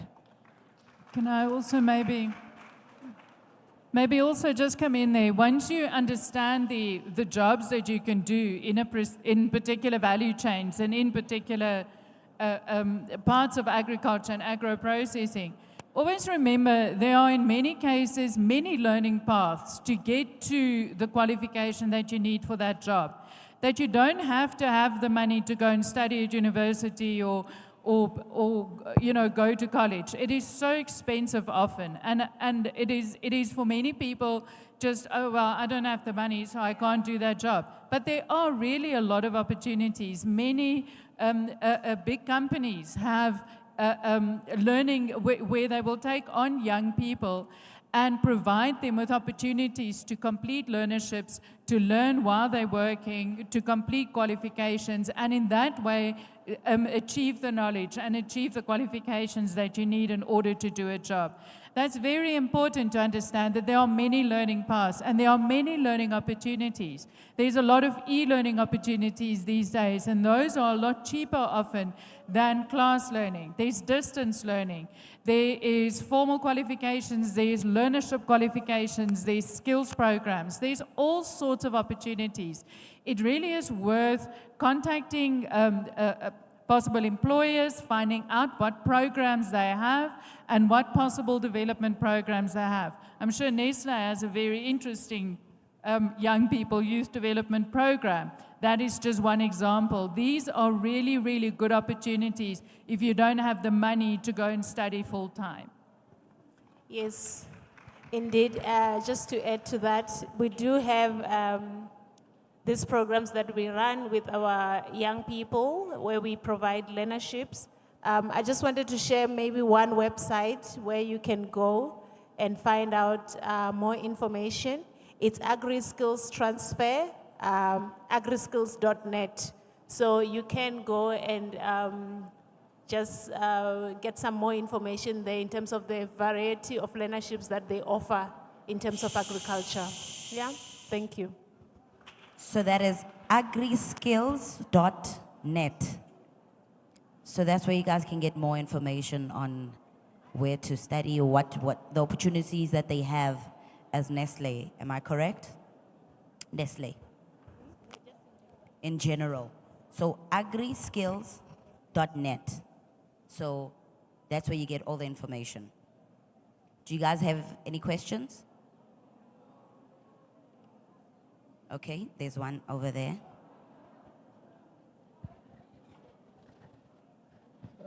Dumela. Ne kopa ho botsa hore na, how can we use the pure herbal medication from the ground? Really introduce ko local clinics, le local hospitals. Di kgone ho thusa batho ba bangata, because most of the people, balla, bonkgono especially, when it comes to dipidisi tsenana, ba re di a ba kudisa, di na le after effect ho bona, wa bona. Thank you. Abuti, ne kopa o phete hape.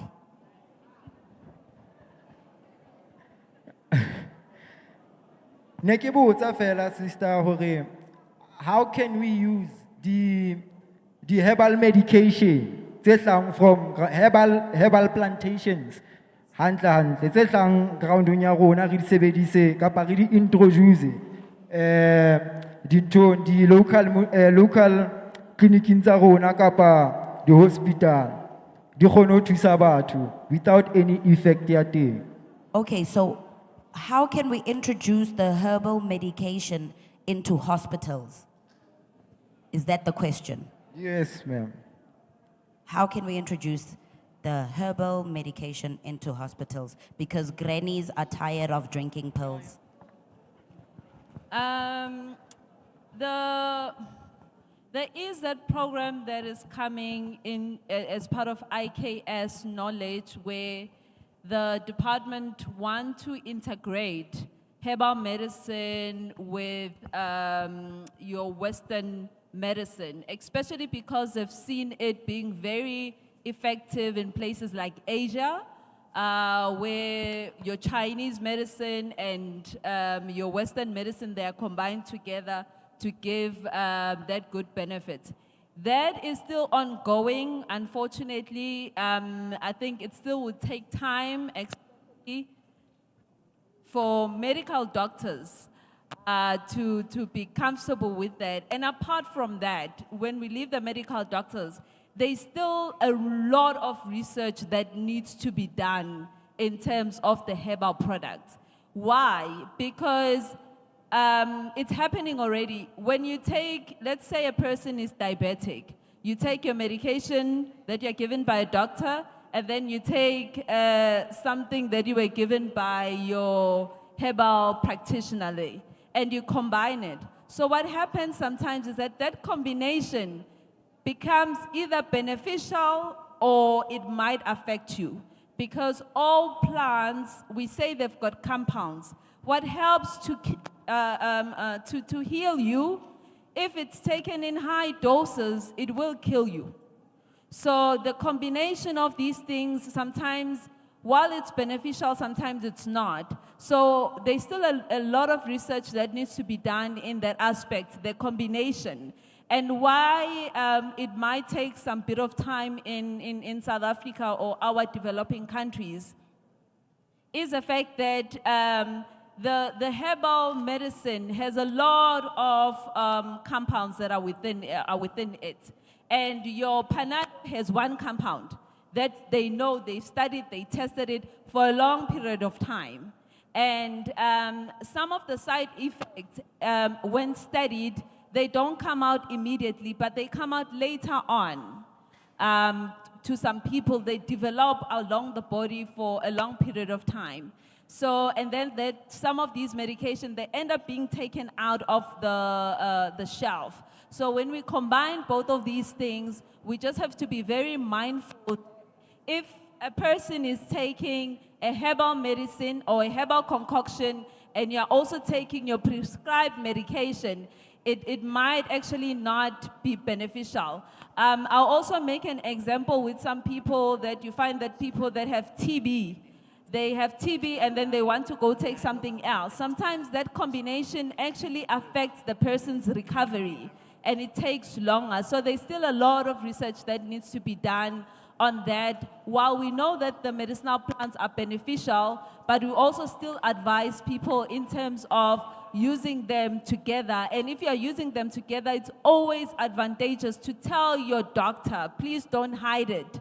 They will advise when necessary. I know some doctors might not be very happy about that, but it is necessary because some of the chemicals there are not very good in a long term to benefit a person, but they might be detrimental for your health. All right, thank you for that. I'm going to give the last question and we're going to close it. In what ways can youth-led innovation and entrepreneurship contribute to the growth and sustainability of the agro-processing sector, and what support is available to facilitate their involvement? I think this Dr. Ngobile had already alluded to in terms of, especially when we're looking at community development, to say, as young people, we have so much power within us that if we can come together and work towards a common thing, we can achieve more. And I think this is something that when we're talking about innovation and entrepreneurship, it's something that you guys can take away from this conversation today to say, if I have already started something by myself, is there an opportunity that I can collaborate with somebody else so that we can maximize our impact? Yeah? That by doing that, we increase our innovation because you're bringing different people who've got different ways of thinking, they're bringing in different set of skills, and then you are able to scale whatever program that you're doing. So I think for us as young people, we have it within ourselves to really just leverage on what each other is doing, and then we formulate one program that we can run together. Thank you very much. Do we have any closing remarks from me? You can go ahead. Closing remarks to the youth. Closing remarks. Yes, thank you very much. This has really been wonderful. Thank you so much again for the opportunity. I just want to wish you all really well for your futures. There is so much to do. There's so much work to do. It is up to you. What happens to our country, what happens to our world, what happens to us in the next, into your futures. It is up to you. And yes, of course, it is for you to find your way. And for you to find those opportunities. As I say, agriculture is life, and I hope that you will all find your opportunities in the agricultural sector. Thank you so much, everyone, for having us, and thank you for all the questions and your participation. I think as in closing, yes, it is in your hands to go and search for those opportunities, but maybe I can just drop in terms of Nestle. You can follow us on All for Youth, SSA. We are on LinkedIn, we are on X, Facebook, and Instagram. And this is where the team that works with us doesn't just only post opportunities that are related to Nestle, but anything that is available out there that will make a difference to the youth. So please ensure that you follow us. If you forgot, holla at me, and then I'll share those details. Thank you.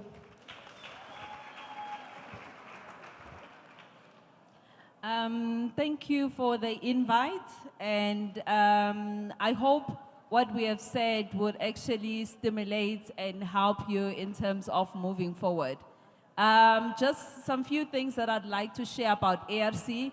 ARC has a lot of job opportunities for young people, from agriculture up until agro-processing. If you are interested, please go check the ARC website. It's www.arc.agric.za. Check out the job opportunities there. And in terms of other opportunities, when you are within ARC, you are able to study further. They fund your studying, so that's another good opportunity. We work a lot with enterprise development. If there are things that you want to find out and get more details on, you can go to the website to find different researchers. You can find out from, also check our pages. We are on Facebook as Agricultural Research Council. We are on Instagram as ARC_South_Africa. And then we are on Twitter as @ARC South Africa. Thank you. Thank you again for having us here. It's been an honor to be here. I was once one of you, Nami, but in closing, I'd say the future is on our hands, guys. South Africa, it belongs to us. If only we don't change, we don't take charge, we won't see any change in SA. Therefore, let us wake up and take charge, Bafethu. Thanks.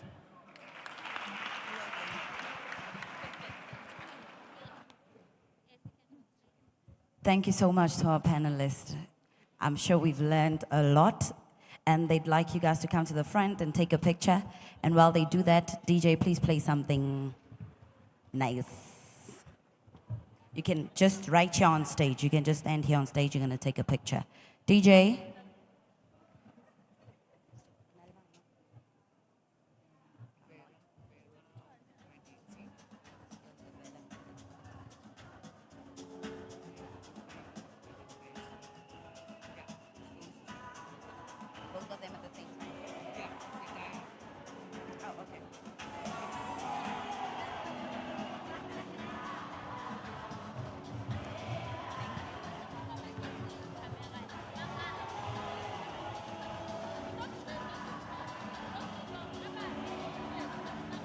Thank you, Mr. DJ, for playing my song. I'm going to call up on the Chief Operations Officer from Invent Solar, who is Pramod Penselia. I hope I've said that right. Please do excuse me if I said it incorrectly. Please give him a round. The English is gone. A warm welcome. I think we can do better than that. There you go. And I'm also going to call up Vera Maditsi, Skills Development Executive from Institute of Energy Professionals Africa. Please give her a round of applause.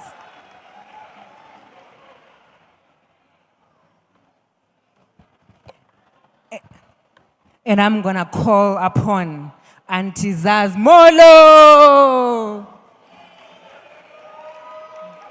For me now. No, you're gonna have to do it again. Let's try this again. Auntie Zaz Molo. That's much better. Thank you so much. We are getting closer. I can actually smell the food also. So we're gonna try. Amara mina yaza ningihloniphi. Mina niyangihurda. Why you guys gonna treat me like that, huh?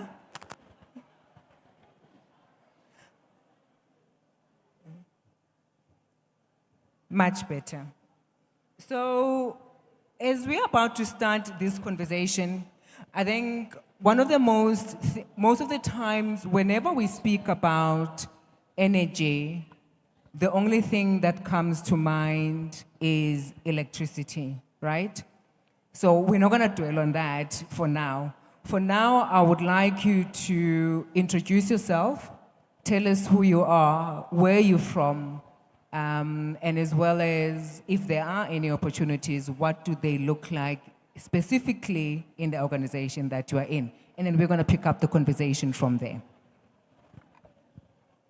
Thank you. Good afternoon, everyone. My name is Verasius Maditi, and I am from the company called the Institute of Energy Professionals Africa. We are based in Benoni. I hope you're all familiar with Benoni. So I am a mining engineering graduate. I am a certified energy manager. I am a qualified assessor. I'm a qualified facilitator. And I'm a qualified moderator.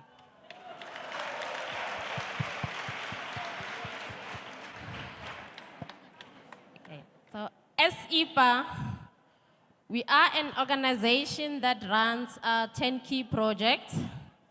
So we empower the youth that are unemployed. If you are a graduate and you are unemployed, if you want to work with EPA, you're going to work in the right industry. So I was unemployed graduate myself. As a mining engineer, I was unemployed for over 3 years. And then my company, the company that I work for now, EPA, they have advertised a post that said they need youth. Youth, we mean people who are from the ages of 18 to 35 that are unemployed and have an engineering background, are from TVET colleges, or those that have done maths and science at school. Basically, those who got like 50% or more in school, because we don't need less. As the courses that they offer at EPA requires you to have a math. So I applied, and then today I am a certified energy manager through them, and I am their skills development manager.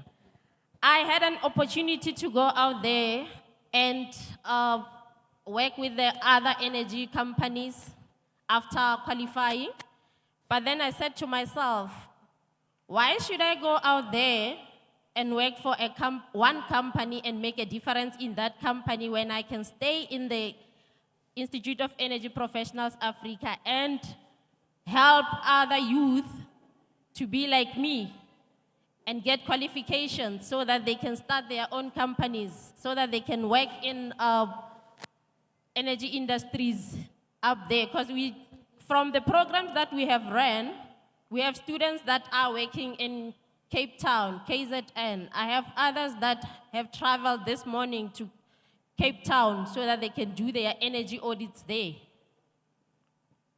So guys, I just want to tell you that if you want to work in the energy industry, please make sure that it is the industry that you want to work in. And energy industry, it's the way to go these days. As you can see, there is a load shedding. A problem of load shedding, you can make a difference, a huge difference. So our company, we offer energy performance certificate trainings, which is a skills program. So we take students who have done maths and science at school, the ones that are from TVET colleges with the NATED courses, N3, N4, N5, N6. The ones that have failed math at school, we also offer a course for them. We call it U Open Math and Science, so that you can qualify and then to be an energy performance practitioner. So if you want to apply, you can go to our website. It's www.iepa.org.za. We do have opportunities there, and we have funders that fund us to run these programs for you guys as youth. We have EWC, GIZ, and the others as well. So right now we are running 4 programs. We have one in KZN, I have one in Gauteng, one in Western Cape, and then I have the other one that we are running in UJ as well. So if you guys are interested to make a difference in the energy sector, you are more than welcome to come to IPA. Thank you. Thank you so much. So before we move to promote, you announce your website. You said it's www.IEPA, or is it IEPPA? It's www.iepa.org.za. Thank you. Okay, thank you so much. I hope you got that right, right? Pramod, let's move over to you. Zazi, tell us Yes, about thank yourself. This sounds like an interview, right? Yeah, so good afternoon, everyone. It's good to be in Naval yet again. Yeah. Okay, so I represent Invent Solar. For those of you that are familiar, we launched initially as eSolar in South Africa 2.5 years ago. We initially started our business as a market research business, which was funded by the University of Cape Town. And we started actually building our model in the Vaal, Sebokeng, Everton Township 2.5 years ago. And that was without any money, without any capital. There was a sheer determination to try and find solutions to communities that are excluded. And so for us, when we talk about energy in Invent Solar's world, we don't focus on big houses. We are talking about informal settlements. In South Africa, there are over 8 million people that live in informal settlements that use candle and paraffin for lights and cooking. That creates a very unequal society. These equates to about 2 million houses. And so for 2.5 years, we've been fighting the battle to find a solution of how can we actually take these consumers move them away from candles and paraffin for lights and cooking. And so with that, we have, through our journey, we've been now funded by the Department of Science and Innovation, specifically the Technology Innovation Agency. Last year, we've won an award with the United Nations Industrial Development Organization. And the reason why I'm saying this to you is because we are a proudly Vaal Sebokeng company that started here, and we've managed to receive all these accolades is purely because we were working across 16 informal settlements over 19 months in this region. So in terms of answering your question, in terms of opportunities, there right now are 2 million houses in South Africa. These are normal people, these are customers, same customers that a bank sells a banking product to. These are people, and in order for the energy transition to be accelerated, we need to figure out what is the plan in terms of skills development and in terms of providing people the ability then to go and service 2 million houses. It's not just about having a physical product. There's a lot of other factors that we focused on developing, from consumer financing, eliminating barriers of access. When we initially started importing an American product, selling it locally to build the models. But basically, we focused that there's a lot more that needs to be done, from consumer finance models to identifying a customer, to onboarding a customer, to managing the customer, to collecting money from the customer. And so there's so much of opportunities, right?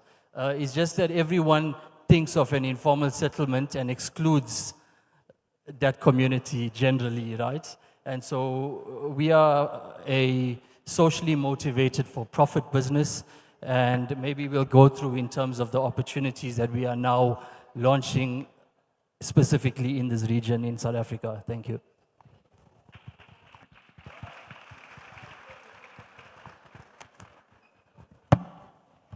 Thank you so much, Pramod.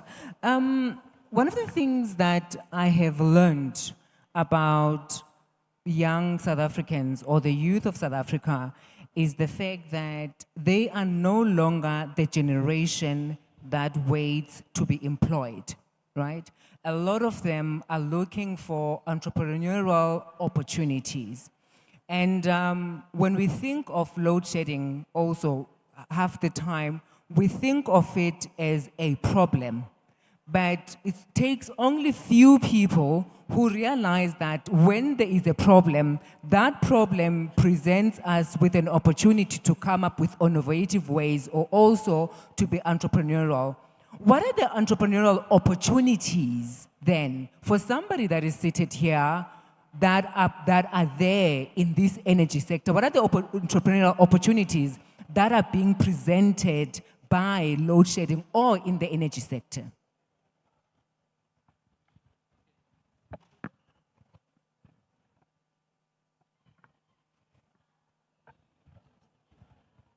Thanks, Zaz.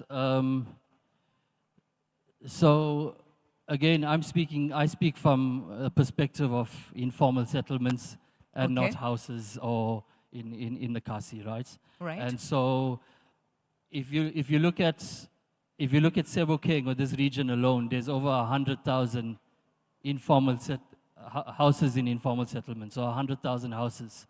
Sure. Okay.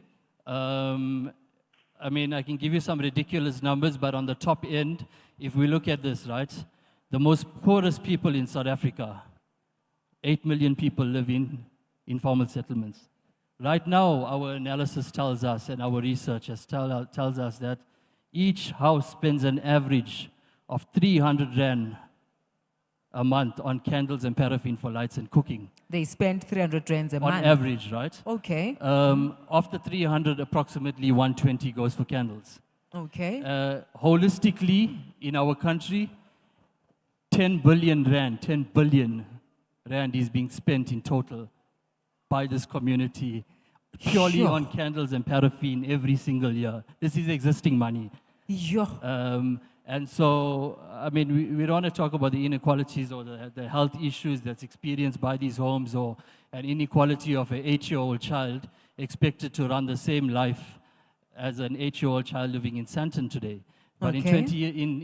in 10 years' time, they both want to be somewhere in life. So how do you justify an 8-year-old child living in an informal settlement expected to study under a candlelight today Okay. and still make it somewhere in life to compete with those millions of children in the country? So, Yeah. so there's a lot that needs to be done. I think in essence, there's a lot of opportunities now that we have enabled technology to assist us Mhm. to further develop our business. And I think in essence, that's what we are here to speak about. Okay, I So- want us to be explicit when we talk about opportunities, right? For me, I don't want us to be talking about pie in the sky type of opportunities. I think I would like for us to be specific as to say, if you are in Sebokeng and you are looking at opportunities as an entrepreneur in the energy space, what are these opportunities? What do they look like? How do you participate in those opportunities? Does that answer your question? Right? Okay. Yeah. Cool. Good question. Yeah. So we have created an energy agent app, which basically will enable 40 energy agents in the Sebokeng or Vaal area to subscribe. Those energy agents are then taken through a program that we have developed over the years. It teaches that energy agent about one-on-one communication, some marketing skills, business entrepreneurship, teaches them a bit about the solar industry, mobile money, because we've integrated with mobile money payments like MTN Okay. since 2 years now. And so we really skill these, the aim is to skill these 40 solar energy agents into businesses and to SMMEs in the local area. Okay. And through the app, they will then enable themselves to actually further employ installers that will Okay. assist them. So ultimately, that business will be responsible for identifying an informal settlement, Okay. identifying the customers, onboarding the customer, managing the customer every month. And through that process, you are then running your business and you are being incentivized every month through managing your customer And in terms of the actual solution, it's taken us 2.5 years now to stop importing products, and we are now assembling our products locally in South Africa. And we are really only concentrating in this region right now in South Africa, in the Vaal. Okay. So that's the opportunity. This opportunity, if I get you correctly, you're saying you have an opportunity for 40. You've trained them already, or do we have opportunities for young people that are seated here that would like to participate on that program so that they can also be entrepreneurs in the energy sector? What are you saying? I'm not clear.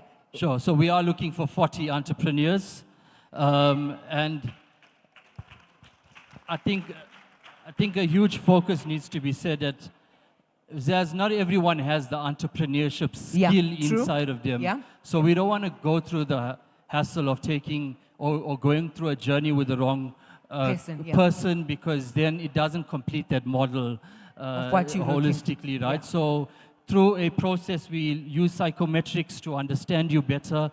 Once we understand you better, you are selected. So right now, that program is specifically designed in-house by us. It is not CETA accredited, so it's not a formal qualification. Yeah. I think we are looking at working with the EW CETA soon in terms of formalize something on a national scale once we build Okay, this model how do they further. apply? See, I didn't forget you. Mina, I want people to, to put their heads on the block and say, this is what I said, this is how we apply. Pramod, how do we apply to be part of those 40 people? Where do we go here? Do you have somebody outside? Where do we put our names down to make part of the 40? Cool. So we have a Zozo that's outside in the exhibition space. Linda Ngwenya will be there. He's our operations manager in the area. He will be there for the rest of the week, and you can actually go and leave your details with him. Thank you. Thank you so much. Sorry, you would get to also see some of the technology to understand physically, what sort of a difference that is making, which you would be able to see and experience. Thank you. Sifuna pie in the sky, team. Okay, sis Ver, entrepreneurship and IEPA. What are the opportunities? What do they look like? And how does a young person who's seated here who says, Mina, angifuna ukuthi good morning, Pastor John. I want to be Pastor John. How do we support them? Do we have programs in place that support that or that talks to entrepreneurship? Yes, we do. With EPA, we are offering you guys a skills program that is called the Energy Performance Certificate. So at the end of the program, you'll be a qualified Energy Performance Certificate practitioner. So in order for you to become an entrepreneur, obviously you'll need the skills. So you'll have to undergo through the training, and then we put you through to mentorship, where the mentor is gonna guide you on how you're supposed to work in the energy industry, support you, and give you all the necessary information that you need so that you can be a successful entrepreneur in the near future. So, Sorry. Yabona laba bakhulumayo. Yilaba bafuna ukuthi good morning Pastor John banomona. Abafuni sizwe information ukuthi how do we become entrepreneurs. If ufuna ukuthi good morning Pastor John, it's okay. Allow those who want to be abo Pastor John to get the information that they need. Ngiyanicela tu. Thank you. So once we have our next intake, you'll need to check on our website. So what happens is we are funded by EWCETA, GIZ, so that we can give you the stipend.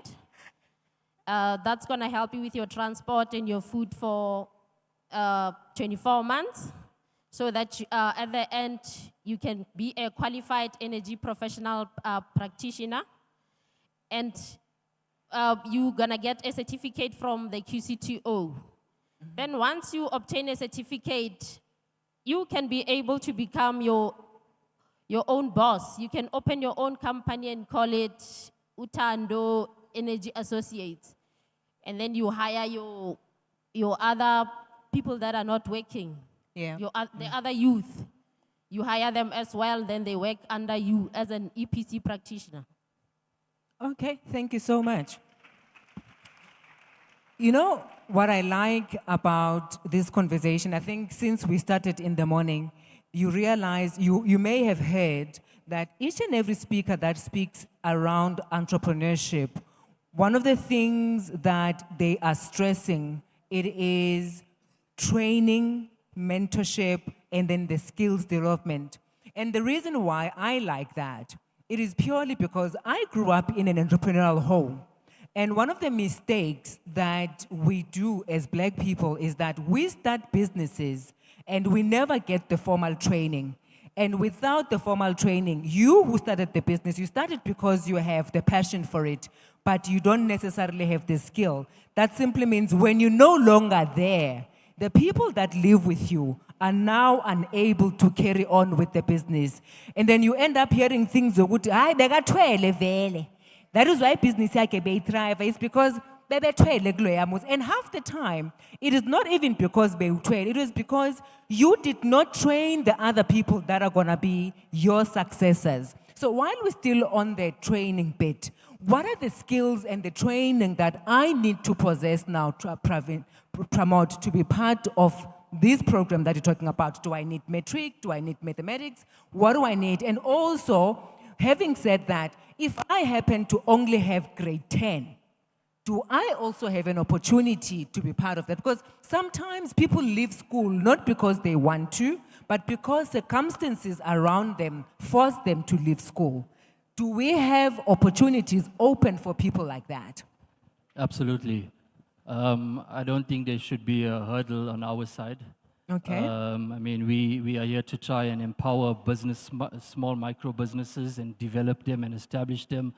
So there's no hurdles from our side. If you look at, you know, all of our team that we've built over the years and that's been involved with us, no one's, I mean, the highest probably qualification someone had was a matric. Okay. We've got people that haven't even completed matric, but it's not about matric for us. Yeah. It's about going through our training program, understanding the customers, our values of how we educate people. We don't sell.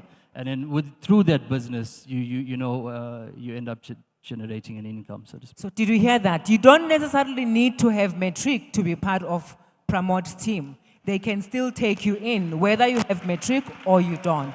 All I can say is, if every one of the 100,000 houses in the Vaal area that has our technology, we should be expecting to pay in terms of our business model to the value of over 20 million rand to these 40 agents, right, or businesses. And that's what they'll be generating through this area. Yeah. So it just come with a passion to make money.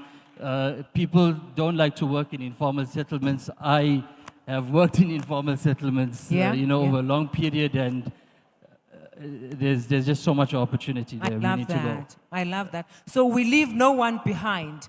Sisi, what skills do I need to possess? If you say you need to have a metric, that's fine too. If you're saying to us you need to have zeal, inspiration, or whatever it is, how do we get to be part of that? What skills do we need to possess in order for us to be part of IEPA? In order to be part of EPA skills program, you need to have maths and science. Okay, at what level? You can obtain 50%. So if you do not have that 50% for maths and science, you can have, we do offer programs. We have a program that we call a U Open Maths and Science. So if, let's say, maybe you have obtained 39 up until 49% in your maths and science, we do offer programs, that program for you so that you can upgrade your marks. Okay, that's great. So with you, you need to have a metric. Okay, so I'm happy that we do have platforms that don't necessarily need metric. And because I live in South Africa, and because I grew up in the township, and I've seen so many young people who are bright, smart, and intelligent, but never had an opportunity to finish their matric. But it's not about me, it is about the young people today. There's a roving mic for a few young people that want to ask a couple of questions, and then we wrap it up, and then we're getting closer to our last speaker of the day. Where is the mic? Do I have questions in the room? You don't have, there is a question there.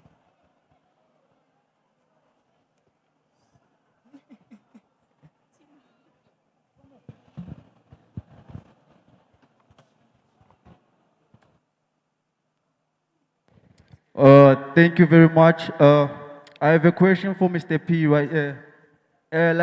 It's been 7 years since I've been without electricity from where I'm staying. So if I have to invest in solar, which solar systems are best to work during the bad weathers, and which solar panels are the best? Thank you. Okay. We've got.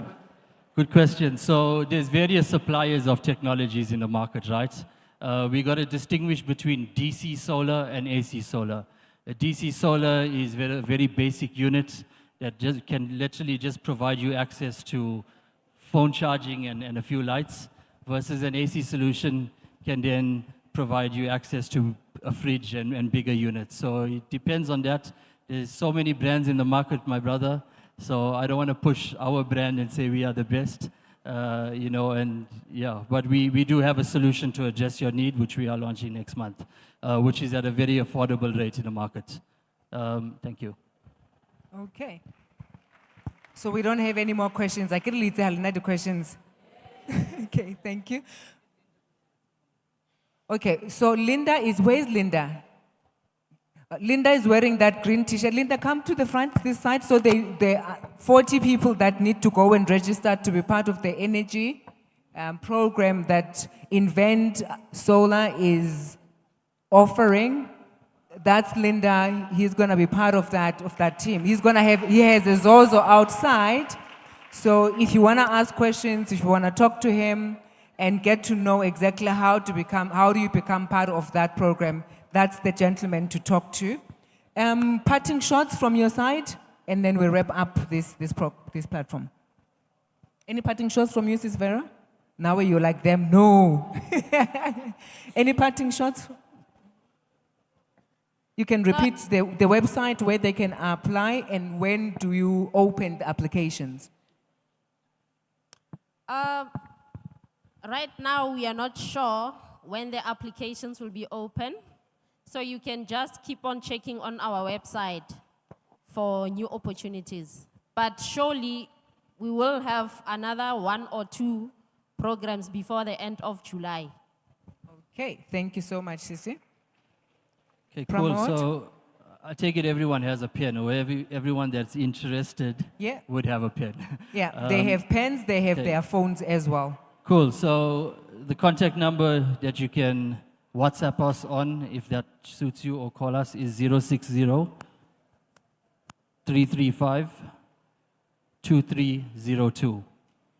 Our website is www.inventsolar.co.za.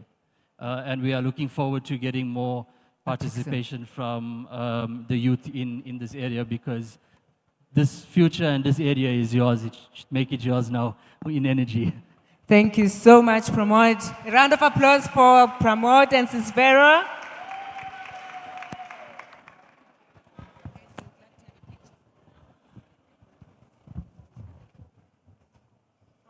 Pramod, we have to sandwich you. Yeah. Yes.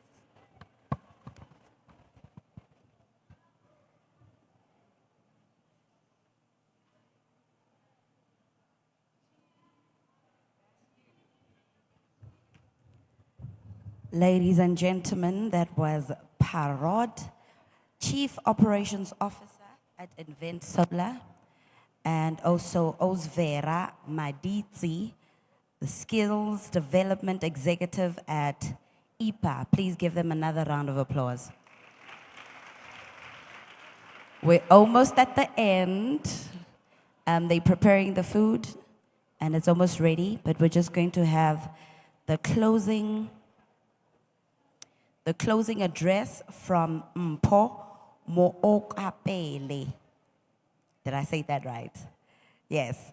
We're going to have closing address from EmpowaYouth, the CEO of EWCTA. Please give her a nice warm round of applause.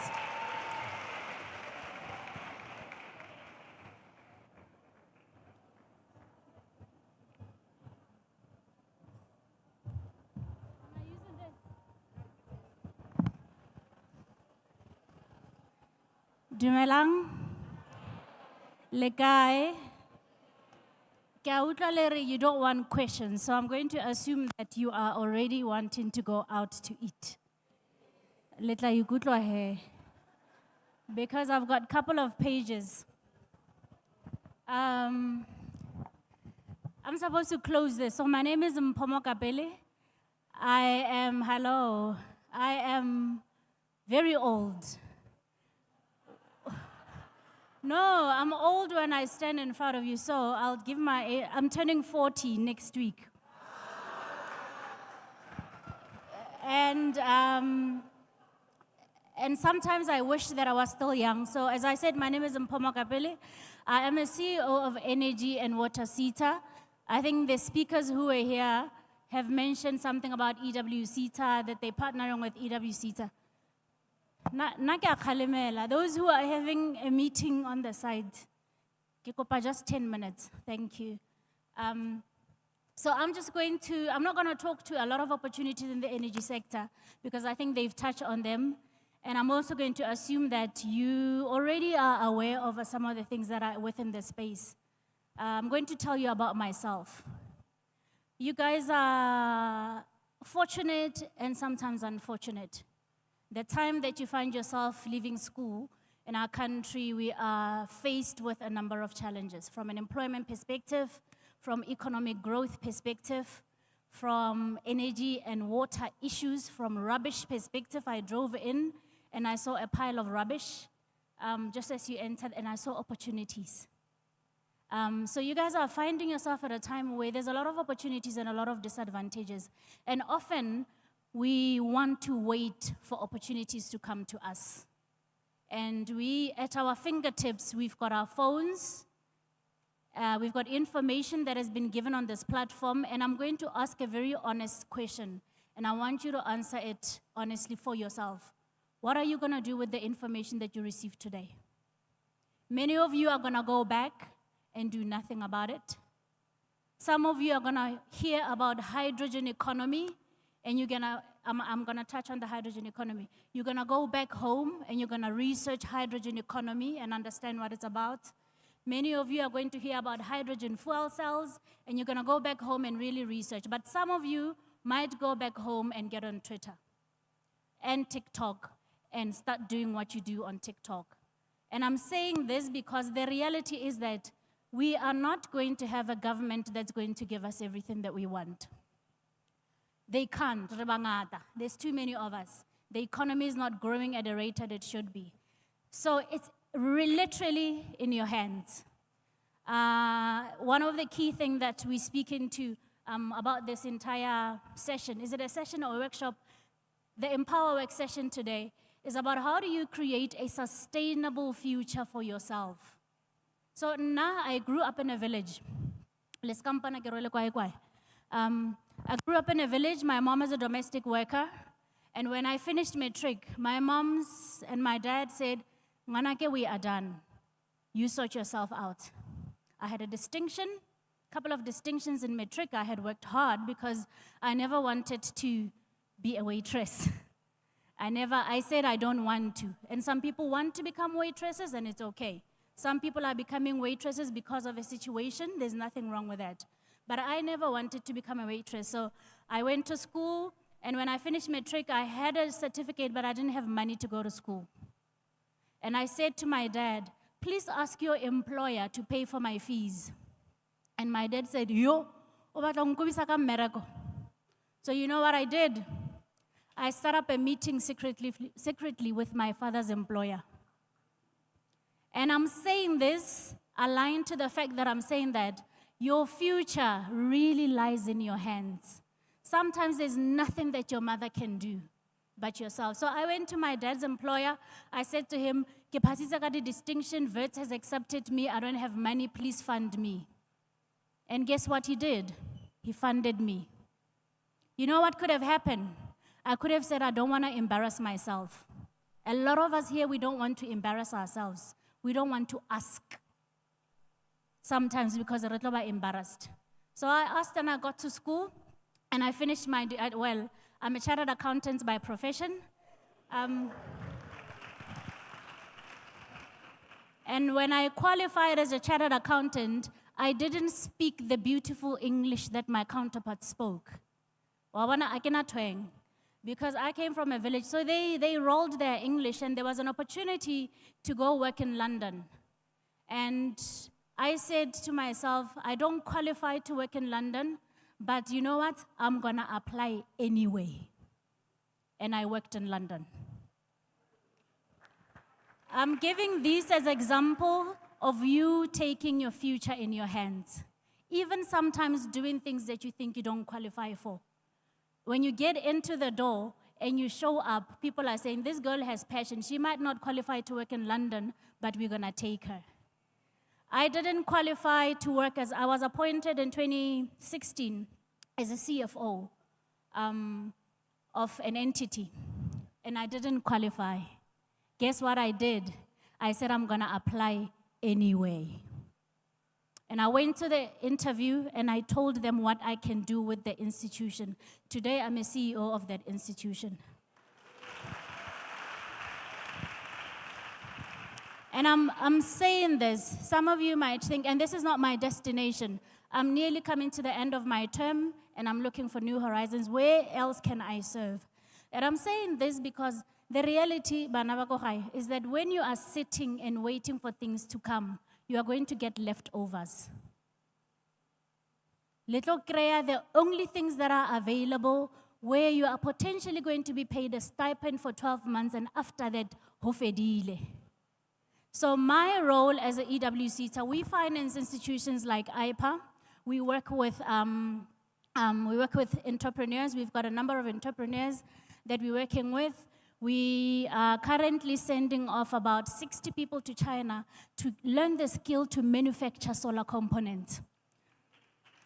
And I'm saying this, I'm not saying please go on our website to apply. We don't directly work with individuals. The individuals work with our partners. What we are working on is to make sure that every single opportunity from our partner actually ends up on our website so that you can have access to those. But what we are doing is that we are saying to young people, here is an opportunity for you. Find what you can do with it. I was embarrassed, and I'm still talking on the fact that your future, your sustainable future, not future ya stipend, sits in your hands. I sent about 105 students to China in 2019. I was called back in China because they went on strike.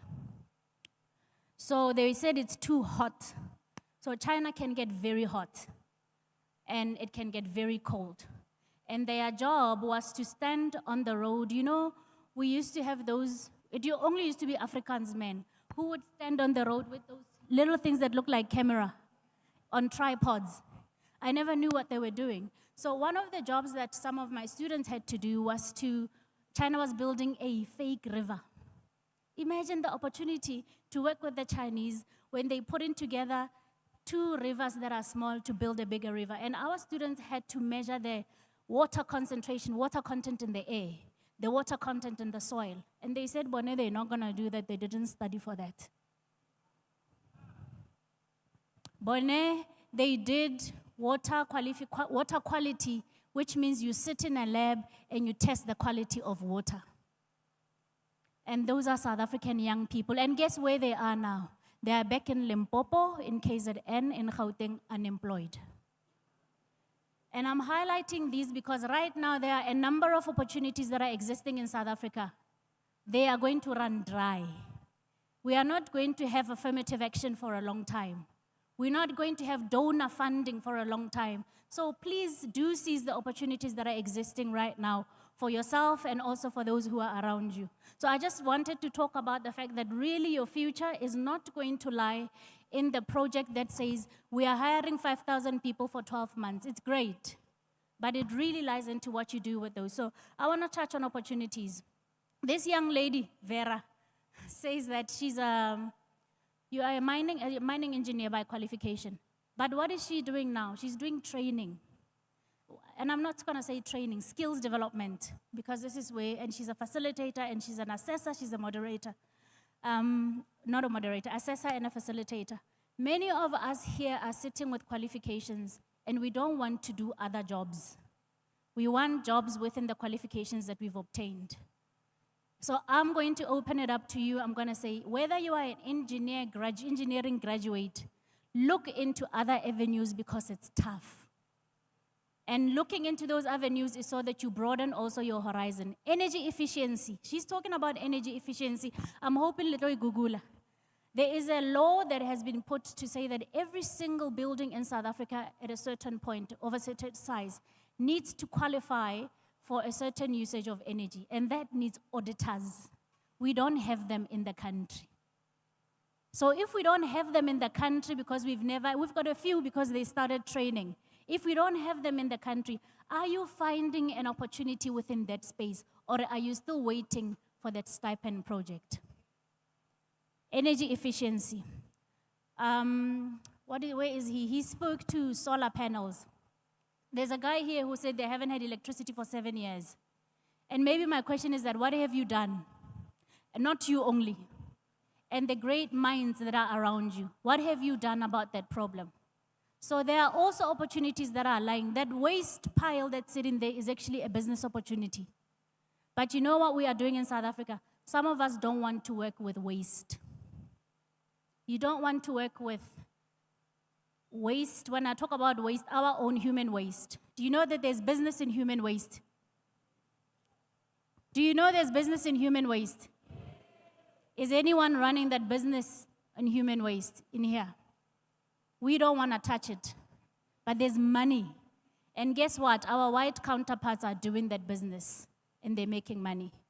Who doesn't have a toilet in their house here and a tap? When the tap is broken, who do you call? Plumber. How many plumbers do we have in the room? One. How many houses have toilets? Every house. Every house has a tap. But none of us are seeing an opportunity. And the sad thing is that we are having our foreign friends do that work even for us. Right? I come from a village in Zirast.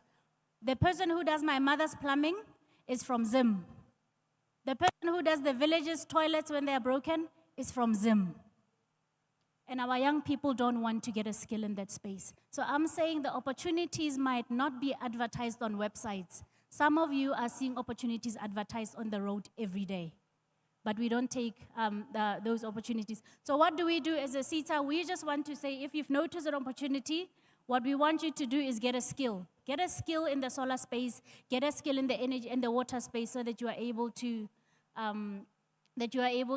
sort of take advantage of those opportunities. I am finishing, don't worry.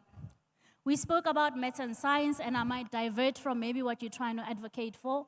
The reality is that many of us are comfortable to go to school and finish school, and we drop maths, we take maths lit, and the teachers advise us also. But if you want a distinction, drop maths. Take maths lit. What else? What else do we take? And then we take LO and we drop science. History. Oh, history. You take history. Okay. You take history. And do you know what we're doing when you do that? When your opportunities were wide, you narrow them.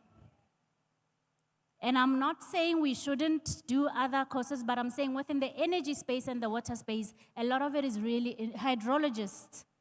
We need financial modelers for the energy sector. South Africa doesn't have financial modeling in the energy sector. They are fighting for them.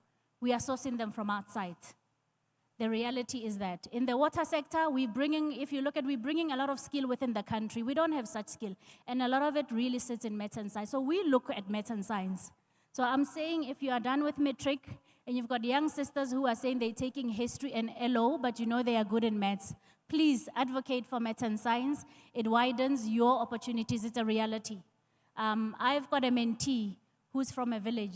We went to Wits University, and when we were trying to find courses for her to do, most of them want maths and science. So she had to settle for teaching. So I'm saying, please, I am going to advocate for maths and science. The last one that I just want to touch on is inclusion. We talk about inclusion in our country. The just energy transition is about leaving no one behind.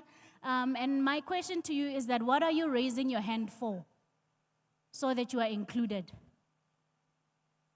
What are you raising your hand for today? What is it that you are saying when you want to include me, this is what I'm bringing to the party? And maybe we are not even thinking about it. So I'm just planting it in your mind when someone is asking you, where do you want to be included? You know what most of us say? I know my in. Can we not be Nomayinis, please?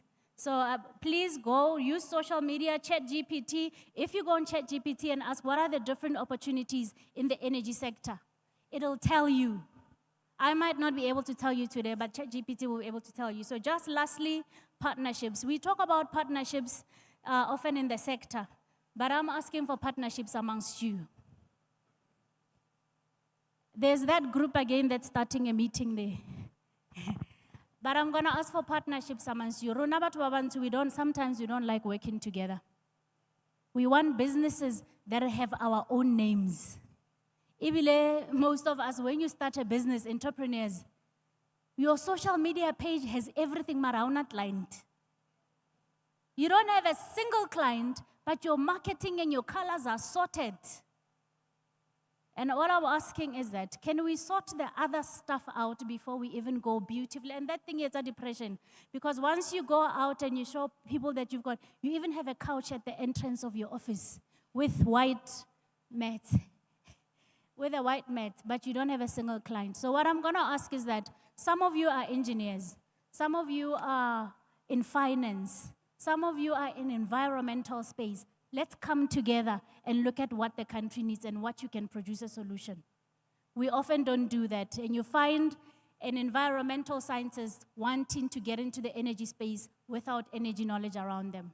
Or you find a finance person because they've heard about opportunities in the energy sector, wanting to get into the energy sector but not bringing people around. So while you guys are talking about whatever you want to talk about, I think also look for people who are like-minded, who are able to partner with you for something that you can produce.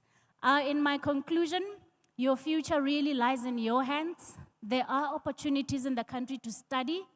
Most of us are qualified, but we don't have the skill. Most of us are qualified, but we don't have the opportunity to go work. And unfortunately, we're going to have to create those things on our own.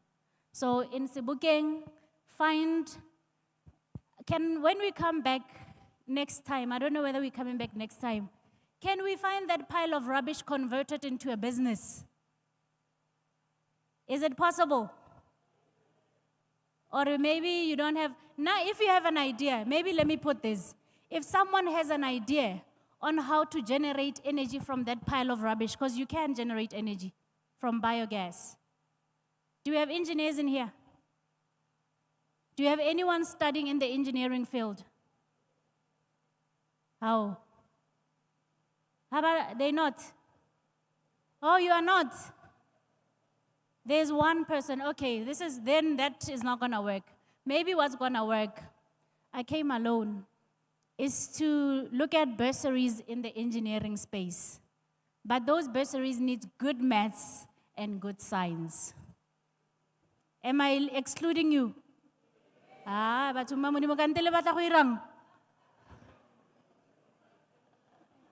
want to do maths late? Yo, okay. All right, then let's do partnerships. Please go find engineers, the engineering students who are unemployed, and let's talk about what we can do with that rubbish. I'm raising my hand, I'm saying, if a project can come out of there, a concept, we will fund it. Let's write that down. If a concept on how to use rubbish that is full in the streets, to produce energy or to produce, I see some people are producing paving from it. To produce paving or something, EWCTA will look at funding that. So I'm hoping that maybe, I don't know who they speak to after this, you can speak to someone and I'll be waiting for a concept on how to run that business. But thank you very much for your time. I know you are hungry.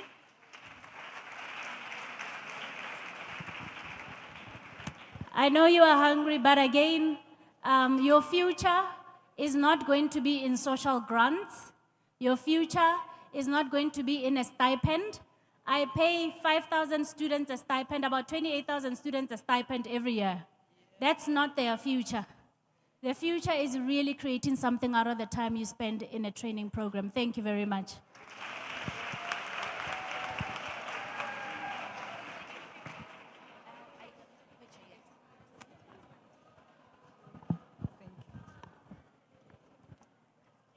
Ladies and gentlemen, that was the CEO of EWCTA, Empowa Okapele. Please give her a round of applause again. Hey, I think if we can, let's go upgrade our mats, guys. I mean, there's so many opportunities and we're missing out on them.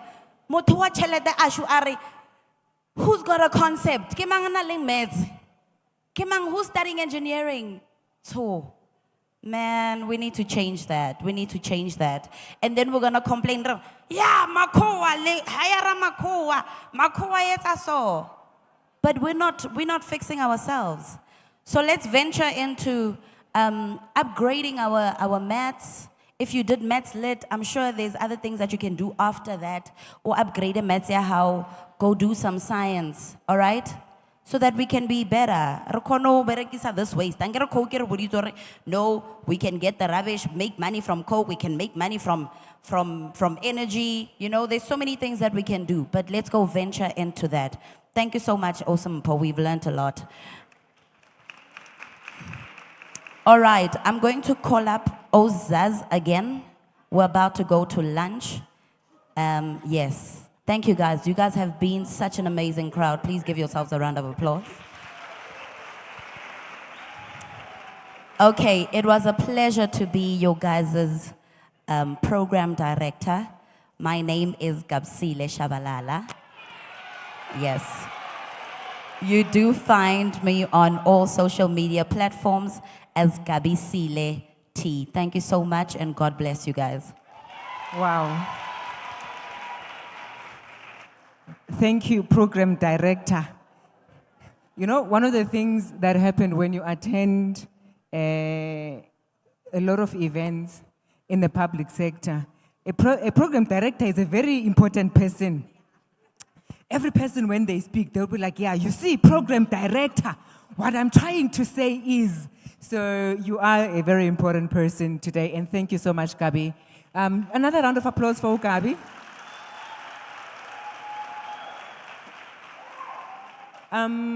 And also, thank you so much, Awesome Po. We really appreciate you. And I think from being a mother, a lot of stuff that you spoke about today resonated. And I hope that guy that is related to me, I'm not sure, was listening to you. Because I think there's a lot of stuff that our parents or your parents say to you, and then you're thinking, oh, kulmani lo ngoba kana degree. You know, akayanga naseVets mina aminyango yaseVets ngiyayazi ukuthi ibuya kanjani. Or ngiye eCitibank TVET College. So what do you know, Mom? Sometimes just take a listen to what the elderly have to say, because we really and honestly want what's best for you. With that said, uKashifa Umusiso Nemali is going to be talking about money, money, money, money, money. How do we get this money? Cash. It's so nice and fitting. Cash with the cash. So Cash is going to be announcing our social media person of the day. Can we see the Cash? Suzanne. Hi, everyone. Hello. Are you still alive? Do you remember the hashtags? Hashtag. Hashtag. Hashtag. Yo, guys, it was a long day. I'm so proud of you. Thank you for sitting through such a long session. And I think because of that, you deserve more time to post. Yeah. So I think please spend the rest of the day taking content, videos, TikToks, tweets, do a combination of everything. And tomorrow morning, we announce the winner of the cash prize. Yeah. And then tomorrow we do another competition. Are you guys ready? Okay, guys. Thank you so much. We're so proud of you. And I'm handing over back to Mam Zez. Thank you. Lutlile baring mamzaz. That's how old I am. So, we're gonna be eating now. So I need all the volunteers and the ushers to help me usher all the people that are in the room, that are outside, to come inside. Because it becomes a bit of a mishmash when people have to eat. Laba bebehlele emuva, nalaba bebephandle, even those that were not paying attention, even those that were not part of this, now they start coming in. So, how we're gonna do it is that we're gonna do it per row. Ne? But we're gonna have to wait for those that are outside. If you are outside, sorry Shem, I don't serve people who are outside food because you're gonna mess up my program. Because it's gonna be a bit of a mess. May you please get me all the people that are at the exhibitions to come inside, because what we're gonna do is that we're gonna start with the rows. Ushers, apa ma ushers wamgant. Can I have ushers, please? Any ushers in the room? Hey, bangishiya ngedwa. Any ushers in the room? So, what's going to happen is that we're going to start with the front row, right? We go this way, we go outside. Sis Tumi was standing here in the morning. Sis Tumi there by Mfule anything. So, the front row, my sister, uzosala lo. Siyadla manje. Uzosala ekudleni. So Usis Tumi is going to help us to direct the traffic.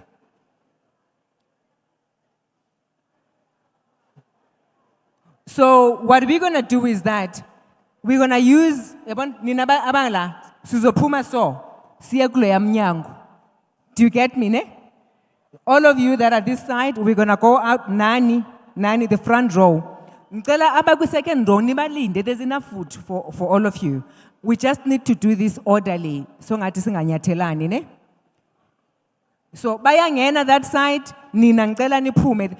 Can I have nobody there standing? Abantu bebhena, ngicela nisusa ibhena lapho. We're going to use that exit, please.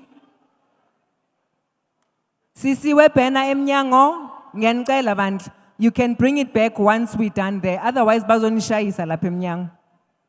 So kulo sisi we jacket eyellow ehleli lapha ekhoneni. Ngicela usukume sithando sami bakubone ngesukuma mkami bakubone.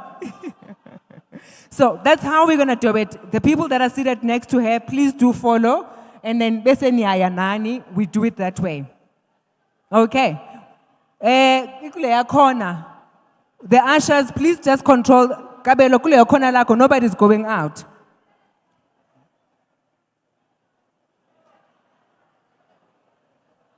Thank you. Enjoy lunch. Ningbekele ne?